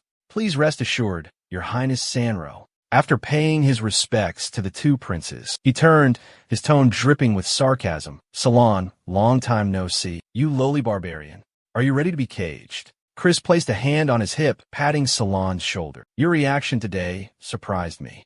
That arrogant Cupper brat insulted you publicly. Even I felt offended for you, yet you didn't show any anger. He sighed. What good would anger do? I've taught him a lesson many times. But Alan swore an oath. As long as he lives, the only one who will suffer is a shadow of the Cupper family. Cupper's mother wouldn't let Alan face death alone. Even the Cupper heads themselves might intervene. After all, the 2 princes were overseeing this freshman gathering to cultivate and select exceptional individuals, those who aspire to ultimate power. He must have invited all 7 prestigious reincarnated families. The Cuppers relentlessly accused Alan, even threatening to punish and curse him with their swords. You are a demon, sowing disaster and destruction. Let holy light purge your evil. Don't let the noble Chris be deceived by his lies. Let me tear away his hypocritical mask.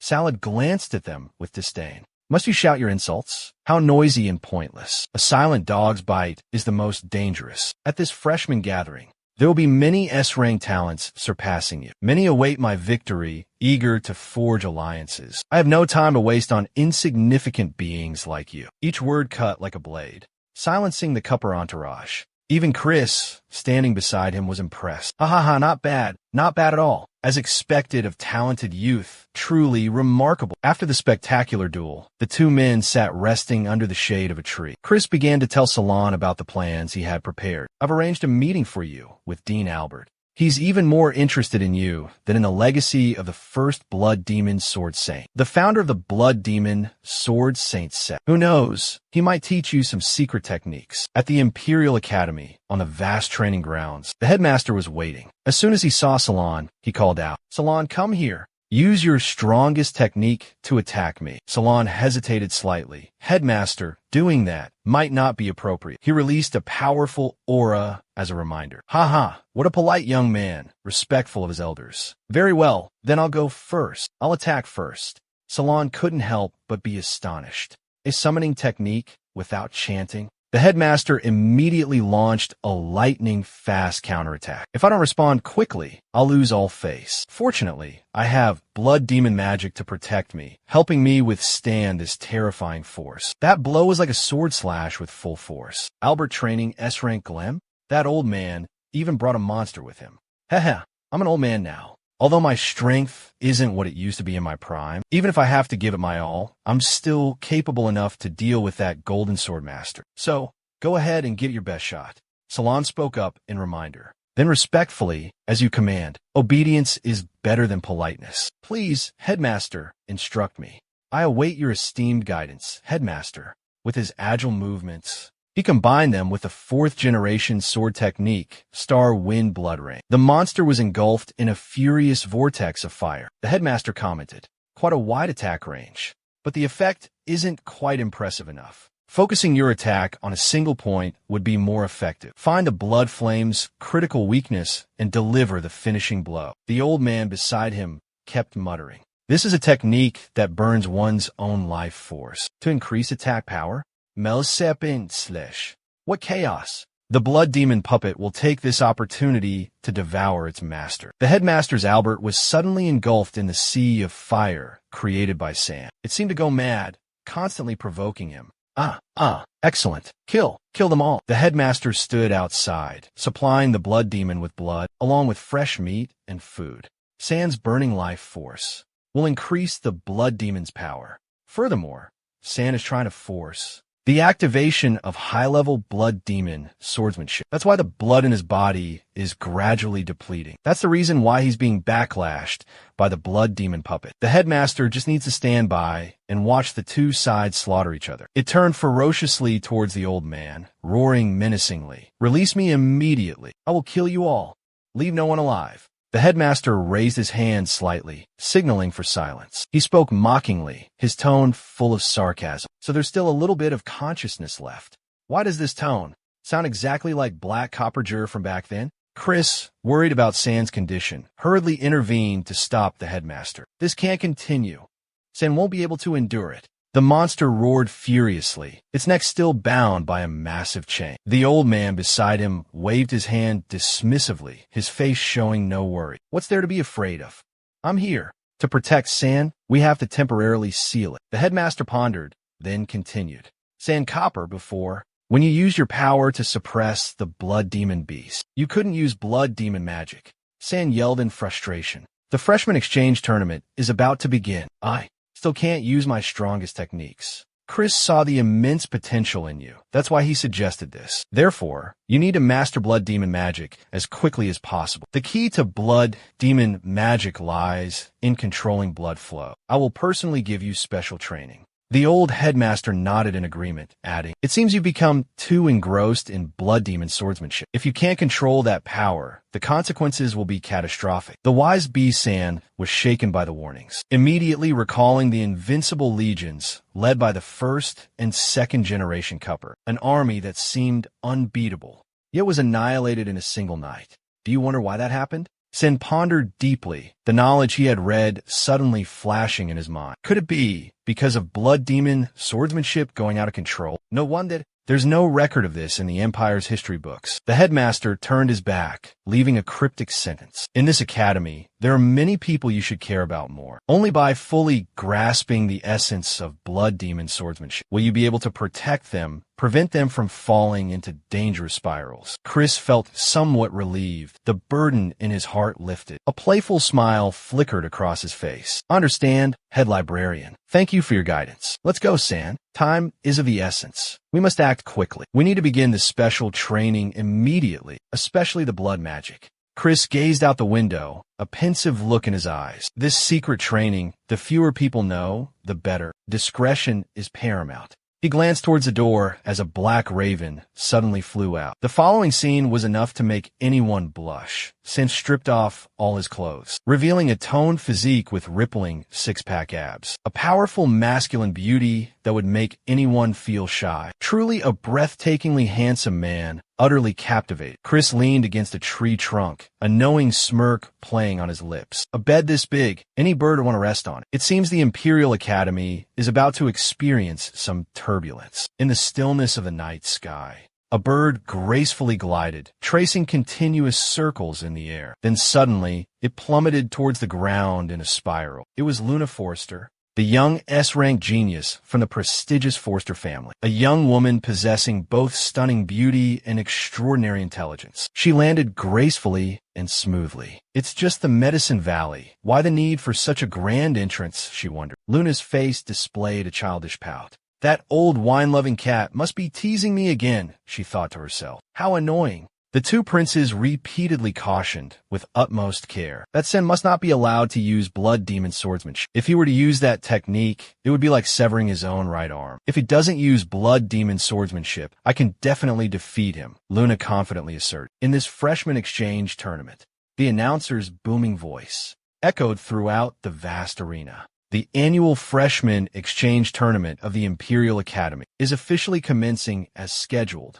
This is a grand, rare event in the magnificent city of St. Golden. The stands were packed. Not a single seat remained empty. War drums thundered, the stands overflowing with spectators. Not only would they witness a spectacular display, but also the unique fighting styles of each freshman. Morswad, the energetic announcer, took the microphone and boomed. Not only that, but you will also be graced by the presence of the powerful Grand Dukes, the heads of prestigious families, the esteemed judges, all presiding together in the highest stands. Morswad excitedly introduced the two princes, representatives of the illustrious Duke's family, commanding absolute respect. Along with them are exceptional individuals, outstanding talents of the Imperial Academy. Today we gather here to witness the innate talent and extraordinary potential of our new students. He gestured toward Sanru and continued. This momentous event is held under the direct supervision of the two princes, Sanru and the victor.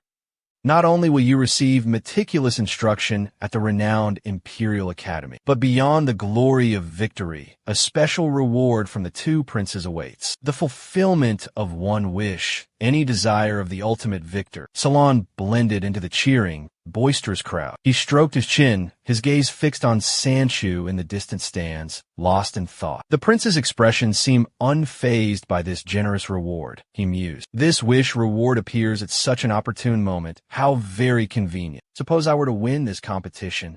Then the proud Cupper family might crumble faster than anticipated. A sly smile crept across his lips. Moments later, Moran stepped forward and announced the rules of the competition. This year's exchange would follow an entirely new format. The competition was divided into two stages, the qualifying round and the group stage. The qualifying round would be a crucial stepping stone to select the most exceptional candidates. The 8 students who excelled in the qualifying round would officially enter the challenging group stage. In the qualifying round, participants would face off directly in the arena one-on-one. These elimination matches would continue until the ultimate victor emerged. The rules of the qualifying round adhered to long-standing tradition. The top 8 students would have to slay the ferocious Hyra monster to prove their strength. Only those who passed the Hyra slaying trial were deemed worthy to proceed. They would then compete in the official arena, the stage for epic battles. The colossal serpent with countless heads was the immortal beast, a legendary creature of immense power. It was known as the Hydra. As the announcer's call resonated throughout the arena, the match officially began.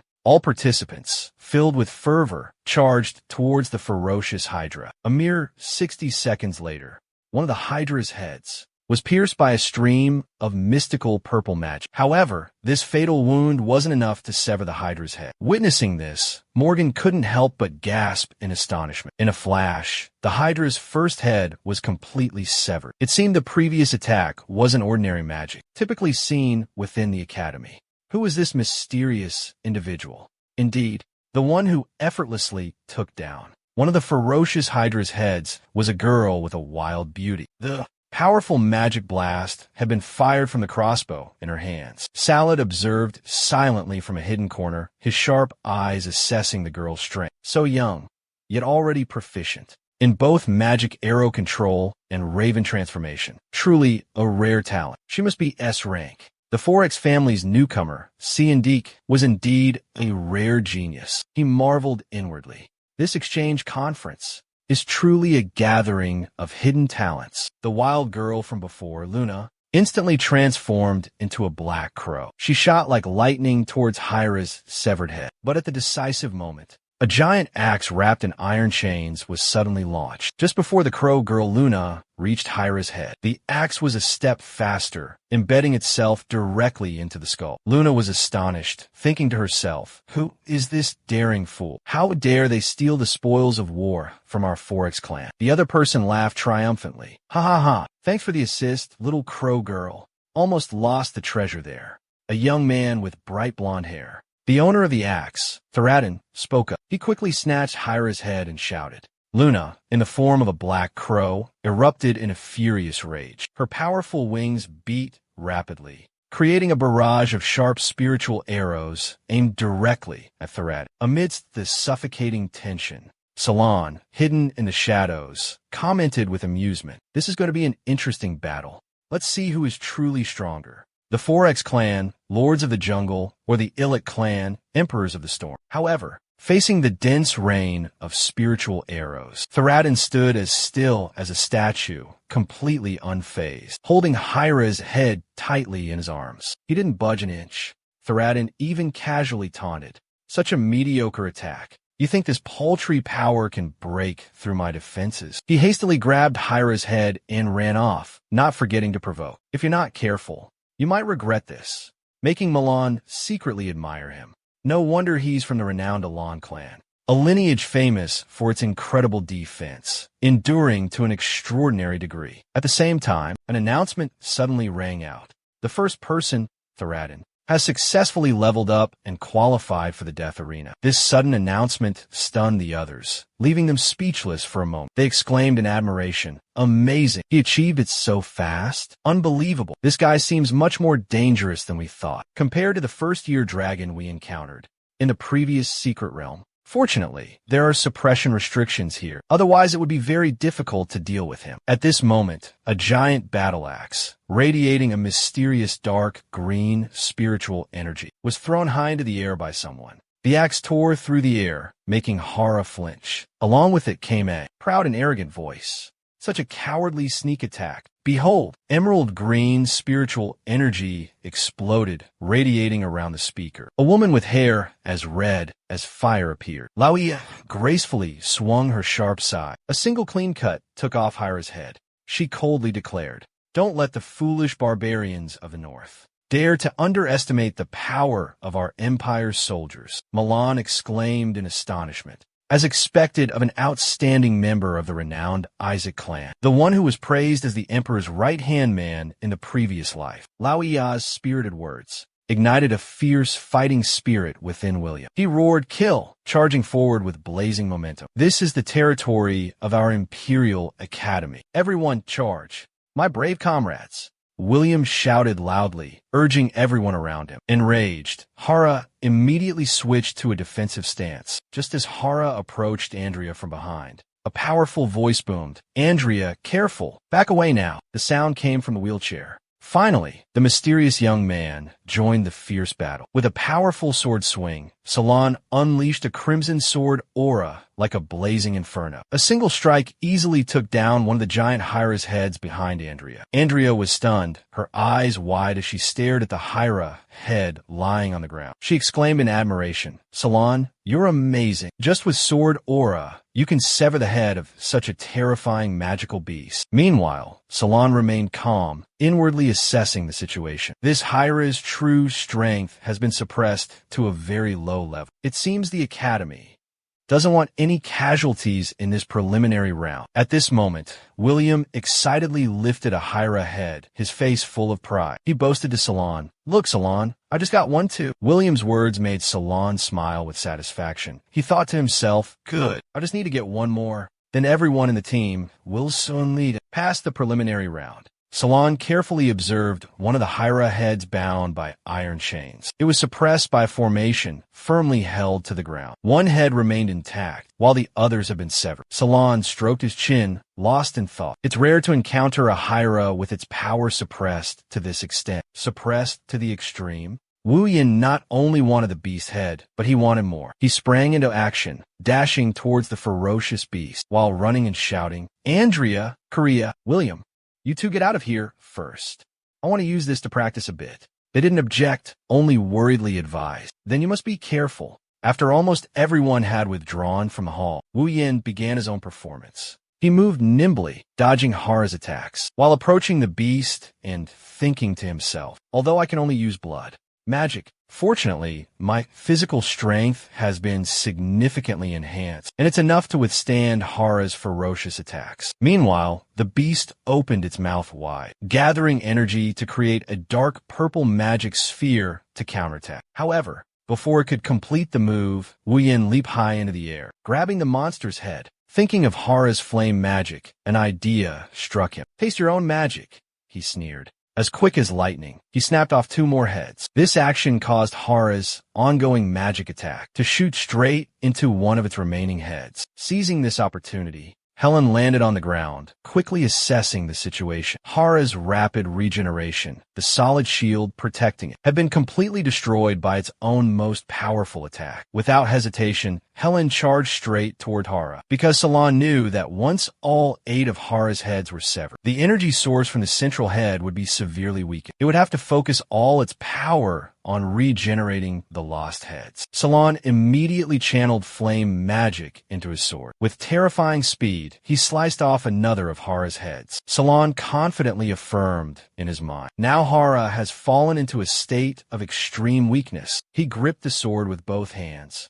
raising it high towards the sky, aiming directly at the monster's central head, right in the center of Hira's body, because every step, every action, had been meticulously calculated, carefully planned in his mind. Now, as long as this fatal blow landed on Hira, he could utilize the blood magic taught by Chris to fuse with and absorb Hira's extraordinary regenerative abilities. But just as Salon's fiery sword swung down, suddenly, a massive water column unexpectedly erupted from the bottom of the lake, blocking the blazing blade, preventing it from hitting the beast. Taking advantage of Salon's momentary shock, countless inky black hair strands shot towards him with dizzying speed, tightly wrapping around Salon's limbs, binding him. A delighted, triumphant laugh rang out, accompanied by a taunt. "Ran, you're still as naive as ever, aren't you?" Iran used the hair strands to pull out an object resembling a second skull. He casually put his hand in his pocket, his expression arrogant and contemptuous. "You dare to challenge the most formidable opponent. This action only makes you more miserable,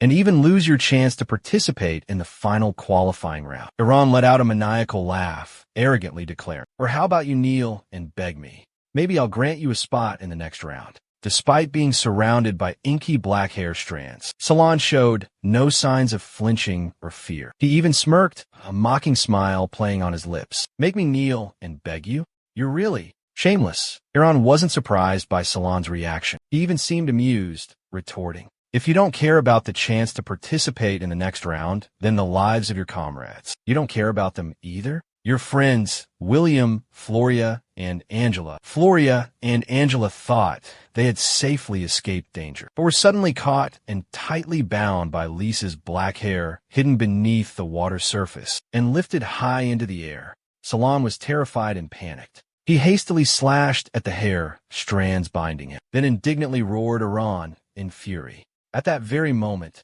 the chains binding Hira's skull suddenly shattered into pieces. Immediately, Hira revived, with countless skulls and mouths filled with razor-sharp teeth. The terrifying creature suddenly surfaced behind the young man. Milan pointed his blood vessel forward, roaring furiously. "Are you seeking death?" Sanru sat casually on his chair, chin resting on his hand, observing the battle. He exclaimed excitedly, "Oh, Hira's restriction has been lifted. Is the bastard child of the Cupper clan really courting death? Looking at these toys before me, I hope they die in greater numbers. That would be more entertaining." He chuckled. Amidst the horde of gruesome monster skulls, facing Alan, who was charging towards him in a rage, Iron simply stood still.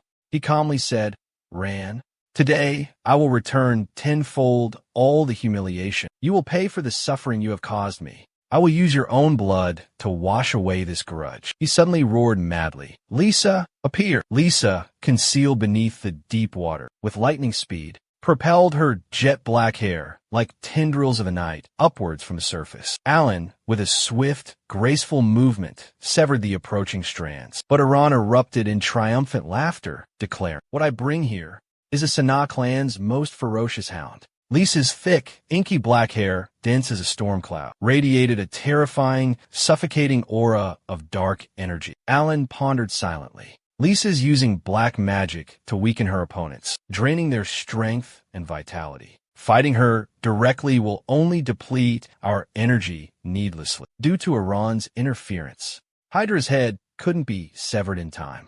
And now, the seal is completely broken. No one knew what Alan was planning, but he suddenly charged towards one of Hydra's heads. His sword plunged deep into the monster's skull. Hydra roared in agony and rage. Its remaining heads unleashed a torrent of destructive violet flames. Everything was proceeding according to Wu Yan's plan. If that's the case, he thought, then suffer the consequences of your actions and taste the true power of Hera, he snarled. But Lisa swiftly intercepted the attack, shielding her on. Raising her hands, she began to chant. Iron witnessed this, a sneer twisting his lips. Fool, you think cutting Lisa's hair will stop her? He scoffed. You think that can hinder her dark magic? Lisa completed the incantation. Suddenly, she levitated. Lisa's long hair whipped around her like shadowy tendrils. She seemed to transform into something else entirely, a sinister and terrifying black magic sorcerer. A malevolent darkness spread across the arena, engulfing everything. Lisa landed back on the ground. She summoned 4 ferocious black hellhounds, their eyes burning with murderous intent. Alan was stunned by the sheer power Lisa possessed. Absorbing and transforming Hydra's flames was truly unique and intriguing. But alas, that's all it was. He leaped into the air, his body a speeding arrow, unleashing a powerful, flowing stream of fiery sword energy. His blade sliced through the air, sending the black hellhounds hurtling towards Hera in a monstrous downpour. Alan calculated silently, his eyes sharp and cold. After provoking Hera and borrowing its power, this action was a clear and undeniable challenge. And Hera, with its ferocious nature, wouldn't ignore it. Hera, recently freed from its seal, hadn't fully recovered its strength. Its peak combat time was limited. He needed to eliminate Iran quickly before Hera regained its full power. Thinking this, Alan seized the golden opportunity, charging toward Iran with blinding speed. The sudden attack startled Iran, filling him with panic. Just then, Lisa sensed the danger, immediately commanding the black hellhounds to intercept Alan. She yelled, her voice filled with worry. Young Master Iron, be careful. However, with a few swift, graceful sword strokes, Alan effortlessly tore through the ferocious black hellhounds. Like splitting bamboo, he swung his sword with terrifying speed towards the approaching Iran. Iran recoiled before the overwhelming power, darkness nearly consuming him. With this meager strength, you dare to stop me? With only half this power, you think you can prevent me from finishing him? Laughable. But Iran utilized an ancient, long-forgotten magic. It was direct damage transfer, a magic that could redirect damage, causing Alan's devastating attack, meant for Iran, to pierce straight through Lisa, who stood beside him. She collapsed, unconscious. William, freed from danger, urgently shouted to Ran. Ran, do you need help? Lisa convulsed on the ground, her body trembling, agonizing moans escaping her lips. Alan replied, no need, William. Quickly leave the arena and take her with you. All right, William responded without hesitation. With lightning speed, he scooped Lisa under his arm and fled. Despite Lisa frantically biting in his arm, William couldn't help but groan, ouch, let go. Then, a series of announcements rang out, declaring the 3rd place in the battle. Maria Iraq, after relentless efforts, finally ranked up and qualified for the Hall of Fame arena. She secured an impressive 4th place. Andrea also triumphed, ranking up and officially joining the arena roster. He claimed a dramatic 5th place. A mysterious warrior, a nameless knight, also earned a spot in the arena after a stellar performance. Upon exiting the brutal arena, William suddenly restrained Lisa, who desperately struggled to break free. He pinned her to the ground, her teeth clamped down on his arm as she thrashed. William roared, trying to calm the out-of-control Lisa. Calm down. Calm yourself. Don't you realize Sin doesn't want to kill you? He questioned. Just then, an announcement declared another fighter in 6th place. William, after extraordinary efforts, also ranked up and qualified for the arena. He placed a hand on Lisa's head, gently stroking it in comfort. His voice soft, William explained, if you stayed inside, I wouldn't be able to settle my personal score. William suddenly turned to Lisa and asked, Iran, for a despicable person like him, is it worth risking your life? William's question was like a splash of cold water, bringing Lisa to her senses. A blush crept across her cheeks. In Lisa's eyes, William appeared handsome, a genuine and warm smile gracing his features. A radiant light seemed to emanate from him, filling the surrounding space. William gently consoled the girl. When we grow up and become stronger, we can protect ourselves better. He sat down beside Lisa, sincerely congratulating her. This is the reward you deserve. I hope that in the next battle, we will have the chance to face each other in a fair fight to determine the victor. Soon after, an announcement rang out, declaring the 7th position. Lisa Sanaa has leveled up and is qualified to enter the arena. Meanwhile, in the arena, Iran was struggling to dodge Hyra's fierce attacks. He dodged and roared angrily. "You bastard, you damn dog! How dare you betray your master?" Alan fought against Hyra's ferocious heads and coldly asked, "Now, you are completely alone. No one can protect you anymore. Iron, are you ready to embrace death?" Iron was truly reckless and fearless. He casually tossed Hyra's head in his hand and declared loudly, "You want to kill me? Too bad. You won't have that chance today. I will be the last one to be promoted, and you are only fit to be Hyra's food." Hearing that, Alan swiftly swung his sword, delivering a fatal blow. With a single, incredibly sharp sword strike, all of Hyra's subordinate heads were severed and fell to the ground. Alan calmly said, "Is that so? I know that beheading Hyra is not that easy. Fortunately, thanks to you, you helped me deplete a significant amount of Hyra's power." Alan leaped high, his body hovering in midair. Mustering all his strength, he plunged the blood seal into the center of Hyra's head. Alan continued calmly, his tone relaxed. "Only in this way can I complete the final sacrificial ritual." Hyra was now incredibly weak and exhausted. Hyra collapsed to the ground, unconscious. Its blood gushed out, covering the ground. At the same time, a bright red magic circle suddenly appeared beneath him, radiating a brilliant light. The formation shone brightly, enveloping the surrounding space. After witnessing the mystical formation slowly materialize, Chris began to explain. "There's an ancient blood magic ritual recorded in an ancient book. This ritual requires using one's own blood and the blood of a magical beast, harmonizing them as one, to create a special kind of magical resonance." The system simultaneously displayed a notification. "You have received the S-rank ability, Extremely Rapid Regeneration. This ability allows you to recover from injuries at an incredible speed as soon as your body is damaged. At the same time, you will be immune to the side effects of pain." Challen raised the beast's heart high, continuing the explanation. "At this moment, humans can achieve a state of extraordinary blood harmony with magical beasts. Not only can they completely control the magical beast behavior, but they can also absorb their innate abilities and unique skills, acting with lightning speed, giving Iran no time to react." One of his arms was severed from his body. Iran's face turned pale with terror. He collapsed, clutching his severed arm, screaming in agony.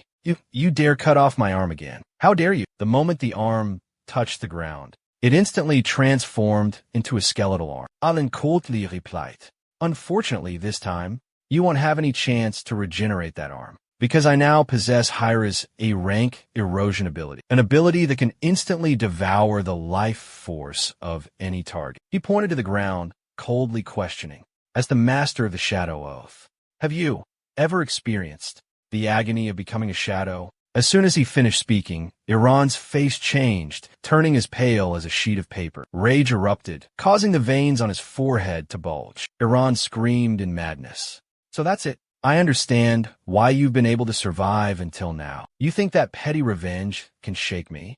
My pain will be filled by the lives of countless other shadows." Hearing those arrogant words, Helen calmly explained, "It seems you still don't truly understand the Shadow Oath. When a shadow suffers damage in place of its master, that pain cannot be transferred to the next generation of shadows. But thanks to Hyra's regenerative ability, such trivial attacks can't harm me, and I don't feel any pain. Experience it for yourself." He raised his sharp sword high, combined with the previous venomous words. Iran was truly terrified, screaming in utter fear. "No, Ran, you're crazy. Completely insane. You're insane. A bloodthirsty maniac," as the sharp blade sliced into his flesh, tearing his body apart. Iran lost his initial arrogance, replaced by agonizing screams of pure torment. "Ran, please spare my life. Kill me if you must, but please, make it quick. Grant me a swift death."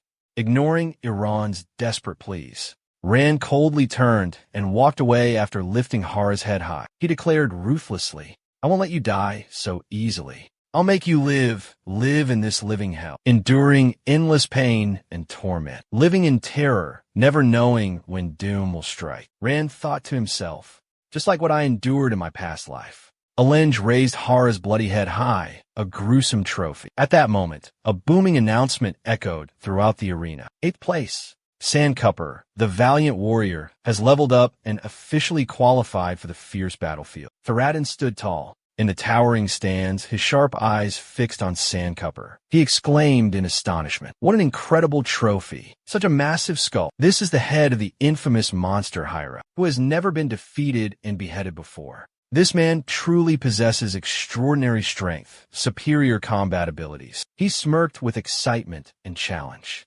boldly issuing an arrogant declaration of war. "Sandcupper, you are the first of the renowned Dylan clan to achieve such remarkable advancement. You possess incredible defensive power and the legendary dragon control secret art passed down through generations." At the same time, Alan also looked up at Thoradin, his face filled with determination. As if sharing the same thought, they both shouted in unison, "I eagerly await a duel with you. Sandcupper, show us your true power." And just as they wished, the announcer's earth-shattering voice boomed. "Next match, one-on-one arena, will officially commence tomorrow. And the opening confrontation will be the showdown between Thoradin and Sand." Alan tried to recall the meticulously arranged match schedule. He remembered clearly, tomorrow, he would face Thoradin in a death match. Alan pondered deeply. Right from the first match, he had to confront a formidable opponent like Thoradin. The two princes' plot against him was crystal clear. In the arena, Helen suddenly turned around and witnessed Thoradin wielding an axe in each hand, leaping into the air, launching a ferocious attack. But Alan remained unfazed, thinking to himself, "He's right on time.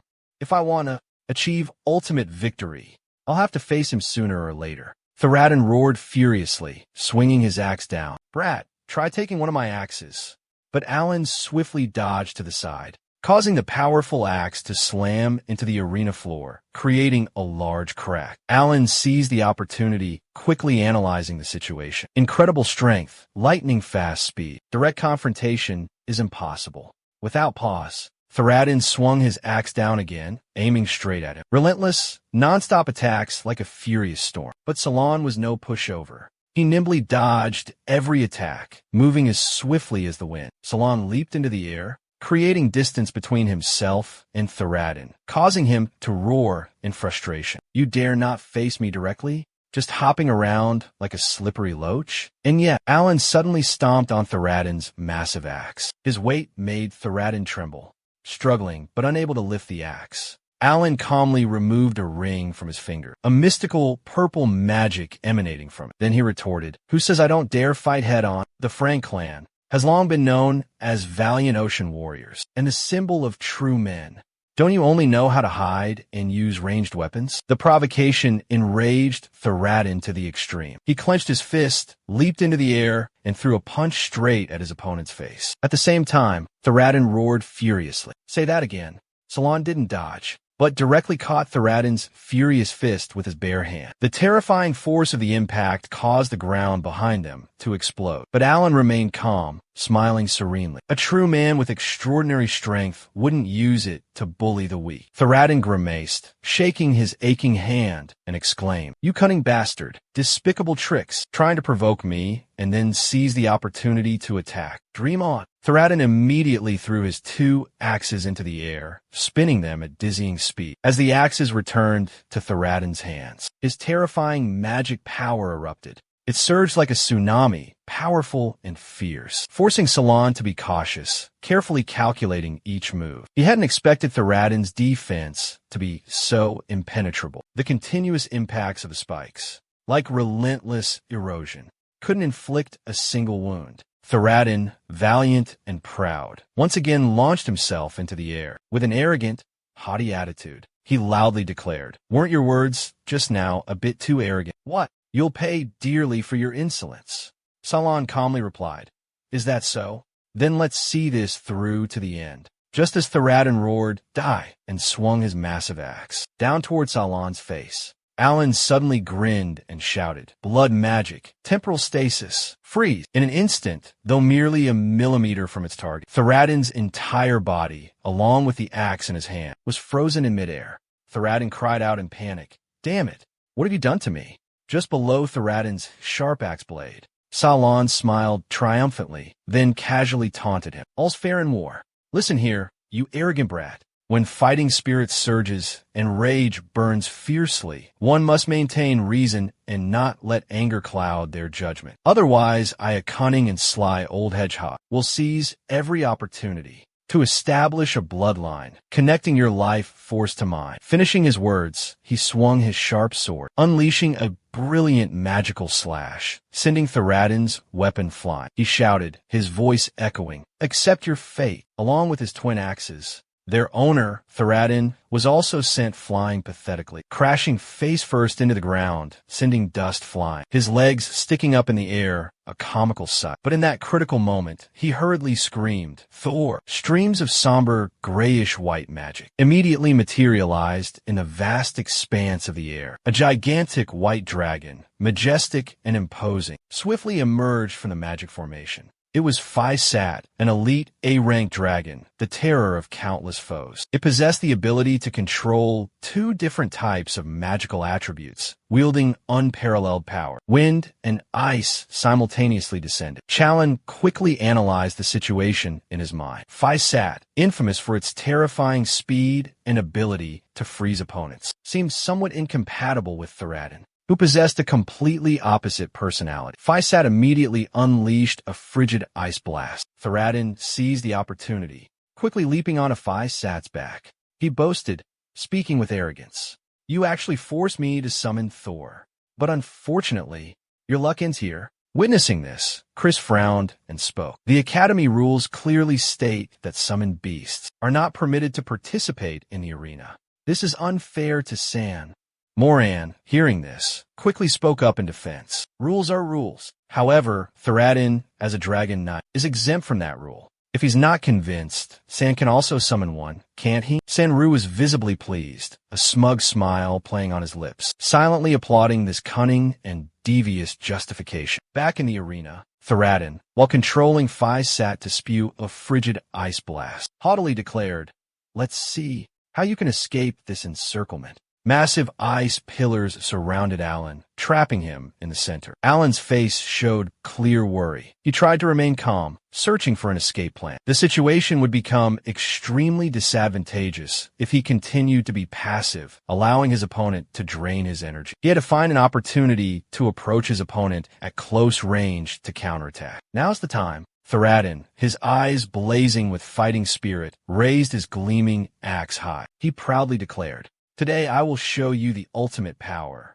of a true dragon knight." Sanru, seated in the chairman's seat, smiled and praised Thoradin, truly worthy of being the most outstanding dragon knight of the Dylan family. Thoradin's father quickly poked his head out from the audience seats, joining in the flattery, praising his son endlessly. "I'm deeply grateful for the praise from the two princes. Thoradin is my pride, my most outstanding son. He is the only genius in the Dylan family in the past century, capable of forming a contract with a noble dragon clan. Thoradin possesses extraordinary abilities, utilizing Phi-Sat to connect with heaven and earth, drawing upon the earth-shattering power of thunder. His Phi-Sat erupted with a column of icy, spiritual energy, accompanied by a blinding lightning bolt bombarding the arena directly. The ground cracked and violently shook.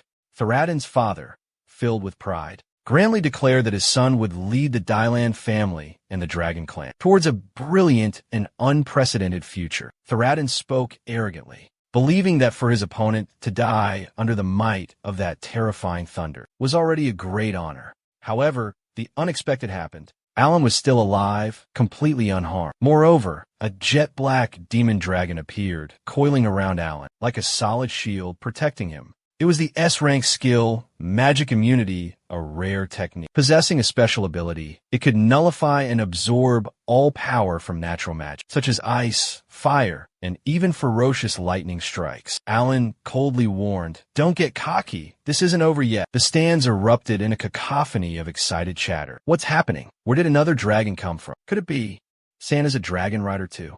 Thoradin's father and Thoradin himself gasped, their faces pale with fear. That's a Ma Long. Demon dragon. Aren't Ma Long extinct? Creatures of legend. Alan stood confidently, a smirk playing on his lips, thinking to himself, only the power of a natural disaster could awaken a Ma Long and enhance its latent power. In my past life, I also possessed a Ma Long, but I couldn't help it evolve. A Ma Long evolving into a Thunderflame Ma Long, a rare SS rank dragon, capable of wielding 3 powerful magic attributes: Raging Wind, Terrifying Lightning, and All-Consuming Fire. Fortunately, today my Ma Long has absorbed the Lightning attribute. Its future potential is limitless. Alan commanded, his voice brimming with challenge. "Go, Ma Long. Show me your new power." The Ma Long obeyed instantly, unleashing a torrent of spiritual energy. The energy transformed into sharp lightning bolts, hurtling towards Thoradin with terrifying speed. The sudden attack sent Thoradin tumbling, screaming in pain. "Impossible! This can't be happening!" Thoradin exclaimed in disbelief. The Ma Long stomped its foot, creating a tremor. Seizing the opportunity, Alan appeared before Thoradin with lightning speed. The Ma Long possesses an S-rank skill, Thunderstrike, Alan explained. It can utilize the power of lightning for short-range teleportation. Alan paused, then continued. "Thoradin," he said confidently, "the victor of this duel." Alan raised the Ma Long's sword high. As the Ma Long opened its mouth, charging a brilliant magic sphere. "Can only be me," he declared without hesitation. A terrifying surge of electricity discharged, striking Thoradin directly. The powerful shock incinerated Thoradin, leaving him char-black. Alan, his expression calm, turned to the referee. "Referee, you can announce the result." "Very well, young man with the Ma Long." Alan, atop his Ma Long, looked down at the cheering crowd, thinking to himself, so this is what it feels like to stand in the radiant sunlight. A glorious kind of recognition that a creature of darkness like him could never deserve. But at that moment, Thoradin's father suddenly appeared, leaping from the stands into the arena. His face contorted with rage, he roared, accusing Thoradin. "You despicable thief. You stole the priceless treasure of the Violin clan." He extended his hand towards the unconscious Thoradin. Thoradin's 2 axes flew into his father's hand. Thoradin's father, using the momentum and terrifying speed, channeled all his strength, slamming into the axes. The axes soared through the air, aimed directly at Alan, who sat upon the dragon's back. Thoradin's father continued his frenzied screaming, "Give me back the Ma Long." But before the axes could reach Alan, they were swatted away by a swipe of the Ma Long's tail. Alan lifted his chin haughtily. His expression darkened, his eyes sharp as knives, radiating a terrifying authority. "You ask about my Ma Long?" The young man sat casually upon the dragon's back, his posture relaxed. With a flick of his wrist, the ferocious Ma Long lunged into the attack, roaring fiercely. He didn't forget to taunt Thoradin's father with biting sarcasm. "You shameless old fool. Today I will show you the harsh truth." In this world of sharp weapons and mystical magic, the Ma Long Knights are the most powerful fighting force, invincible conquerors of all. Then, to maintain the balance of power between the clans, the wise king annihilated all the Ma Long in a cataclysmic battle, and the only surviving Ma Long egg was sealed within the ancient city of Creso. The key to break the seal was divided into 2 parts, each part heavily guarded by the Cupper and Isaac clans. Thoradin's father sat slumped on the ground, watching Alan atop the mighty dragon. He roared in frustration. "Ma Long, you haven't been destroyed. A pity. But instead of disappearing, you chose to serve a cunning, deceitful wretch like him. That foolish old man thinks dragons are creatures of absolute loyalty, that once a dragon chooses a master, it will remain forever faithful, never betraying. But he doesn't know, if forced to abandon its master, they would rather end their own lives than submit." Thoradin's father, in a fit of rage, bellowed, "You little rascal, where did you find this Ma Long? Are there any others? Tell me." A dark scheme brewed in the old man's cunning mind. If our Delon clan could possess a Ma Long, we would surely become the strongest of the 7 great clans. Alan scowled, replying with disdain. This is the last Ma Long left in existence. As for other Ma Long eggs, they were destroyed long ago by another's command. Thornton's father was stunned, stammering, Who? Who would do such a thing? Who dared to give such an order? Alan approached, gesturing for silence, and then beckoning him closer. Leaning close, he whispered, It's the one who doesn't want to see that a rank family return to its peak, its most glorious era. Sometimes what you receive in exchange for loyalty, for absolute obedience, isn't necessarily protection. A look of horror dawned on his face. Could it be the 2 princes? But why? Why would they?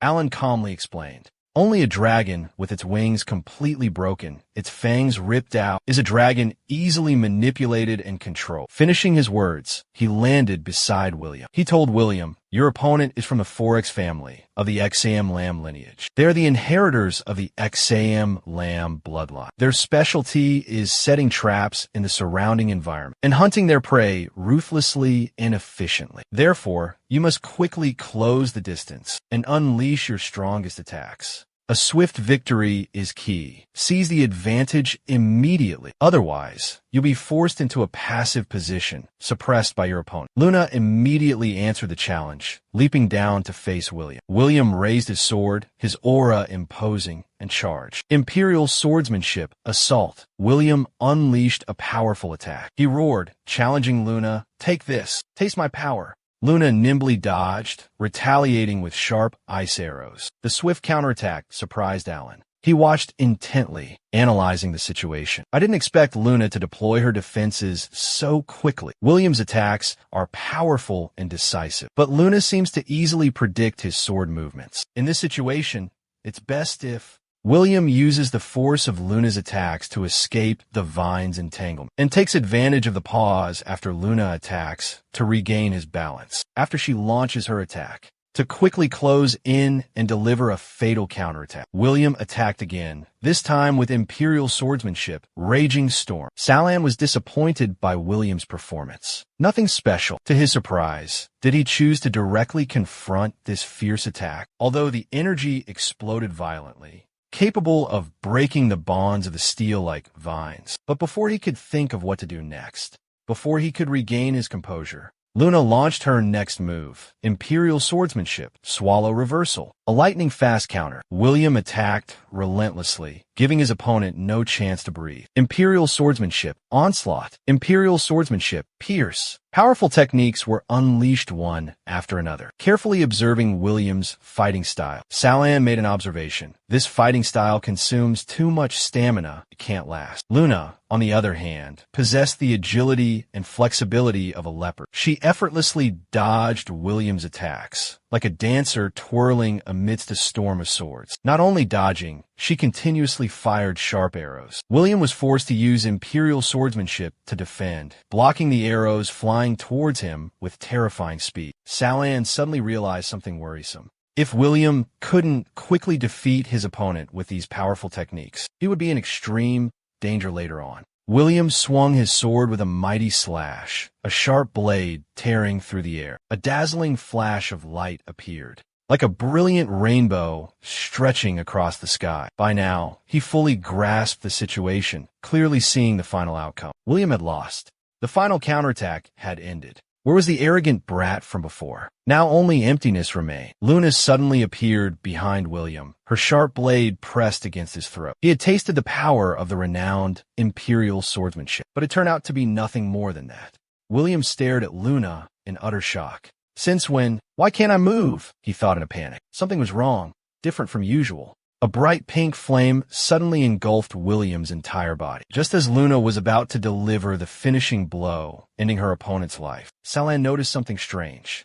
William's condition was clearly deteriorating. Could it be from expending too much energy in the previous battle? She wondered. No, it's the effect of hallucinogenic plants, she exclaimed in horror. It turned out that from the very beginning, Luna had secretly spread the poisonous spores of the Amanita muscaria mushroom, stealthily planting them into the thorns of the vines. Amanita muscaria, a highly poisonous mushroom, known for its potent hallucinogenic properties, creating potent spores capable of inducing hallucinations and memory loss. Once these monstrous vines were destroyed, the Amanita muscaria would proliferate uncontrollably until William's final attack. A large amount of poisonous spores were inadvertently absorbed by William, combined with the furious energy from the massive explosion, causing him to sink deep into hallucinations. Unable to distinguish reality, William plunged his sword into the ground, trying to maintain his sanity, and firmly asserted that this was Luna's hidden trump card, her ace in the hole. What's wrong? Then let me claim William's share in this battle to the death with you. With a single blow, Luna sent him flying. The final result was clear. William was thrown out of the combat zone, and Luna Forex achieved absolute victory. Alan rushed over, panicked and worried. Who are you?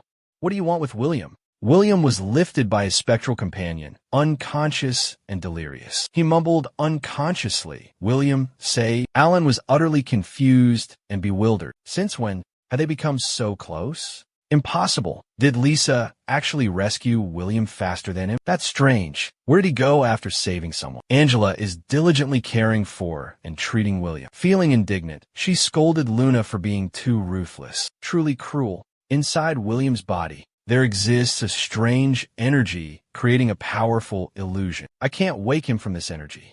Alan suddenly turned to look at Lisa. I have a solution, but I need your help. Use your dark magic to give William a small electric shock, will you? He needs to wake up as soon as possible. A moment later, William opened his eyes. Everyone cheered. Amazing. William is awake. Hey everyone, we were lucky to have Lisa. Aren't you going to thank her? William turned to look at Lisa. Thank you, Lisa. The sincere words made Lisa blush, and she quickly ran away. Alan scoffed, his tone sarcastic. Well, why did she run away as soon as she saw you? Angela suddenly spoke, breaking the tense atmosphere. Just now, when Lisa's and my magic, when our energy entered William's body, I accidentally glimpsed some of Lisa's memories. Before, Lisa couldn't protect Alan, but just now, she helped save William. I'm afraid the matriarch will be furious and punish Lisa. Don't worry too much. Lisa still has her next match in the arena. She still has to participate in the next competition. So the mistress won't act rashly and attack Lisa at this time. At least not yet. Just as Angela predicted, Lisa had to endure the wrath and harsh scolding from her mistress. You're useless. Not only did you fail to protect your master, but you dare to show off in the arena.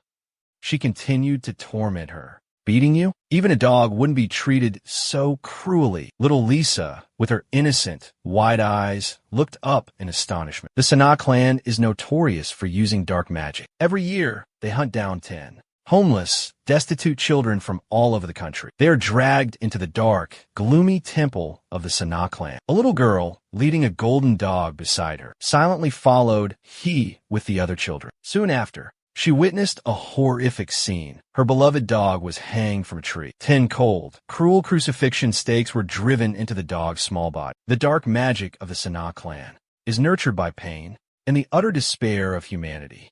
The cruel Sanaa clan relentlessly destroys the last wall of psychological defense and crushes the humanity of innocent children. Some children, unable to bear the brutal torture, completely lost their minds and frantically attacked each other. Lisa used her terrifying Medusa hair to punish the other children. Only the small souls lucky enough to survive the ultimate despair are worthy of bearing the name of the powerful Sanaa clan and becoming tools of destruction, obliterating everything. In this horrifying moment, Lisa was tightly bound with rough ropes, kneeling on the cold ground with countless bleeding wounds on her body. But he was not satisfied. She continued to berate and curse Lisa mercilessly. You are the loyal dog of the Sanaa family, yet you have forgotten your duty? How much effort and money has Sanaa spent raising and teaching you? She gripped a sharp weapon resembling an iron chain and shouted loudly, your body, your soul, everything about you must be ready to be offered to your master at any time. A sharp weapon pierced Lisa's shoulder, causing the young girl immense pain. He continued to cruelly torture Lisa. If you can't protect your master, then this arm of yours is worthless. A child looked up at Lisa with innocent, clear eyes and whispered weakly, I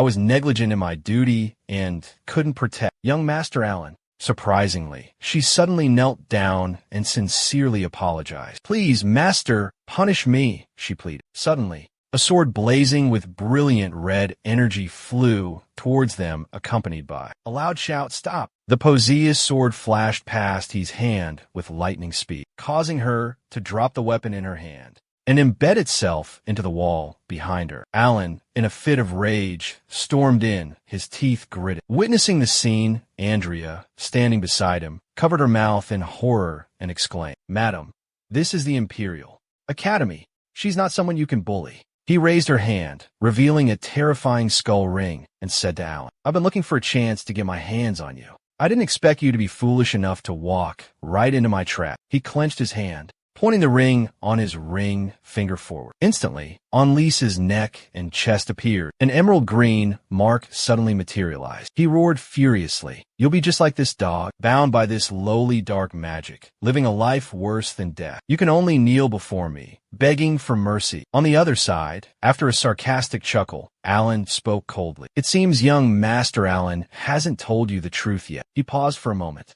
"The binding oath that the Cupper family inflicted upon me encountered a slight hiccup, and now Alan has become my shadow." Hearing this, he furiously shouted, "You despicable wretch! How dare you treat him like that? You deserve to die." But Alan didn't seem to care. He looked down at Lisa, who was sprawled on the ground, and issued a warning. "You had better pray I live longer. Otherwise, poor Ireland will suffer all the pain in my stead." With that, he stepped forward, placing a foot on. She sat down and lifted Lisa's head. Seeing this, Lias scornfully sneered. "What? You think you've betrayed the family and now want to redeem yourself? Now you want to take this dog as an act of pity, of charity?" Suddenly, she grabbed Lisa's hair tightly, forcing her to look up, her eyes sharp as daggers. "Look closely. For her entire life, she will never escape the Sanaa family's grasp. Not everyone is foolish enough to nurture a white-eyed wolf like you." Lisa trembled, murmuring pleas for punishment from her master. "Master, please punish." Meanwhile, Here raised her hand, summoning a sharp weapon radiating a fiery red energy. Behind it was a red demon with terrifying sharp claws. "I guarantee you will never care about the lives of others." She turned to Salon, her tone warning, "Don't act rashly. If you dare touch the family, then..." The two princes will seize the opportunity to strip Lisa of her commoner status. Suddenly, Angela, who had been standing behind Salon, quickly raised her staff, releasing a brilliant yellow energy towards the magic that was enveloping Lisa's neck. Lisa, enraged, struggled against the restraints. "I have seen Lisa's memories," Angela said, "and I only need to awaken the warmest, most beautiful memories in her mind to help her break free from the shackles of dark magic." A moment later, Alan saw Lisa open her eyes and quickly asked, "Can you hear me?"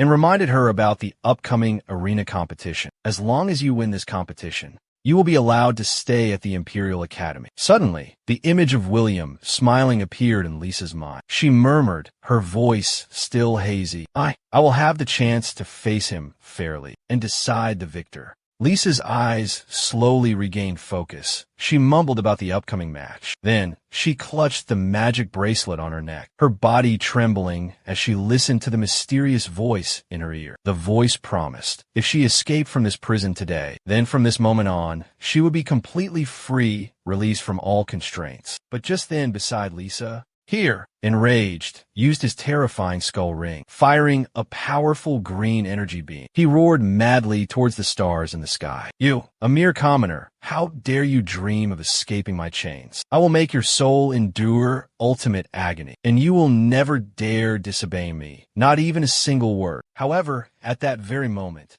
Lisa also emanated a powerful energy, sparkling emerald green. She resisted his magic on her own, with unwavering determination. "I can't die here," Lisa thought to herself. Lisa jumped to her feet, spreading her limbs wide, her hair suddenly transforming, becoming vicious snakes like Medusa. She let out a terrifying scream, using her monstrous hair to knock her back. Then, she staggered out the door, whispering, "I promised him. I can't die here." Lisa, in a dazed state, almost completely unconscious, continued to stumble forward. She whispered weakly, "Can't die? Suddenly, Lisa collapsed into William's arms. William closed his eyes, breathing a sigh of relief. "Thank goodness, young lady. Thank heavens you're all right. You saved my life." At the same time, a voice rang out, full of doubt. "William, what are you doing here? Wasn't the headmaster helping you with your treatment?" Here, on his knees, hands pressed against the floor, stared at the shattered skull ring. He growled, full of resentment. "Don't get cocky. Don't you dare be smug. Even if Lisa escaped the control of dark magic, she still belongs to the Sana family. None of you could take her away."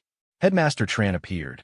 Olympic stood at the entrance, declaring Lisa the winner of the competition. "She is not the property of any family." Hearing this, Here frowned, appearing indifferent, coldly retorting, "What a pity. Once the freshman exchange conference ends, then the academy will no longer be able to protect her." The threatening words caused a murderous aura to emanate from a headmaster. He asked in a cold voice, "What if she becomes my student? Would the Sana clan dare to defy me for Lady Cooper, a member who has married and left the clan, and risk incurring my wrath? No, they certainly wouldn't dare risk it for no gain." Furious, he stormed off in his own foolish rage. Witnessing this, Alan turned to the headmaster. "Thank you, headmaster, for your intervention." But he received only a formal reply. "This is what William earnestly pleaded with me for. As a teacher, I must always strive to fulfill my students' righteous wishes." Hearing this, Alan thought to himself, "It seems William successfully persuaded the headmaster. He seems to care deeply about Lisa." Then a voice called out, "William, I entrust Lisa to your care." William, holding Lisa in his arms, handed her over to Andrea. William used his supernatural abilities to heal Lisa's injuries, but a vague doubt arose within the young man. A question lingered in his mind. Why has everything become so awkward? Why was Lisa captured instead of Andrea? William wondered silently. And why did that person warn me to be careful? William felt a surge of anxiety. "I must be gentle or I'll wake her up." Suddenly, Lisa blushed crimson with embarrassment. She quickly buried her face in William's chest, seeking refuge in his warm embrace. Moments later, Alan approached, patted Olympic on the shoulder, and said, "Master Olympic, you've worked hard. Thanks to you, we were able to rescue Lisa today. It's all thanks to you. You were the one who told me the exact location of this hidden basement." Alan bowed his head, his expression pensive. He recalled the tournament rankings, then shared some news with Olympic. "Alan, there's something I need to tell you. Before I invited Headmaster Albert here, Lisa's representatives, the Sana clan, relinquished their guardianship over her, and Moran announced that Lady Ariana will be granted automatic promotion." Immediately after, Olympic stroked his chin, pondering the mysterious opponent from Korea. He then recalled the image of her surrendering, kneeling before that opponent. Meanwhile, in another arena, Gloria faced a fierce confrontation with a nameless knight. Finally, Oliver announced the results. The nameless knight swiftly overwhelmed and defeated Gloria spectacularly, while he himself remained unscathed, without a single scratch. He employed such bizarre techniques that even I, a seasoned instructor, a veteran of countless battles, couldn't comprehend them. Suddenly, he roared with imposing authority. "Your turn to enter the arena immediately. If you don't arrive in time, the two princes will personally disqualify you. Elsewhere." Moran gripped the microphone, pointing forward with a stern expression. He announced a 3-second countdown.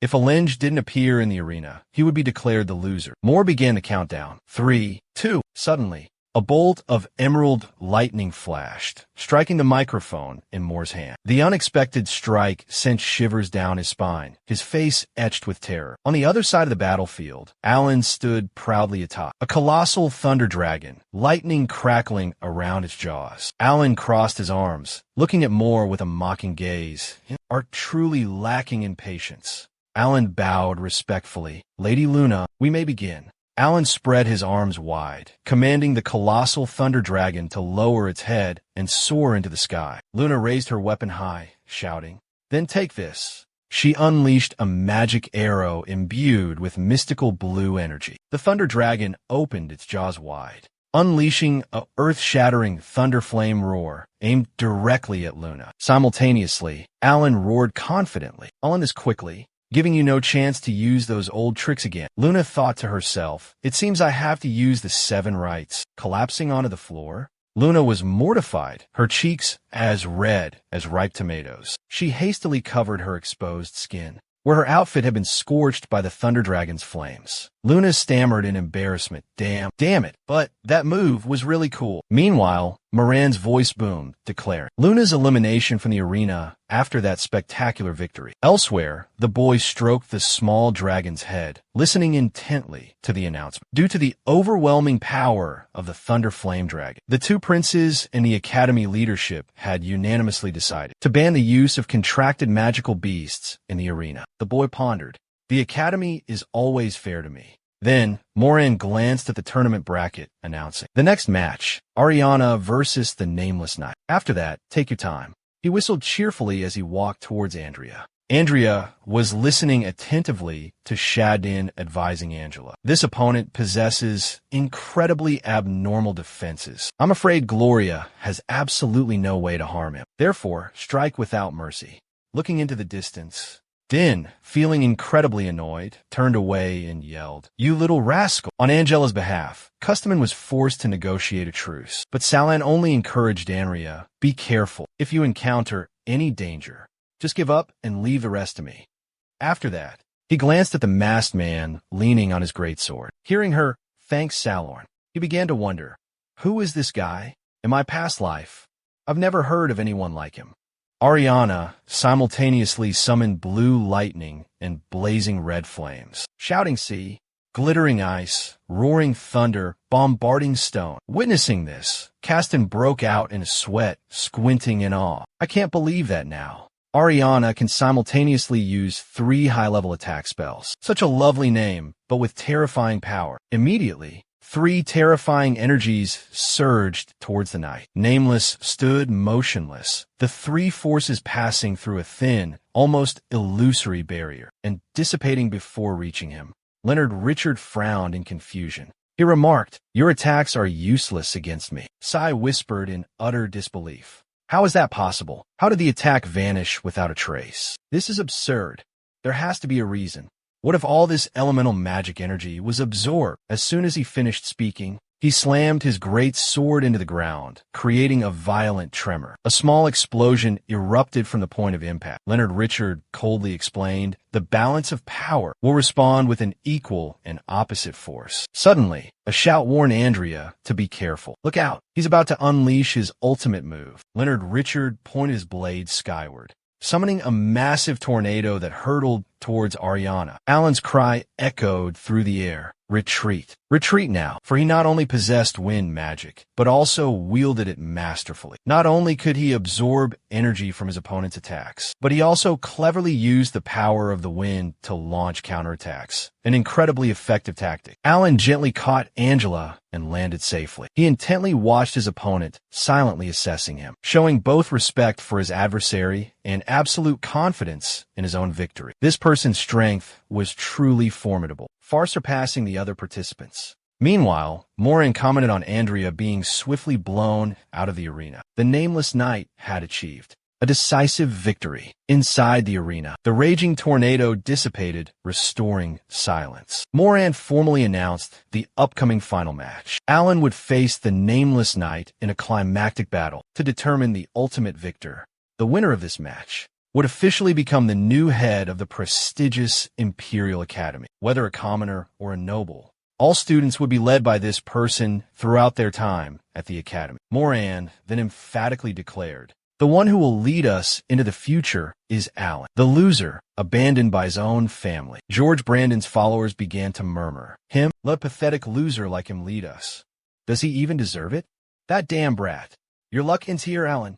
Moran continued, his voice dripping with sarcasm. "Or is it the Mystery Knight? You, who can only suppress opponents with a single move." But Leon had scoffed, showing contempt at the crowd's cheers. "Go, finish that loser."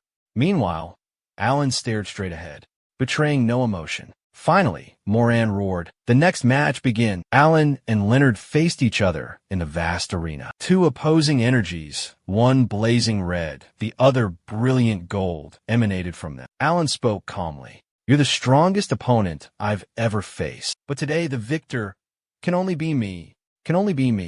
Immediately after, Alan erupted in crimson flames, soaring into the sky, confronting Leonard's furious blue tornado head-on. "I will tear apart your false shell. and cut down the arrogance, the ingrained prejudices of the arrogant, reserved for losers like you. Leonard sneered. Insignificant flies always dream of overthrowing the heavens. Enough talk.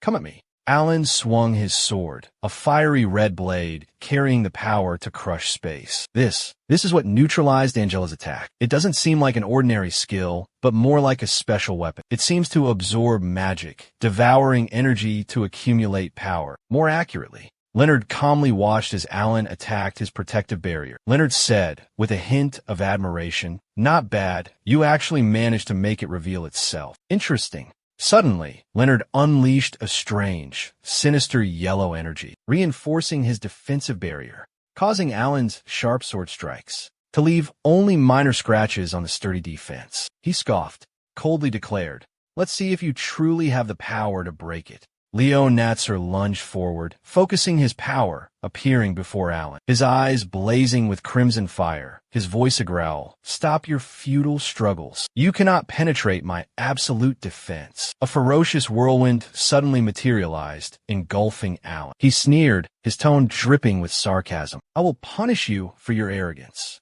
But Alan only smirked, his eyes sharp as blades, raising a finger in a provocative gesture. At that moment, the droplets of crimson blood floating around him suddenly erupted with power, shattering Leo Natzer's whirlwind. Alan laughed aloud, challenging, "Do you really think you're the supreme judge, looking down on all creation? Look closely. The passionate fire within me isn't even swayed by your petty whirlwind.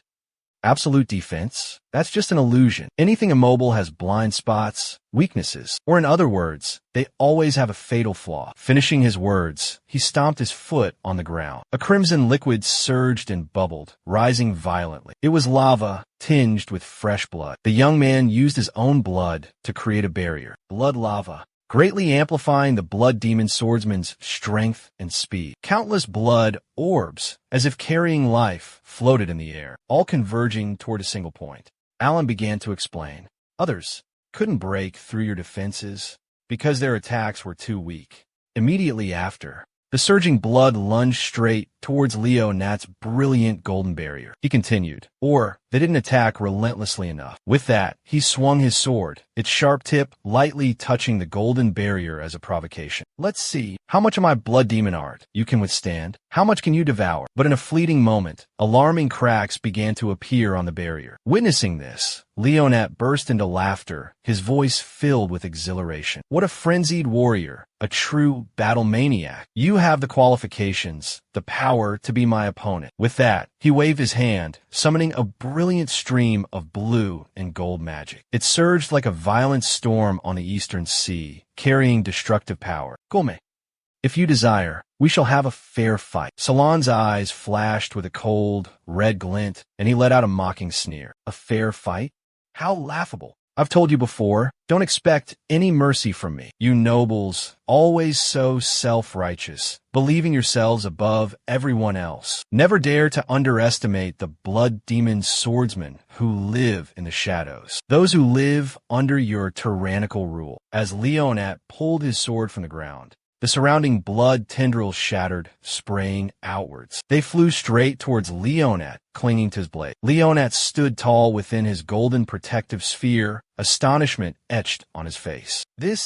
Suddenly, a pool of bubbling, crimson lava appeared within the sphere. Witnessing this, he couldn't help but be stunned, his face filled with disbelief. Could it be while I was focused on defending against the attack from above? He secretly cast his blood demon art right beneath my feet, he wondered. Suddenly, Salon charged like a whirlwind, his sword ripping through the golden protective barrier. He taunted the proud knight. "Let me see the true face hidden beneath your mask." Leonard gripped Alan's sword tightly, his voice cold. "You're the first to dare point your blade at my throat." Just then, a pair of pristine white wings suddenly unfolded behind him. "The battle isn't over yet. Don't get cocky," he warned. These angelic wings were a versatile S-rank weapon, possessing extraordinary power. They could be used for offense, defense, and even transformation.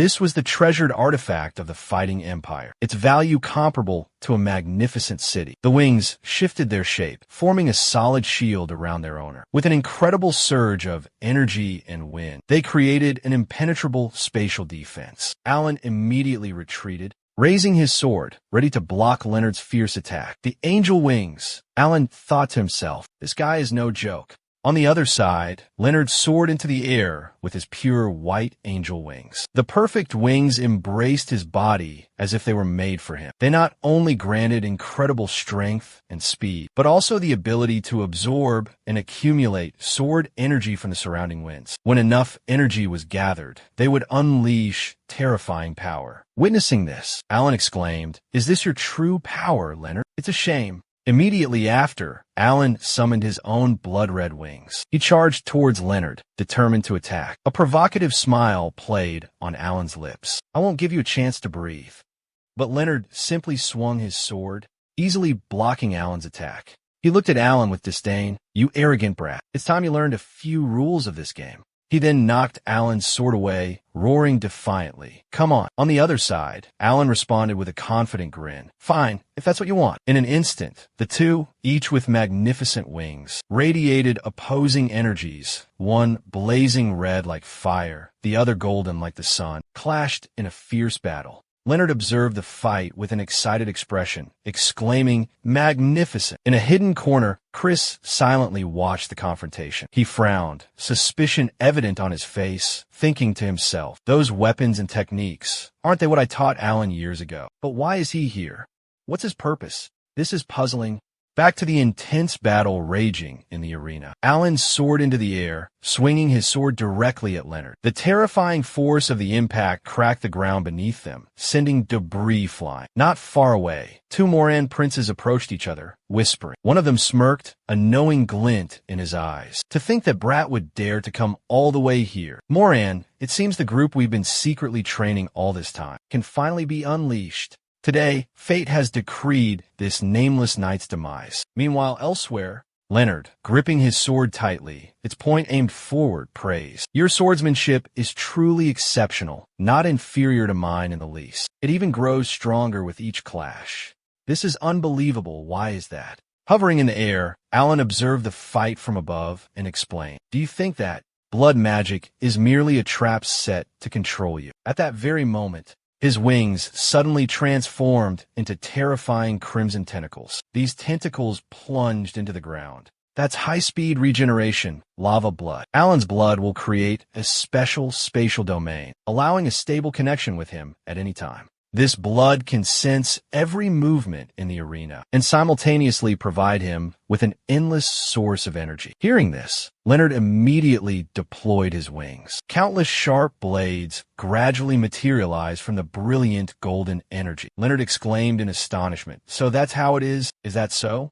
You think so? Then, wouldn't it be enough to just drain your blood? As for that storm sword, it can absorb the furious sword energy from the tempest, transforming it into countless illusory sword images, launching powerful long-range attacks." Alan crossed his arms, his nimble fingers moving, creating a crimson net suspended in midair. He scoffed, his tone mocking, "I told you. Never underestimate the power of a blood demon swordsman." Leonard raised his hand, his aura overwhelming. He commanded hundreds of sharp swords, hurtling towards Alan. Suddenly, a gigantic monster, formed from blood, appeared menacingly. It bared its crimson fangs ferociously. Witnessing this, Leonard grinned, a look of satisfaction on his face. "Very well, I'll show you." In the battle between light and darkness, who is truly stronger? The swords pierced through the gigantic blood creature, continuing straight towards Alan, standing behind it. At the same time, Leonard's taunt echoed. At this point, "You still delusional enough to struggle?" Hearing that, Alan smirked, a cold smile playing on his lips. Just then, the crimson monster suddenly exploded, spraying countless blood splatters. The blood splattered everywhere, landing on Leonard, making him flinch. Alan roared, "The one who's dying is you." Immediately after, the blood quickly transformed into a cage, trapping Leonard. He raged, yelling, "Cunning. You dare use this filthy blood to bind me." Alan calmly manipulated the blood, turning it into sharp tendrils. The blood tendrils tightly bound Leonard's powerful wings. "Useless. Alan said coldly. This blood is alive. It has its own life. The more you struggle, the tighter the bind becomes. Let's see how many more tricks you have up your sleeve. Suddenly, Leonard pulled out a skeletal, ash-gray arm. It was the deathly Netherhand, once a weapon of the renowned Sona clan. It was considered the bane of all life skills, the mortal enemy of living beings, an S-rank control magic weapon. A national treasure, a classic relic of the mighty empire. Immediately, Leonard unleashed the deathly withering technique. It could absorb all of its target's life force, turning them into a withered husk devoid of life. Leonard spoke, his voice low, unexpectedly powerful, forcing me to use this treasure. As the blood above Salon solidified, turning into patches of black earth, Leonard rose from his seat and approached Salon, his voice arrogant. In the previous battle, in terms of pure strength, you were victorious. Witnessing this, Alan broke out in a cold sweat, his brows furrowed in worry, thinking, impossible. He had just acted friendly towards me. But why do I sense a terrifying, killing intent? Many times more dangerous? Suddenly, a cold projectile was launched, aimed directly at the center of the arena. A mysterious figure, cloaked in black from head to toe, unleashed a weapon radiating a thick, black energy, causing everyone around to cry out in alarm. Look out! Over here! Alan quickly used the crimson tendrils to wrap around himself, creating a defensive layer. Leonard immediately pulled Alan out of the path of the terrifying weapon, having to secretly guess at such close range. At the prestigious Imperial Academy, such a large-scale ambush is happening? Unbelievable. Who was the mastermind behind this scheme? And the true identity of the person before us is anything but ordinary.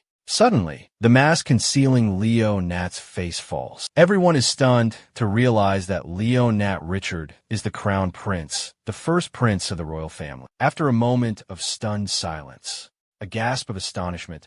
Oh, it's him. Memories of a past life flood back, bringing with them rumors of the first prince, a man deeply loved and supported by the soldiers. He once led the charge in suppressing rebellions from all corners of the kingdom. But tragically, this hero perished at a young age. Witnessing the black-clad figures materialize out of thin air, a terrifying thought arises. Could the first prince's death years ago have been the result of relentless assassination attempts by the nobles? Moran roars in fury. Assassins! Seize them, everyone around. Top priority, ensure the absolute safety of the two princes. Amidst the chaos, Leonard remains calm, slowly raising his hand. A mysterious blue-black energy emanates from his soul, filling the space. The dark energy surges towards the encircling figures in black. Those restless spirits, those damned hyenas, they cling like persistent shadows. In a blink of an eye, the black-clad figures turn to rubble, shattering into fragments mid-air. Leonard scoffs, his voice dripping with sarcasm. Once they catch the scent of blood,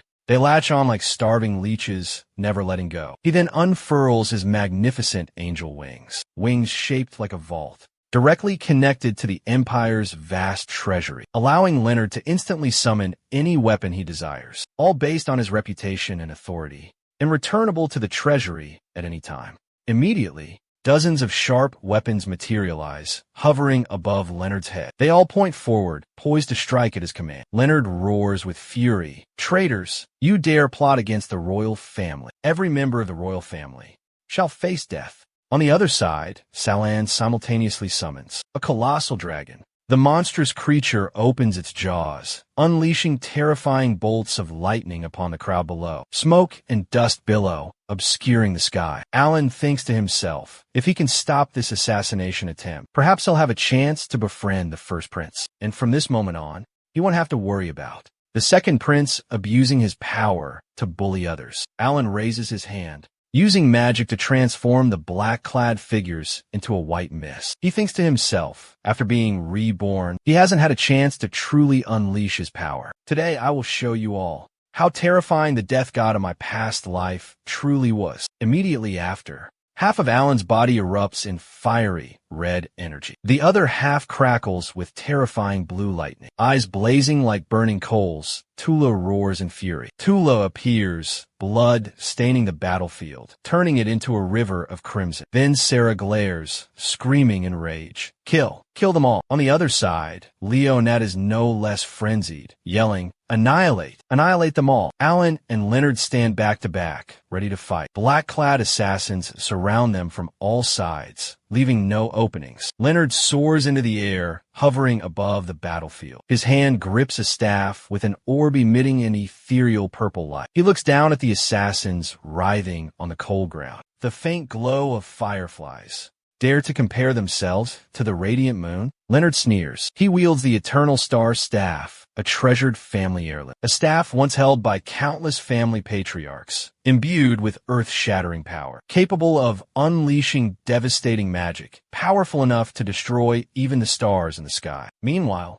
Alan commands his dragon, unleashing terrifying thunderbolts while shouting, "I will show you the destructive power of the Thunderfire Dragon." Suddenly, 3 assassins try to ambush Alan from behind, but Alan reacts swiftly, unleashing crimson tendrils that knock them down. He holds up a picture with a mocking expression. Such cowardly, despicable assassination tactics, truly the actions of a rabble, a band of miscreants. On the other side, Leonard summons a sharp scythe, radiating a somber purple energy. The scythe rips through the air, cleaving 2 screaming guards in half. "Traitors, you will pay with your lives for the crime of treason." This is Blood Moon, the bloodthirsty scythe of the first Iraq clan leader. It possesses the power of widespread slaughter, capable of piercing any defense. Suddenly, a sharp arrow whizzes through the air. The arrow is aimed directly at Leonard's back, carrying a chilling, killing intent. A scream pierces the air, blood and flesh splatter. However, Leonard stands firm, unharmed. Alan had used his blood magic to create a protective shield for Leonard. Just before the fatal arrow struck, he frowns, warning, "Careful, danger lurks behind you." Alan clenches his fists, enraged by the surprise attack. Leonard responds to Alan's warning. "Thanks for the heads up. Then, let's end this quickly." At that moment, a figure is enveloped in emerald green energy, and in an instant turns into a white skeleton. Finally, Alan and Leonat face each other in a tense standoff. Around them, the assassins had vanished without a trace. As for the 2 princes, one of them sliced his arm with a knife, drawing blood. His other hand clutched a magic circle, emitting a brilliant golden light. He thought to himself, "Leonat, today you will surely die." "Alchemy, sacrifice," he roared. A large amount of flesh and blood was offered to the magic circle to forge earth-shattering creations, powerful enough to shake the heavens and earth. Suddenly, a strange phenomenon appeared beneath the arena floor. Both Alan and Leonat were perplexed by this unprecedented sight. Immediately after, the seemingly disposed of bodies began to emit thick black smoke, hovering in the air. On the other side, Leonat's weapons were gradually disappearing. The reason was his angel wings, currently in a restricted form. When a user's magical power is insufficient, all functions of the wings are disabled. Suddenly, a stream of liquid splashed onto his face. Alan hastily explained. It was a special medicine that could suppress and seal angel wings. It seemed the mastermind behind everything knew him very well. Leonat clutched his face, cursing under his breath. "Damn it, I feel completely drained of strength." However, he was completely oblivious to the monster silently creeping up behind him. Amidst the thick smoke, a dragon soared through the air. Standing atop Salon, he was completely unharmed, sword in hand, boasting of his accomplishment. "If I hadn't arrived in time today, then the crown prince would have been assassinated, just like in his past life. What a pity." Incredible regenerative abilities. Hyra's flesh regenerated at an astonishing rate, completely immune to any toxins. Immediately after, the dragon unleashed a furious, thunderous flame. This was pure, righteous energy, capable of dispelling and purifying the toxic mist magic. Suddenly, a gigantic sandworm with a steel-hard exoskeleton of a mysterious monster, possessing immunity to all magic, appeared. The colossal sandworm, with its gaping maw filled with razor-sharp teeth, considered flesh and blood a grand feast. It lunged at the 2 of them. Alan yelled a warning, "Look out."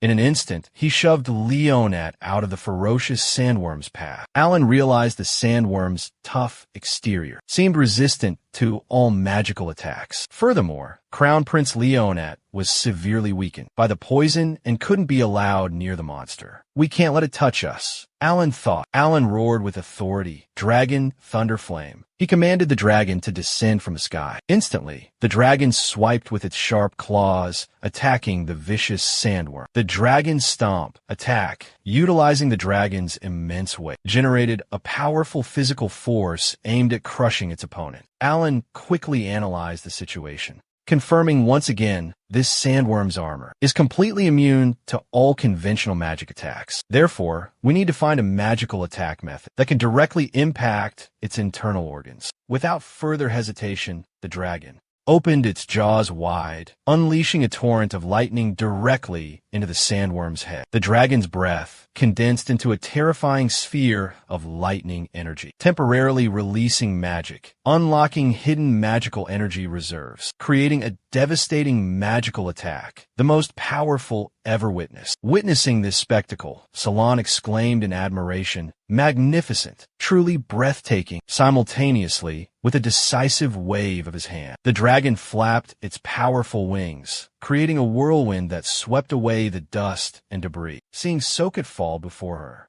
Senru screamed in terror. "Alan!" An indignant voice boomed. "How dare you attack a member of the royal family?" Hearing this, Leonat pulled alongside Alan, quietly explained, "Salon only acted to save me." Alan turned to his brother, his tone serious. "And you, my dear brother, you are responsible for overseeing this competition. Why did you allow such a large-scale assassin attack to occur?" Sanru hastily raised his bleeding arm, justifying the incident. "Indeed, this assassination attempt was extremely dangerous. Even I, the most heavily guarded, was injured. Rest assured, I will investigate this thoroughly, and the mastermind behind this will not escape justice." Moments later, seated upon his majestic throne, Leonat solemnly declared, "Today, due to a rare oversight, royal law has a clear clause stating, anyone who saves the life of a royal family member shall be exceptionally rewarded and bestowed with a noble title." Then he turned his gaze toward Salon, proclaiming, "Therefore, I bestow upon Salon Cupper the title of Viscount,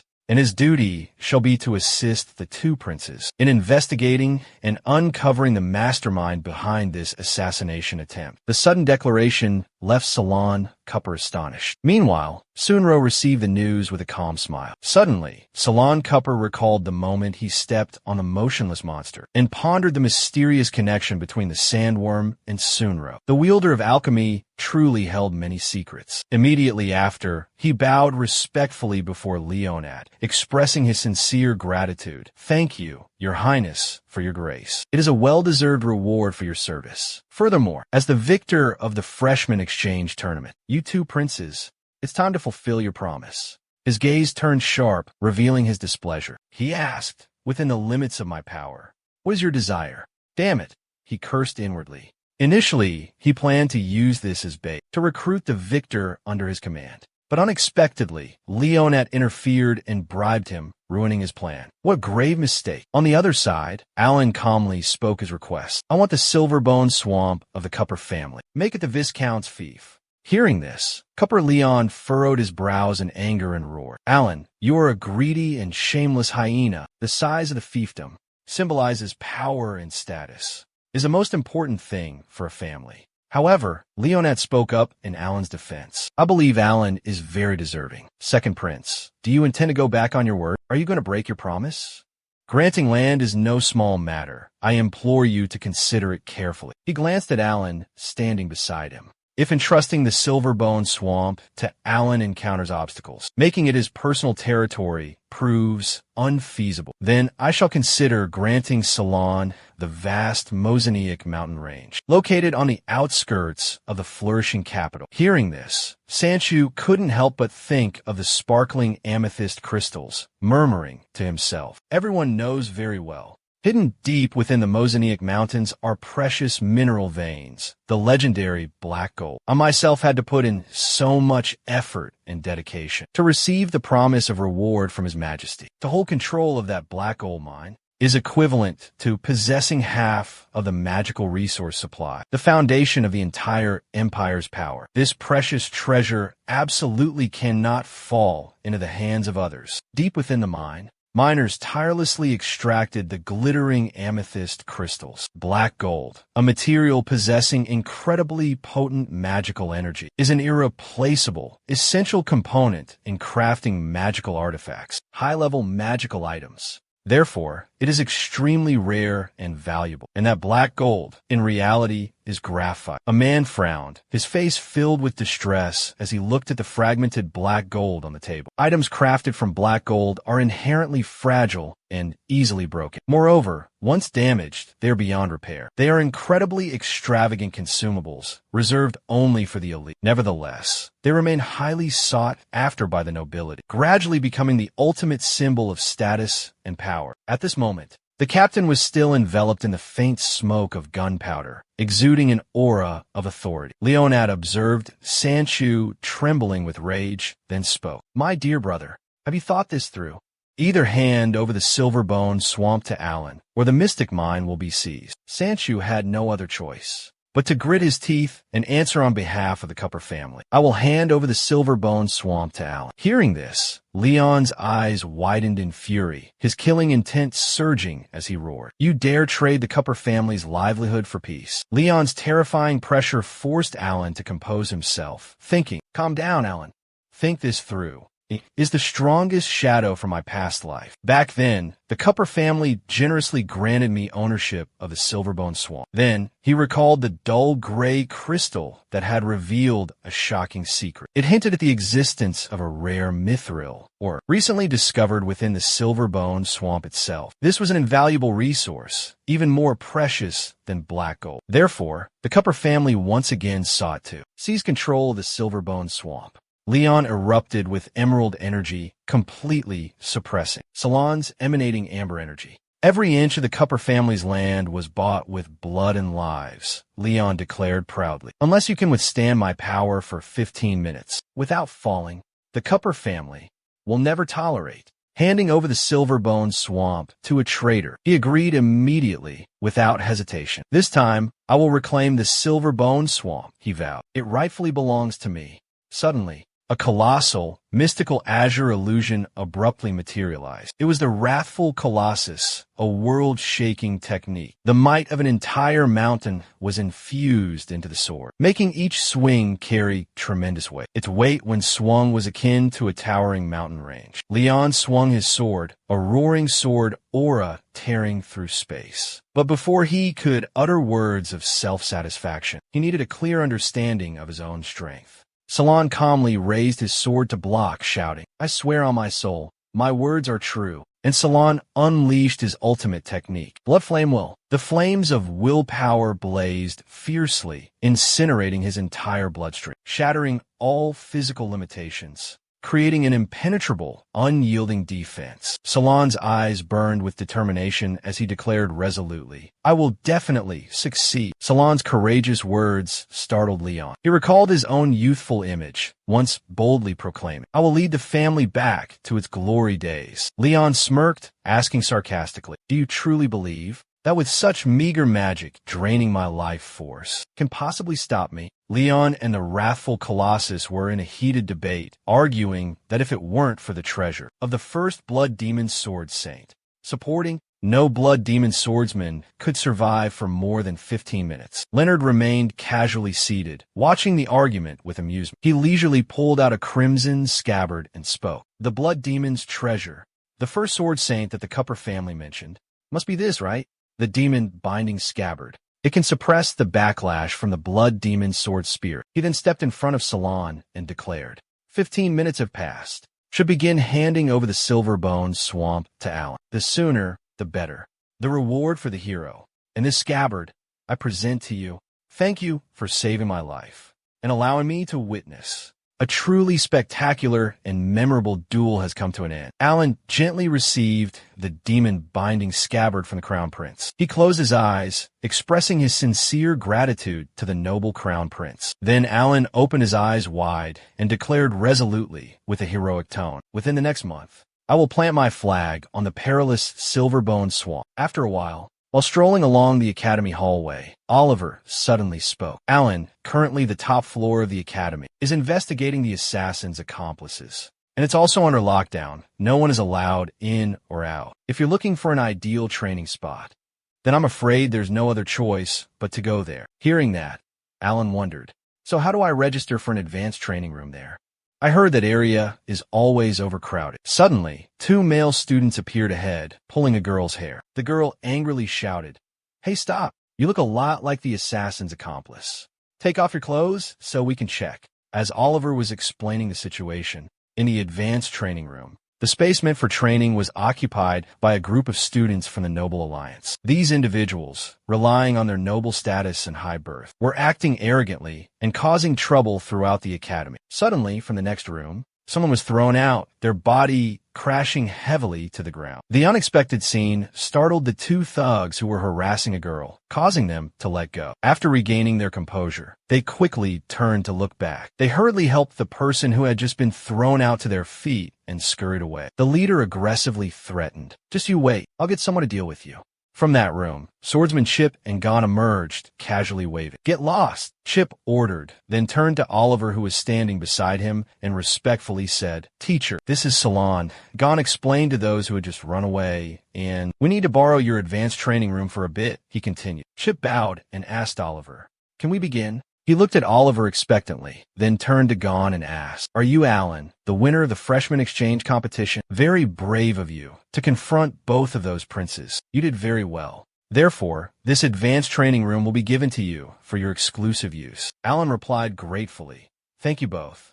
Alan then entered the back room. Chip and Gon waved a warm welcome to him. Moments later, Alan turned, spread his arms towards Olymp, and requested, "Strike me." The bizarre request stunned Olymp, who replied, "I really don't understand what you mean." Nevertheless, Olymp raised his sword and slashed a line down Alan's back. Alan calmly explained, "Actually, most of my body has been invaded and corroded by the blood demon. If I want to escape its control, there's only one way: blood transfusion." Immediately after, a mystical green light suddenly appeared on Alan's chest. He said, "Now I possess Hyra's extraordinary regenerative ability, rapid healing, based on continuous bleeding and self-healing. Then I can gradually eliminate the blood demon's influence from this body." After beating Salon to a pulp, Oliver curiously asked, "Why did you choose me to help you? Wouldn't Chris have been a better choice?" Alan, his entire body radiating crimson bloodlust, hastily explained, "Without the constant threat of Chris, the blood demon would have the opportunity to completely seize my body." He continued, explaining to Oliver, "I'm gambling with my life, and Chris would definitely not agree with this reckless method of mine. Where's the scabbard?" After drawing out the blood demon-tainted demon exorcism scabbard, he exclaimed, "It's a pity the cowardly little blood demon brat is so afraid of this scabbard that it doesn't dare to show itself." Suddenly, a monstrous creature formed from blood appeared, roaring, "Who said I was afraid? You're wrong. You're courting death." It swung a blood-red sword down at his head, punishing his arrogance. "Do you really believe that with this mediocre blade, you can subdue me? Ludicrous. Are you daydreaming?" At that moment, a barrage of razor-sharp, blood-red arrows zipped past the demon-binding scabbard, piercing straight into Salon's body. The monster's mocking laughter echoed, filled with contempt. Bao's sword, truly an effective chain, capable of binding the blood magic's raging power, but its wielder must possess a corresponding strength. Suddenly, Salon ripped the blood arrows from his body, yelling towards Bao's sword, "My awakening is enough." With that, he charged forward, unarmed, unleashing a sharp sword aura at the taunting monster. "To make you submit, I need nothing. I will do it myself." Suddenly, the door was kicked open with a loud bang. "Who dares kick me? Get out here. This young master has come for revenge." A group of noble students swaggered in, hands on their hips, arrogance etched on their faces. The weakling who just spoke was Alan. "Who dares insult the 2 princes? Seize him. I rely on you for my reward." Witnessing this, Alan coldly turned, his blood beast growling ferociously behind him. A crimson energy blazed around Alan as he roared furiously. "Perfect timing. Come at me. Become test subjects for my raging bloodlust." Seeing Salon ablaze like a human torch, charging towards them. The noble students shrieked in terror. Alan, run. You still want to fight to the death? Aren't you afraid to die? But Alan ignored the warning, charging forward with a devastating punch. The powerful blow sent them sprawling, too stunned to even curse. The ones courting death are you. Alan Gawith. Immediately after, the blood energy on the floor, like venomous snakes, swiftly ensnared the fallen noble students. Alan sneered, his voice dripping with sarcasm. Dare to barge into my training room? You're practically begging for death. This is the price for your stupidity. Suddenly, a cold iron chain shot out with terrifying speed. 2 students appeared, each holding an end of the chain, binding Alan's hands. They yelled, signaling each other, determined to capture Alan. Hurry! Seize him.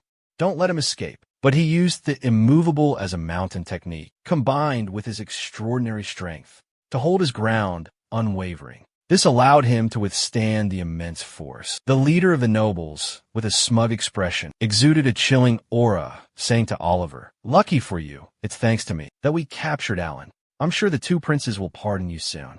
He turned to the others, his tone warning, "I advise you to leave immediately." However, the leader suddenly burst into laughter, his face filled with delight. What's there to fear? That Masalan dared to break the rules of the nobility. He's a dead man. He pointed his sword at Salon, his tone mocking and derisive. Meanwhile, the pool of blood on the floor was bubbling and spreading. Suddenly, it transformed into giant snakes, slithering out from behind Salon. The monster's power, Hara's blood, suddenly awakened. A terrifying power, surpassing that of magical beasts, erupted in an instant. Alan's face was ice-cold, radiating a sinister aura. His eyes were sharp, fierce, and domineering. Remember this, I never bow to fate. Alan Gawith. Immediately after, Alan swung his hand, brimming with murderous intent, towards the leader. He screamed in terror. Alan, if you dare touch me, he stammered, you'll become the sworn enemy of the entire noble alliance. You'll face all the strongest warriors, including the alliance's sword saint. Suddenly, he crushed the blue gem he always wore around his neck. Then he laughed maniacally, threatening, "You're finished. I've reported your crimes to the sword saint, the strongest sword saint of the noble alliance. The alliance will hunt you to the ends of the earth, and even Chris won't be able to save you." Suddenly, a multi-eyed blood demon appeared behind him. It opened its maw, filled with razor-sharp teeth, its voice raspy. "Too bad. You won't survive long enough for them to arrive." Witnessing the horrifying scene, he spun around, screaming in terror. "What the hell is that?" Before he could finish, the blood demon swallowed his head whole. He struggled within the monster's belly. The blood demon looked down at Alan, its tone contemptuous. "These weaklings are nothing compared to your flesh and blood," it said longingly. "Surrender, and let me savor you." Alan swung his sword forward, thinking to himself, "These fools, I never expected them to become such easy prey for the blood demon. Fortunately, it's completely separated from my body now." The blood demon extended an arm, but it was instantly severed by Alan's sword aura. Oliver watched from afar, asking, "Need any help? This guy doesn't seem ordinary." Inside the monster's belly, the students cried out in panic, "Master Oliver, save me. Help. It hurts." Salon charged forward, sword in hand, resolutely refusing help. He exclaimed with difficulty, "I can't harm these students." He nimbly dodged the monster's gruesome, crimson tentacles. An iron resolve welled up within him. "Academy rules strictly forbid students from killing each other," he told himself. "They won't die here today." Just then, Alan gripped the sheath of the magic sealing sword tightly in one hand, while the other swung his sword, severing an approaching tentacle. He thought, "I just need to drain the blood demon's energy. Wait until it weakens, and then seal it within the sheath. That way, I can completely subdue it." Suddenly, a sharp glint flashed in his eyes. Salan possessed the ability to see through the monster's gruesome flesh, clearly seeing each student trapped within its belly. He realized the blood demon's life force is dispersed. What's more, it's absorbing the student's life force. This is troublesome. Looking at Alan's crimson-stained sword, the monster sneered, baring its sharp teeth. "And what can you do about it? You can't save them."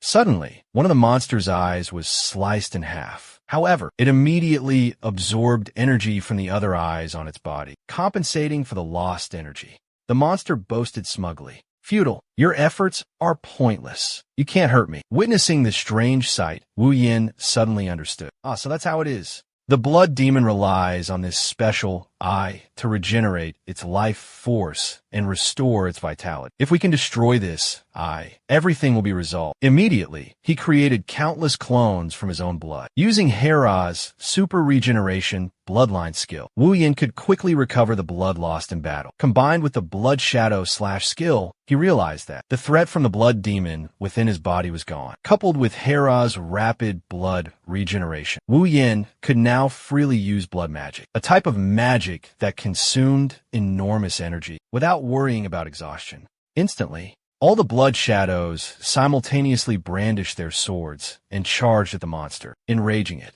It roared furiously. "Salon, you bastard," he then observed. The power of the blood magic clones has significantly increased compared to before. It's almost on par with his main body. Seeing the monster with multiple lacerations across its body, Alan raised the demon binding sheath and challenged, "Accept it. Will you let me use this to bind and control you?" Just then, the students fell, lying motionless amidst a pool of crimson blood, accompanied by the monster's enraged roar. "Alan, you forced my hand. You will pay for this." A moment later, the system announced, "A portion of the blood demon's power has been sealed." Siren sheathed his sword into the demon binding sheath and wondered, why was only a portion of the blood demon's power sealed? Just then, a spurt of blood shot out from the crack in the door, just as the Sharins entered the room. Andrea followed behind them. Witnessing the horrific scene, the Sharins angrily berated Alan. "What have you done to these students?"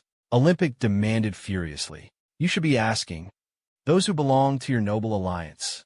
It was them who barged into someone else's training room." Hearing this, the Sadins simultaneously raised their staffs, casting healing spells on the injured students. They replied, "We will thoroughly investigate this incident. If the Mercenary Alliance has committed any shady acts, we will not let them escape." Holy light healing. Divine light radiated outwards, healing those within its range, fully restoring their strength. Meanwhile, after Angela left, the blood demon, mistakenly believing he was unnoticed, muttered menacingly, "You'll regret this." What did his words imply? Suddenly, Angela collapsed. Witnessing this, Alan anxiously shouted Angela's name. The young man rushed over, lifting the unconscious Ariana in utter bewilderment. "Ariana, wake up! Please wake up!" Alan frantically pleaded. Alan remembered Andrea and her divine healing abilities. That magic could quickly heal wounds and help Ariana regain consciousness. Suddenly, Ariana furrowed her brows. Her eyes fluttered closed, and she uttered a cryptic phrase. "Salon,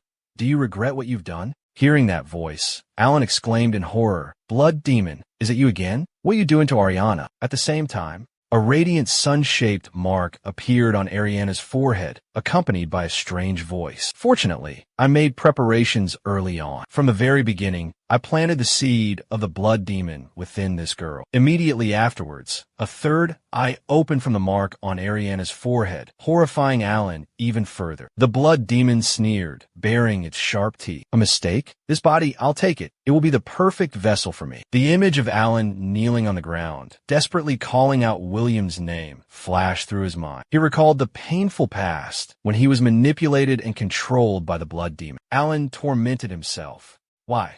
Why am I always like this? I always bring misfortune and bad luck to those around me. At that moment, Salon gently embraced William's frail body, that withered body possessing a third eye right in the middle of its forehead. William heard a voice. "Alan, calm down. Only by using our subordinates to nourish the blood demon can we win this war. He truly is your most loyal subordinate, Alan." He willingly offered himself, allowing the blood demon to drain every last drop of his blood without a single ounce of resistance. Now, looking at Ariana sleeping peacefully in his arms, William frowned, consumed by a silent anguish. Those who followed him in his past life all perished due to the suffering he caused. In this life, even Angel was haunted by the blood demon, all because of him. Her eyes burned with fiery hatred, glaring at William with pure animosity. While Helen was consumed by worry, William wondered if his rebirth this time could truly change fate.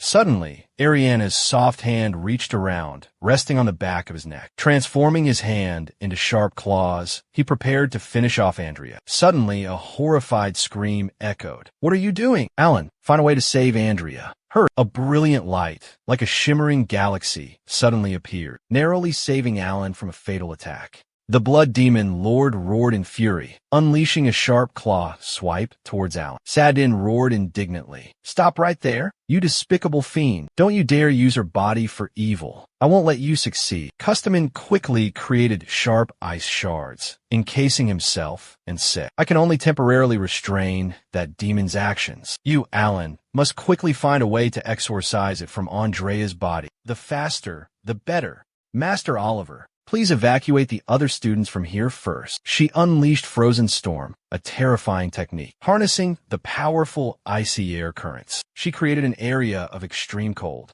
restricting the movement speed of all living creatures within its range. Olymp immediately led the noble students in a swift retreat. Alan hesitantly retreated, worry gnawing at him. Andrea was still alive? Was there still hope? He had to save her at all costs. There was no time to waste. Suddenly, from the emerald green formation on the stone floor, massive ice blocks abruptly appeared, trapping Andre. The system immediately provided an explanation. Spiritual Purification Domain.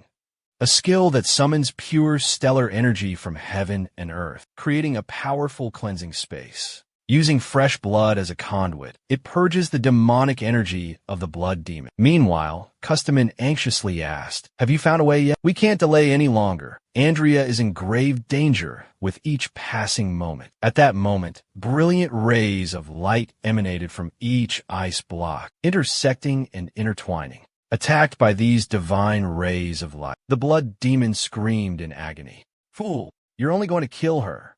It spun around, roaring furiously. "We are one. If you want to destroy me, you'll have to drain her dry." Without hesitation, Alan sliced a deep wound into his palm, letting his fresh blood flow onto the cold floor. He charged towards Ariana, roaring furiously. "Then let's see if your blood runs out first.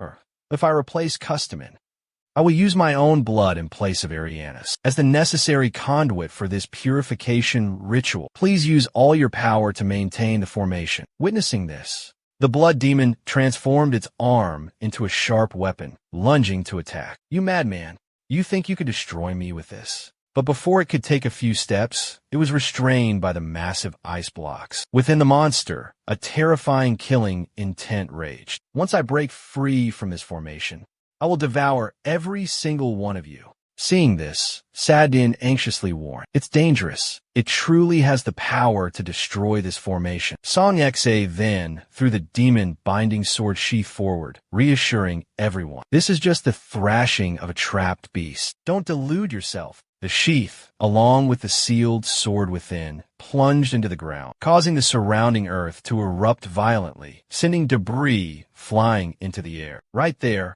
another formation appeared. It connected with the surrounding ice blocks, emitting a brilliant blue lightning energy. The blood demon clutched its head and screamed in agony, seemingly unable to withstand this terrifying power. "Impossible," it roared. "Why is this formation increasing the pressure on me to this extent?" Challenge calmly explained, "The sheath has sealed a portion of your power for a very long time to deal with an evil being like you. The power of blood magic is still the most suitable." An earth-shattering explosion resounded, shaking the entire space. Angela coughed up a mouthful of blood. The third eye on her forehead also disappeared. Customin quickly caught the collapsing Angela. Angela knelt down, expressing her gratitude. "Master Customin, thank you so much." "Salon, I'm all right now," Customin replied.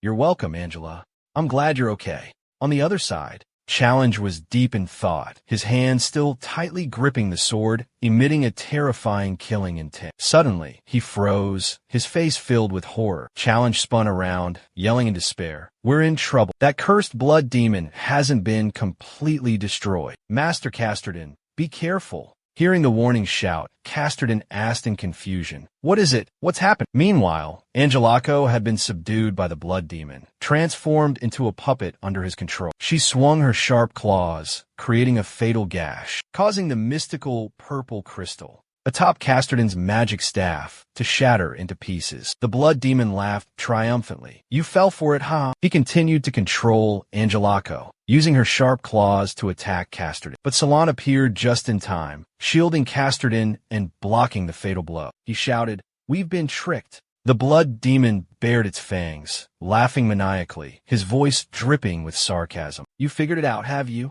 Unfortunately, without the staff, you can't seal me away.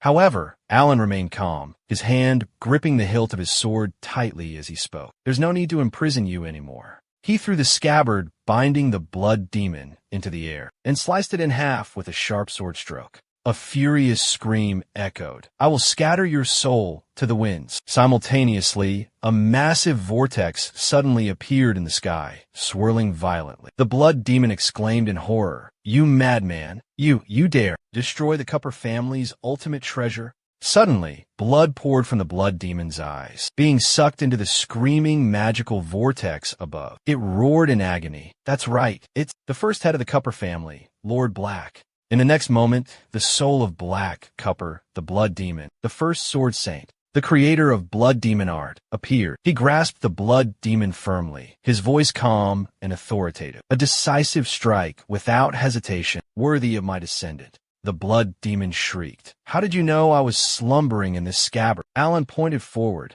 explaining. The blood demon is the creation of the first family head, and still exists to this day. Therefore, its creator must also be hiding somewhere, because this scabbard can seal the power of the blood demon art. I assumed he was slumbering inside it. Then, the boy offered further compelling evidence. Legend says that Perseus' sword can unlock a hidden treasure, containing the true legacy of a master sword saint, the one who created the blood demon art. And this treasure alludes to his existence. Upon hearing this, Brat summoned blazing red blood demon spirits, who unanimously praised. What a clever child! You are worthy of inheriting my proudest ability. Immediately, the system announced. Ability acquired, bloodline domination, can control and manipulate other beings through their blood. Brat advised. I hope you can maintain your resolve. Stay true to your heart. Don't let yourself suffer the same fate as me, consumed by the blood demon art. Alan immediately raised his hand. Alan accepted the powerful inheritance flowing from the ancient blood demon spirits. After the ritual, he anxiously asked Master Customan about Ariana's condition. Master, is Ariana all right? While supporting the unconscious student in his arms, Master Customan replied, She's fine, Alan. She's just exhausted from using too much energy. Master Customan turned to Alan, his eyes filled with concern. If you decide to pursue the path of cultivating the blood demon art, you must be extremely careful, Alan. Don't let yourself be corrupted, becoming its puppet. At that moment, Angela awoke. She opened her eyes and looked at Master Customan, her voice filled with remorse. Master, it's all my fault. The staff you've used for so many years is now broken. But tomorrow is the important battle.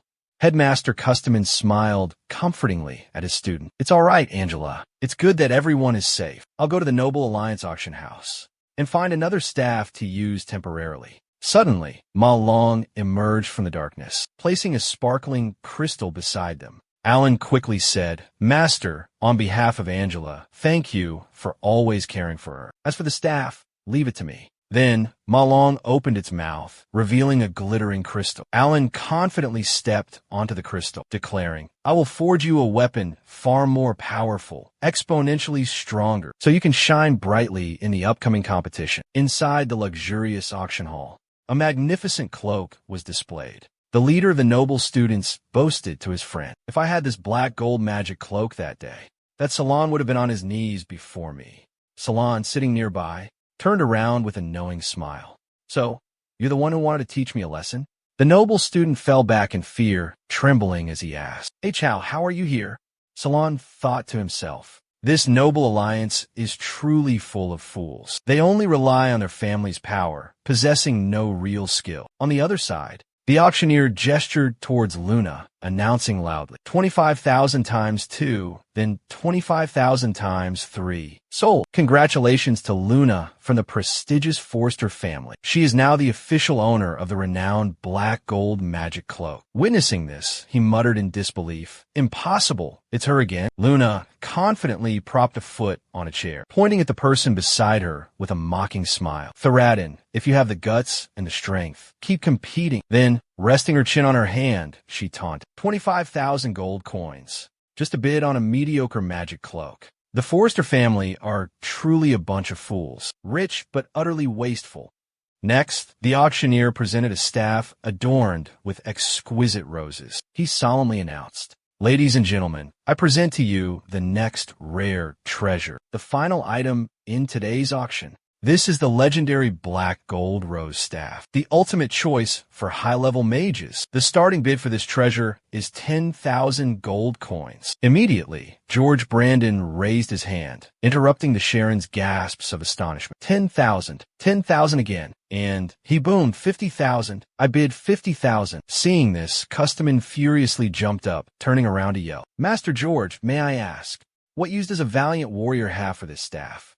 The man smiled in response. There's no harm in keeping it, esteemed Master Customer. If you lack the funds, you can always choose not to continue bidding. Rendered speechless, Customan sat down, grumbling and blaming George for not doing everything to win, to protect the Noble Alliance's leading position. But just then, the unexpected happened. Alan raised his hand to join the bidding. 100,000. I'll pay 100,000 as a gift from Master Custom. This statement made George burst into laughter, mocking out. This is no place for jokes, boy. Where did you get so much money? Suddenly, Thoradin stood up abruptly, thumping his chest, and declared dramatically, today, I will cover all the costs of this auction, as long as our sacred dragon blood has a chance to inherit the demonic dragon bloodline. This entire clan is willing to sacrifice everything without hesitation. Witnessing this, George leaned forward, resting his hands on his thighs with a provocative look. He sneered, you think you can be this arrogant just because you have that brat Jack backing you up? I bid 200,000. Refusing to be outdone, Alan immediately shouted, 400,000. No matter how much you bid, old man, I'll double it. A spirited shout echoed. Consider yourself capable. 550,000. On this side, after standing up, a man pointed his thumb downwards, displaying contempt. With the enthusiastic support of the Shaddons, he retorted, 1 million. Why not more? Is that all you've got? Oh, so the assets of our esteemed Master George only amount to this much? Blatantly provoked, George flew into a rage, abruptly drawing his sword and roaring. I bid 1 million, plus all my badges of honor, and this Katina sword as well. Hearing this audacious offer, Customan was stunned, cold sweat breaking out. He never expected George to wager the legendary Katina sword, a broken sword, a symbol of supreme power, always cherished by Master George as a glorious trophy, an inviolable relic. However, Alan, with eyes as sharp as blades, blazing with killing intent, said with a sneer, it seems Master George is determined to obtain this staff at any cost. In that case, I'll concede. I won't compete with you any further. This staff, consider it a gift. Finally, the auctioneer solemnly announced the auction results. Congratulations to Master George for successfully winning this rare collectible. As Master George reveled in his victory, Alan suddenly spoke. If you dare to take advantage of someone else's misfortune, then be prepared to be slapped in the face at any moment. Wouldn't you agree? On one side, the Sharans, with gloomy expressions, turned to ask Alan, although you made George pay dearly for the staff, didn't you promise to resolve this issue, my weapon? After a moment of reflection on the demonic dragon carrying out his entrusted task, he replied with certainty, don't worry. I won't let Master's supremacy challenge this afternoon be delayed. Drawing upon memories from his past life, he recalled ordering the demonic dragon to the Silverbone Swamp to mine the rare Midran ore. This ore possessed extraordinary hardness, only meltable under the intense heat of frostfire. Only then could it be forged. Then he remembered personally forging his weapons in the past. He mused, in my previous life, weapons crafted from Midran made the Cupper clan invincible on the battlefield. They became an unstoppable force. He recalled Salan holding the brilliantly glowing staff, exclaiming in awe, this Midran staff The power and energy it possesses surpasses all other black gold weapons. After some time, now, at the prestigious arena of the Noble Alliance, within the majestic Mystic Tower, Sharon cautiously held the magic staff bestowed by Salon, closing her eyes in concentration. She could clearly sense the surging magical currents coursing through this mystical staff. Sharon was truly eager, yearning to witness and wield its tremendous power firsthand. Across from her, George valiantly swung his sword forward, unleashing a thunderous roar. In this battle for the highest position among the esteemed nobility. How dare you be so careless, so distracted? Master Customan, could it be that you tremble before my might? Just then, the announcement system blared, declaring the attack. He's unleashing the Imperial Sword Technique, Heavy Impact Assault, an incredibly formidable move. Sharon swiftly raised her staff, bracing for the ferocious onslaught. But the terrifying force from the earth-shattering collision caused the ground beneath her to crack, forming terrifying fissures. Meanwhile, Job sneered, having lost your favored weapon, you can only stand there and endure. Sitting in the stands, observing the dramatic battle, Thoradin couldn't help but be astonished and awed by the staff's extraordinary power. It was unbelievable that it could withstand a fatal blow from a seasoned warrior. Its durability was truly terrifying, abnormal. Behind that kit, Alan crossed his arms, a smug look on his face. He thought to himself, your surprise is premature. Down in the arena, George brandished his sharp blade, its tip surging with vibrant green energy, relentlessly attacking Customan. Your staff does possess some unique abilities, George mocked, but in the hands of an incompetent fool like you, it's nothing more than scrap metal. A crude, rigid, and useless piece of iron. Calling yourself a mage, yet unable to cast magic. How shameful. Surrender now, and spare yourself further suffering. Suddenly, Customan's eyes flashed with a sharp glint. He raised a hand, and a mystical purplish-pink magical aura materialized, ready to retaliate. To deal with you, Customan said coldly, I needn't resort to any advanced magic. A simple fireball will suffice. Immediately, the system announced loudly, Fireball. Magical energy within Customan began to converge, forming a fireball that gradually intensified, possessing devastating power. Meanwhile, the Shaddons aimed their staffs at George menacingly. Even you cannot withstand this power, one Shaddon declared. The defiant words made George gasp. Impossible. In a flash, a colossal fireball erupted, engulfing George. He then hastily rushed towards a piece of rusted iron. Unbelievably, this seemingly useless scrap metal possessed a magical compatibility surpassing even Black Mithril. Elsewhere, Luna stood beside Salon, anxiously urging through a megaphone, Master Customan, regain control of the magic. Someone's about to die, she screamed. Customan jolted awake, eyes widening in shock. He hastily retracted his staff. And then, Customan himself was stunned by the sight of the surrounding ashes. Horror was etched across his face. The magic channeled through the staff, far from being weakened, had been amplified to a terrifying degree. At that moment, the enormous fireball soared skyward, slamming into the top of the magic tower, splitting it in two. Witnessing this, after the previous encounter with the dragon, he boldly folded his arms before Master Customan and asked, Master, are you pleased with the Midran staff that I presented to you? Before she could answer, Thoradin and Luna, unable to contain their astonishment, erupted in exclamations of admiration. Meanwhile, he was calculating in his mind. Today, my Midran creation has achieved resounding success. If I can control the Midran mine, then favorable connections and business partners will flock to me. Suddenly, Customan shed the disguise of an elderly mage, revealing herself as an alluring beauty, staff in hand, and replied, I am very pleased. Causing Alan to blush deeply and exclaim in surprise, Master Customan is a woman. She transformed the staff into a crimson rose, gently lifting his chin with it, her face drawing close as she whispered, At midnight, come to my office alone. I have something to ask you. That night, in Customan's office at the Imperial Academy, she donned her familiar mage attire, holding a crimson rose, and extended an invitation. She asked that he meet her. Her initial intention was to discuss a confidential matter, away from prying eyes. Alan, filled with curiosity, said, Please, stop teasing me. What is it you wish to ask? However, she lightly grazed his chest with the rose stem, her words dripping with flirtation. Playing innocent? Don't tell me. You don't understand the meaning of giving a rose to a girl? After the playful banter, Customin discarded her mischievous facade and became serious. No more teasing. I know the power of the weapon you possess. I'm not curious about your secrets or what you plan to do. But with my help, things will become much easier. Hearing this, Alan felt incredibly fortunate. With her support, I couldn't ask for more.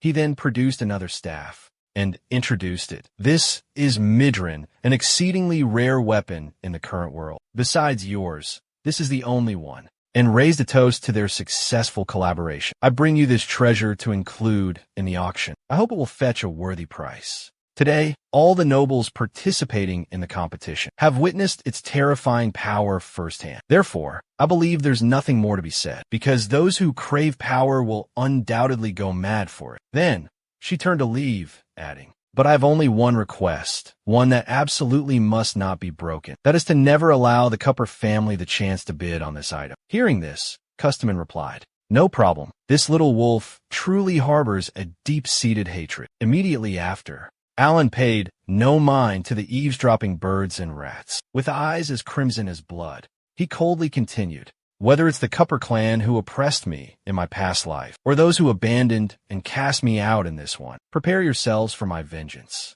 I've endured a long and arduous wait." Alan was relentlessly pursued by a throng of people, pleading, "Esteemed Baron Alan, if you would only agree to a weapons collaboration with our clan, then our clan promises to treat you as our most honored guest, dedicating ourselves to your service every moment from this point forward. Dear Baron Alan, our clan is willing to offer all the treasures and rare artifacts under heaven in exchange for the divine weapon Midrin in your possession." Alan, utterly disgusted, sweat profusely, feeling incredibly uncomfortable. But the relentless crowd showed no sign of letting up. "Baron Alan, our Sarlon clan has a maiden, breathtakingly beautiful and incredibly virtuous, still awaiting her soulmate.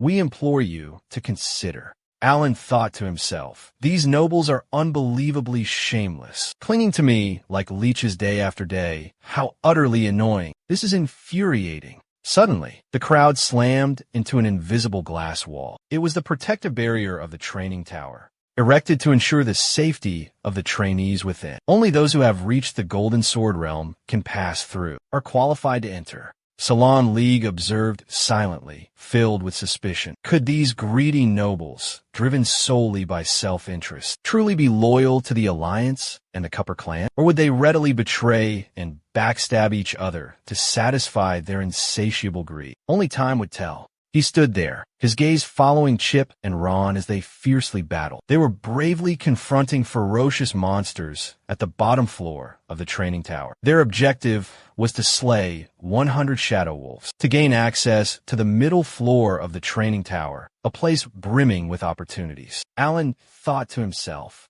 while those Shadin were preoccupied with the Midrin weapon auction, he must seize the opportunity to tirelessly train and enhance his own strength. Suddenly, Chibi yelled, his voice filled with excitement. "Swordsman, be careful. Those wolves are trying to break through the encirclement. The rest of you, concentrate your fire. Attack that monster." Immediately, the group joined forces, surrounding a shadow wolf in the midst of battle. Chip perched on Ron's shoulder, commanding everyone, "We're here to gather cultivation resources. After obtaining the beast cores, retreat immediately. Pay attention to every rhythm, every graceful movement in this battle." Alan stroked his chin, his sharp eyes observing, silently assessing. These individuals undoubtedly hail from the renowned mercenary league. With a brilliant leader like Chippy at the helm, it's no wonder they've secured a firm position in this prestigious academy. Suddenly, a ferocious shadow wolf lunged towards Lisa. It bared its fangs, growling menacingly, preparing to unleash a fatal attack. But William reacted with lightning speed, his sword intercepting the monster's assault. "Lisa, get out of here," he shouted. "Move," Chippy roared. "You too, don't be reckless. Retreat now. The most important thing right now is to survive."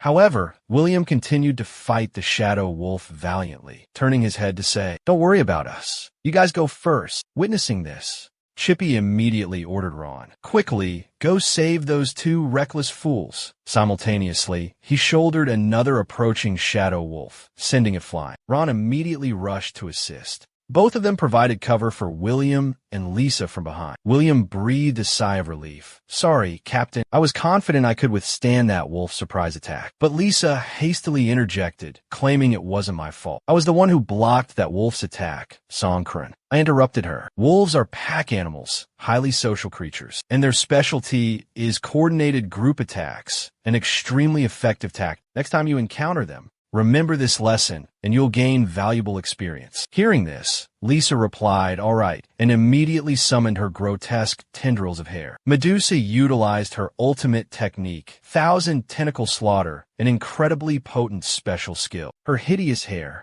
would constrict and bind all monsters within its range. Suddenly, a shadow wolf threw back its head and let out a long, mournful howl. That wild howl was the shadow wolf's distress signal. It would boost and significantly increase the strength of its pack, and this effect could stack, becoming incredibly dangerous. Witnessing this, William sighed deeply. "I'm afraid we're in for a tough fight this time." Unexpectedly, they were able to summon such a large number of their kind. Ron used his bare hands to block ahead. "Damn it, there are too many of them," he roared. Suddenly, Alan swung his sword, decapitating a monster. Witnessing Alan effortlessly take down a shadow wolf right before his eyes, Gon Bao exclaimed, "If you're that strong, why not just wipe them all out?" Chi Pai and Gon's jaws dropped, their faces etched with astonishment at Alan's overwhelming power. Gon Bao asked, Are you Alan, the one who defeated those nobles?" Without answering, Alan swung his sword, unleashing a terrifying wave of killing intent. A multitude of shadow wolves fell in an instant. The system announced,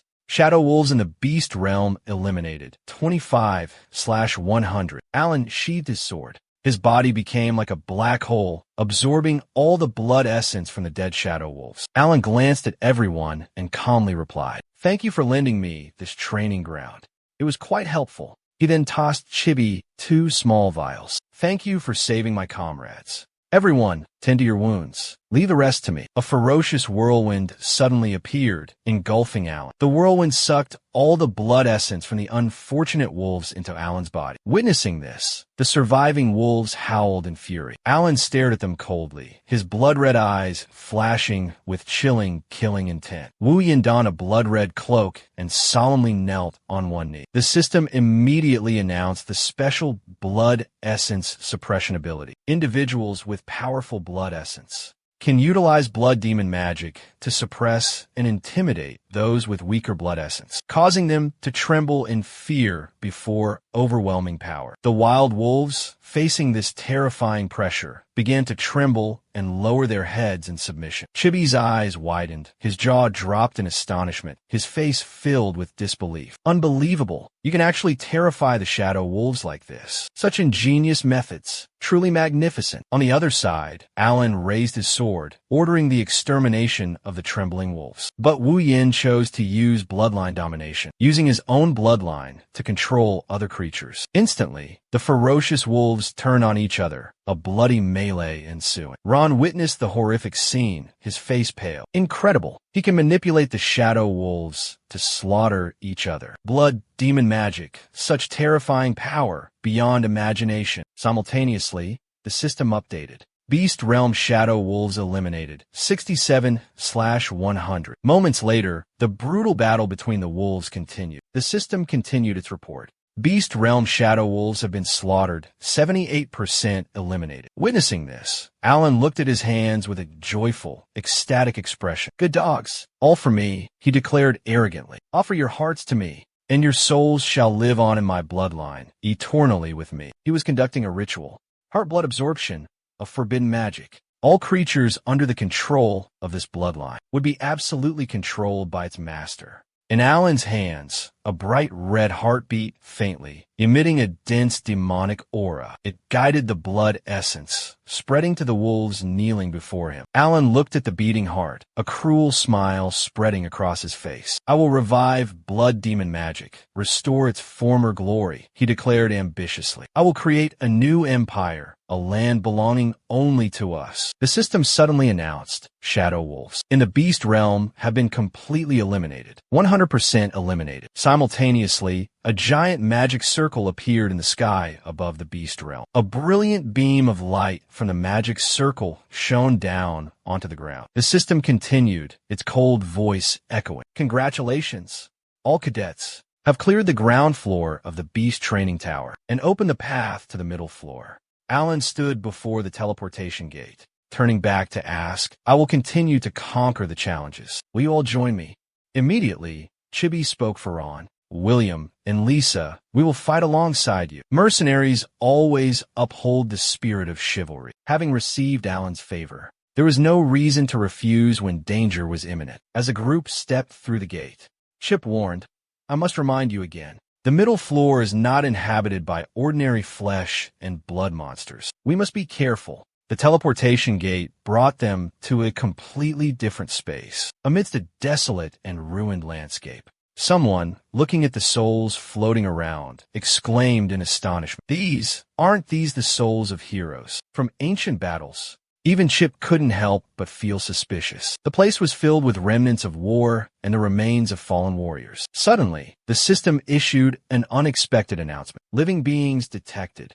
Forgotten heroes are being activated. Immediately after, Chip saw the White Bone Knights issue a quest. Objective, Soul Midrealm. Mission, eliminate all forgotten heroes on this floor. Witnessing this, Salon commented, they are all seniors from the past. Those who bravely sacrificed themselves on the battlefield. Their remains were brought back to the academy and are respectfully kept in the training tower. The purpose is not only to commemorate them, but also to inspire and motivate future generations to constantly improve. He then clasped his hands and bowed respectfully. Seniors, please forgive our intrusion. Alan drew his sword, unleashed his blood wolves, and shouted, Everyone out of the way! A blood wolf lunged forward, biting hard into the arm of a white bone knight. The others quickly found their opponents. The system suddenly announced, the objective on the Soul Midrealm is to eliminate all forgotten heroes above level 100. Lisa observed the wolves feasting on their spoils and commented, the blood sphere seems to have a fondness for gnawing on bones. The others agreed with her observation,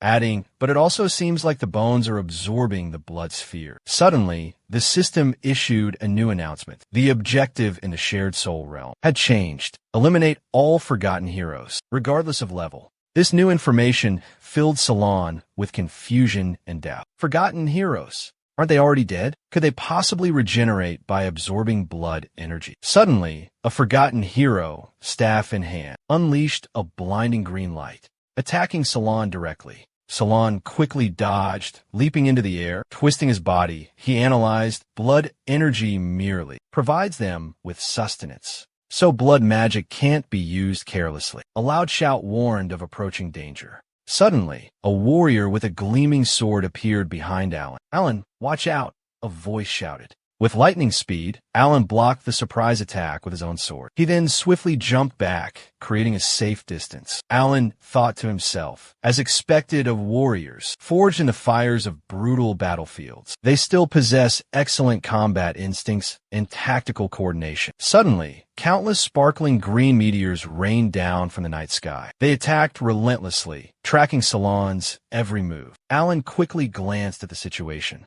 He realized the meteor's attack rhythm seemed perfectly synchronized. This can't continue, Alan thought. He shouted, William, set up a defensive line immediately. William instantly raised his sturdy shield. The shield blocked the onslaught of meteors. Alan stood behind William, observing the situation. He ordered Lisa, get me over there now. Without hesitation, Lisa used her Medusa hair to fling Alan into the air. Alan soared through the air, his sword drawing a perfect circle. The powerful attack swiftly eliminated several enemies. As the system announced, declaring the mission to eliminate all forgotten heroes over 100 years old complete. Bao coldly stated, rest in peace. On the other side of the battlefield, Chip was sweating profusely as he witnessed the scene. He assessed everyone's combat abilities, both individually and as a team, and found them to be exceptional.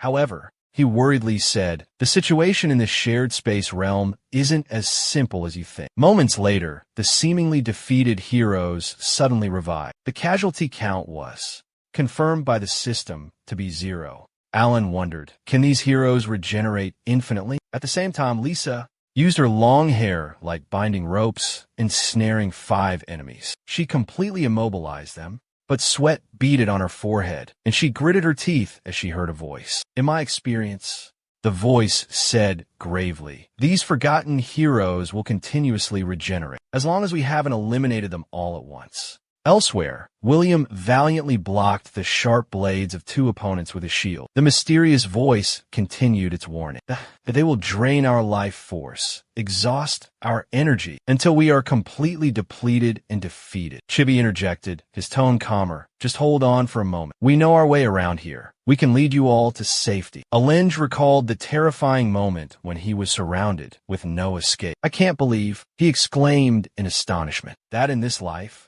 Alinj muttered, I would face such a perilous situation again, just like in my past life. Suddenly, his expression brightened with confidence. I've figured out how to destroy them. Alan spoke sternly, commanding everyone. Listen to my orders. Cease your attacks. Stop moving. Follow me closely. Chip immediately objected. Ran, you're not familiar with the terrain here. If you want to escape, follow Sulla and me. William and Lisa charged forward without hesitation. There's no room for deserters on the battlefield. We must win. Chibi grinned with satisfaction as Ron enthusiastically followed him. He truly was a zealous warrior. Ron is quite popular among the members of our mercenary alliance. This time, I will completely follow your instructions. He charged forward, lost in thought, while William bravely blocked a fatal blow from the ironclad's blade. Drawing on experiences from his past life, Chibi concluded, if these skeletal beings could infinitely regenerate, there must be some energy source enabling their recovery. Chibi also keenly observed Lisa as she bound the skeletal figures. He noticed their positions and actions.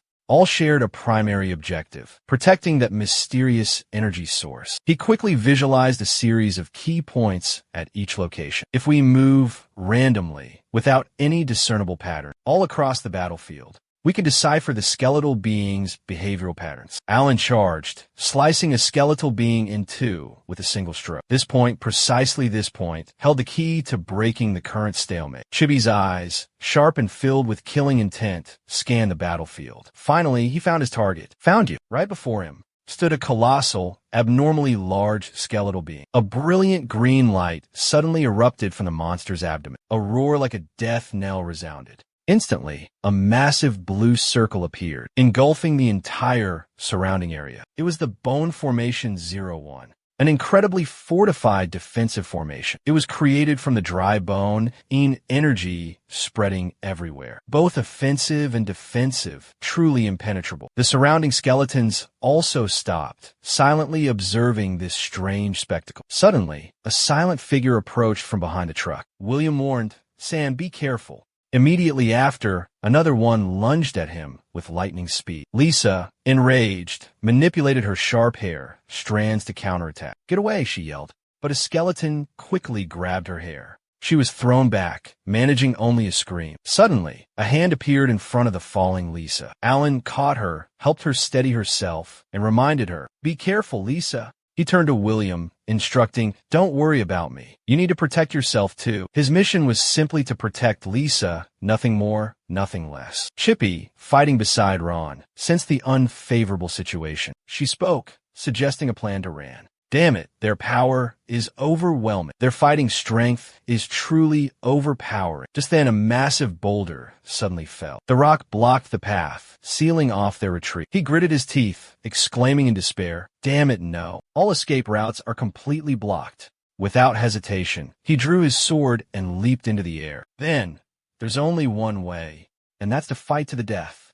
Ron also felt extremely frustrated. This terrible, wasteful battle strategy only has one purpose, to drain our strength until we die. He looked towards William and Lisa, who were struggling to fight side by side. The forgotten hero's defense suddenly increased significantly. Their defensive power was abnormally enhanced. This caused William and Lisa great difficulty, making their every attack clumsy. Alan, at this moment, also decided to unleash his hidden potential. Blood control, manipulating the blood flow within his body. A skill activated by burning blood essence, sacrificing life force. A source of ferocious power, stimulating the hidden potential within himself and his surrounding comrades. With a powerful voice, he declared, "This devastating battle is nearing its end. Now is the time for us to rise up and counterattack." William and Lisa also felt the surge of intense energy. The flames of passion burned fiercely within their hearts. "This is the power that San has passed on to us," Lisa exclaimed. William roared, "I feel like I can keep fighting, crush every enemy." They charged forward, transforming into a whirlwind of slaughter against the skeletons in their path. The common goal of this soul stage: annihilate all the forgotten heroes. 6 out of 100 targets eliminated. Chip was astonished as the sword in his hand suddenly glowed blood red. Magic can not only unlock human potential, he thought, but also enhance weapons. He and Ron were engulfed in a brilliant aura. They were getting closer to their final goal. The goal of this soul stage remained unchanged: annihilate all the forgotten heroes. 12 out of 100 targets eliminated. Chibi smirked, a triumphant glint in his eyes. "If we keep up this pressure, constantly provoking the enemy, perhaps, surprisingly, we can win." Alan lightly touched his sword. "Too late. Blood control.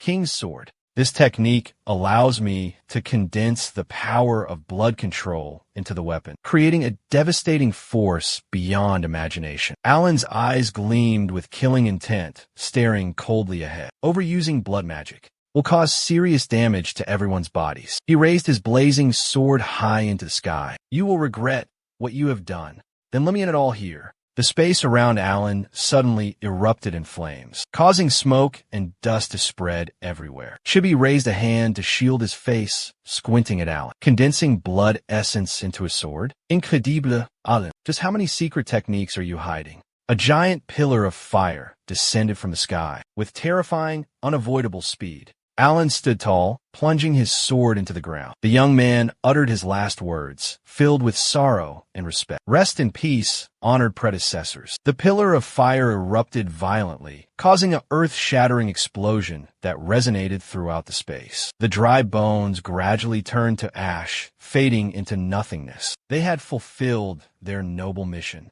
In the fierce battle at the final soul stage, the entire army of forgotten heroes, 100 out of 100, had been completely annihilated. After they vanished into thin air, they left behind an ancient, mysterious book. It was the Book of the Dead, containing dark power, capable of controlling the underworld. It allowed the user to cast dark magic, summoning the souls of fallen heroes, resurrecting them to fight under their command. Salan solemnly took the book and handed it to Lisa. "This Book of the Dead is for you," he said. "It will help you gain more powerful allies, supporting you on your path ahead." Chip also spoke, praising Rand sincerely. "You are more suited than I am," Chip affirmed, "to be the leader of the Mercenary Alliance. You have the talent and qualities to lead us to a brighter future." He placed a hand on his shoulder, patting it gently, as if to comfort him. "Where there's life, there's hope, there's a future." He reassured him. "I really need your support," he said, his voice earnest. "I must protect my dear friends."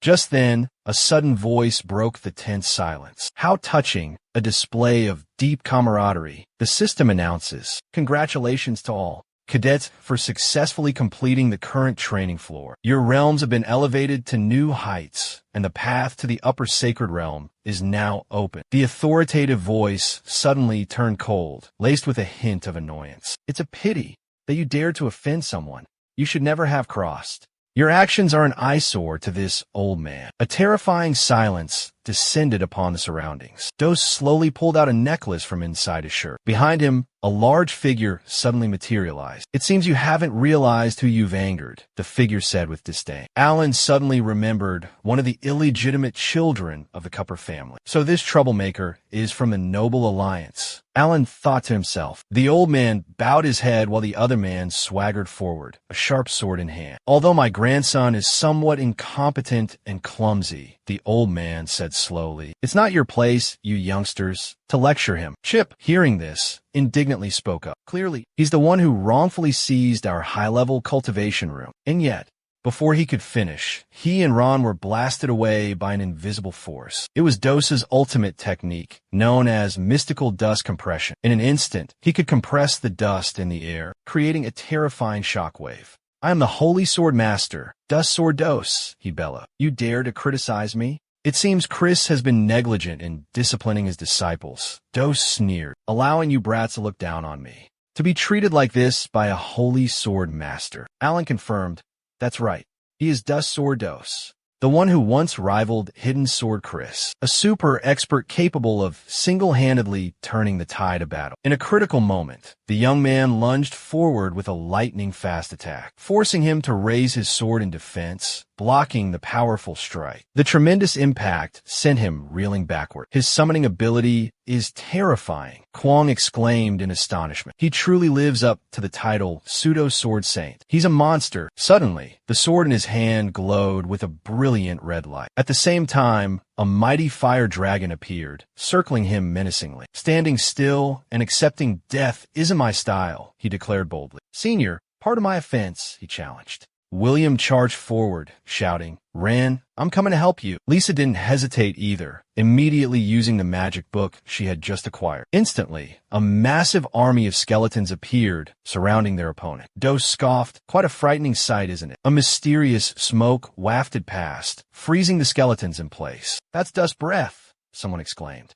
He's using the dust breath to purify his body and crush any creature that dares to stand in his way. Common earth magic, a contemptuous voice rang out. You ignorant brats know nothing of true power. Before my absolute might, you are nothing but insignificant ants. Alan gritted his teeth, astonishment etched on his face. With just a breath, he neutralized all our attacks. Very well, take this. The old man raised a finger, creating a swirling vortex of dust. I'll let you experience true suffering. That's the dust condensation technique. The dust will cling to your bodies, combining with moisture in the air, instantly petrifying you.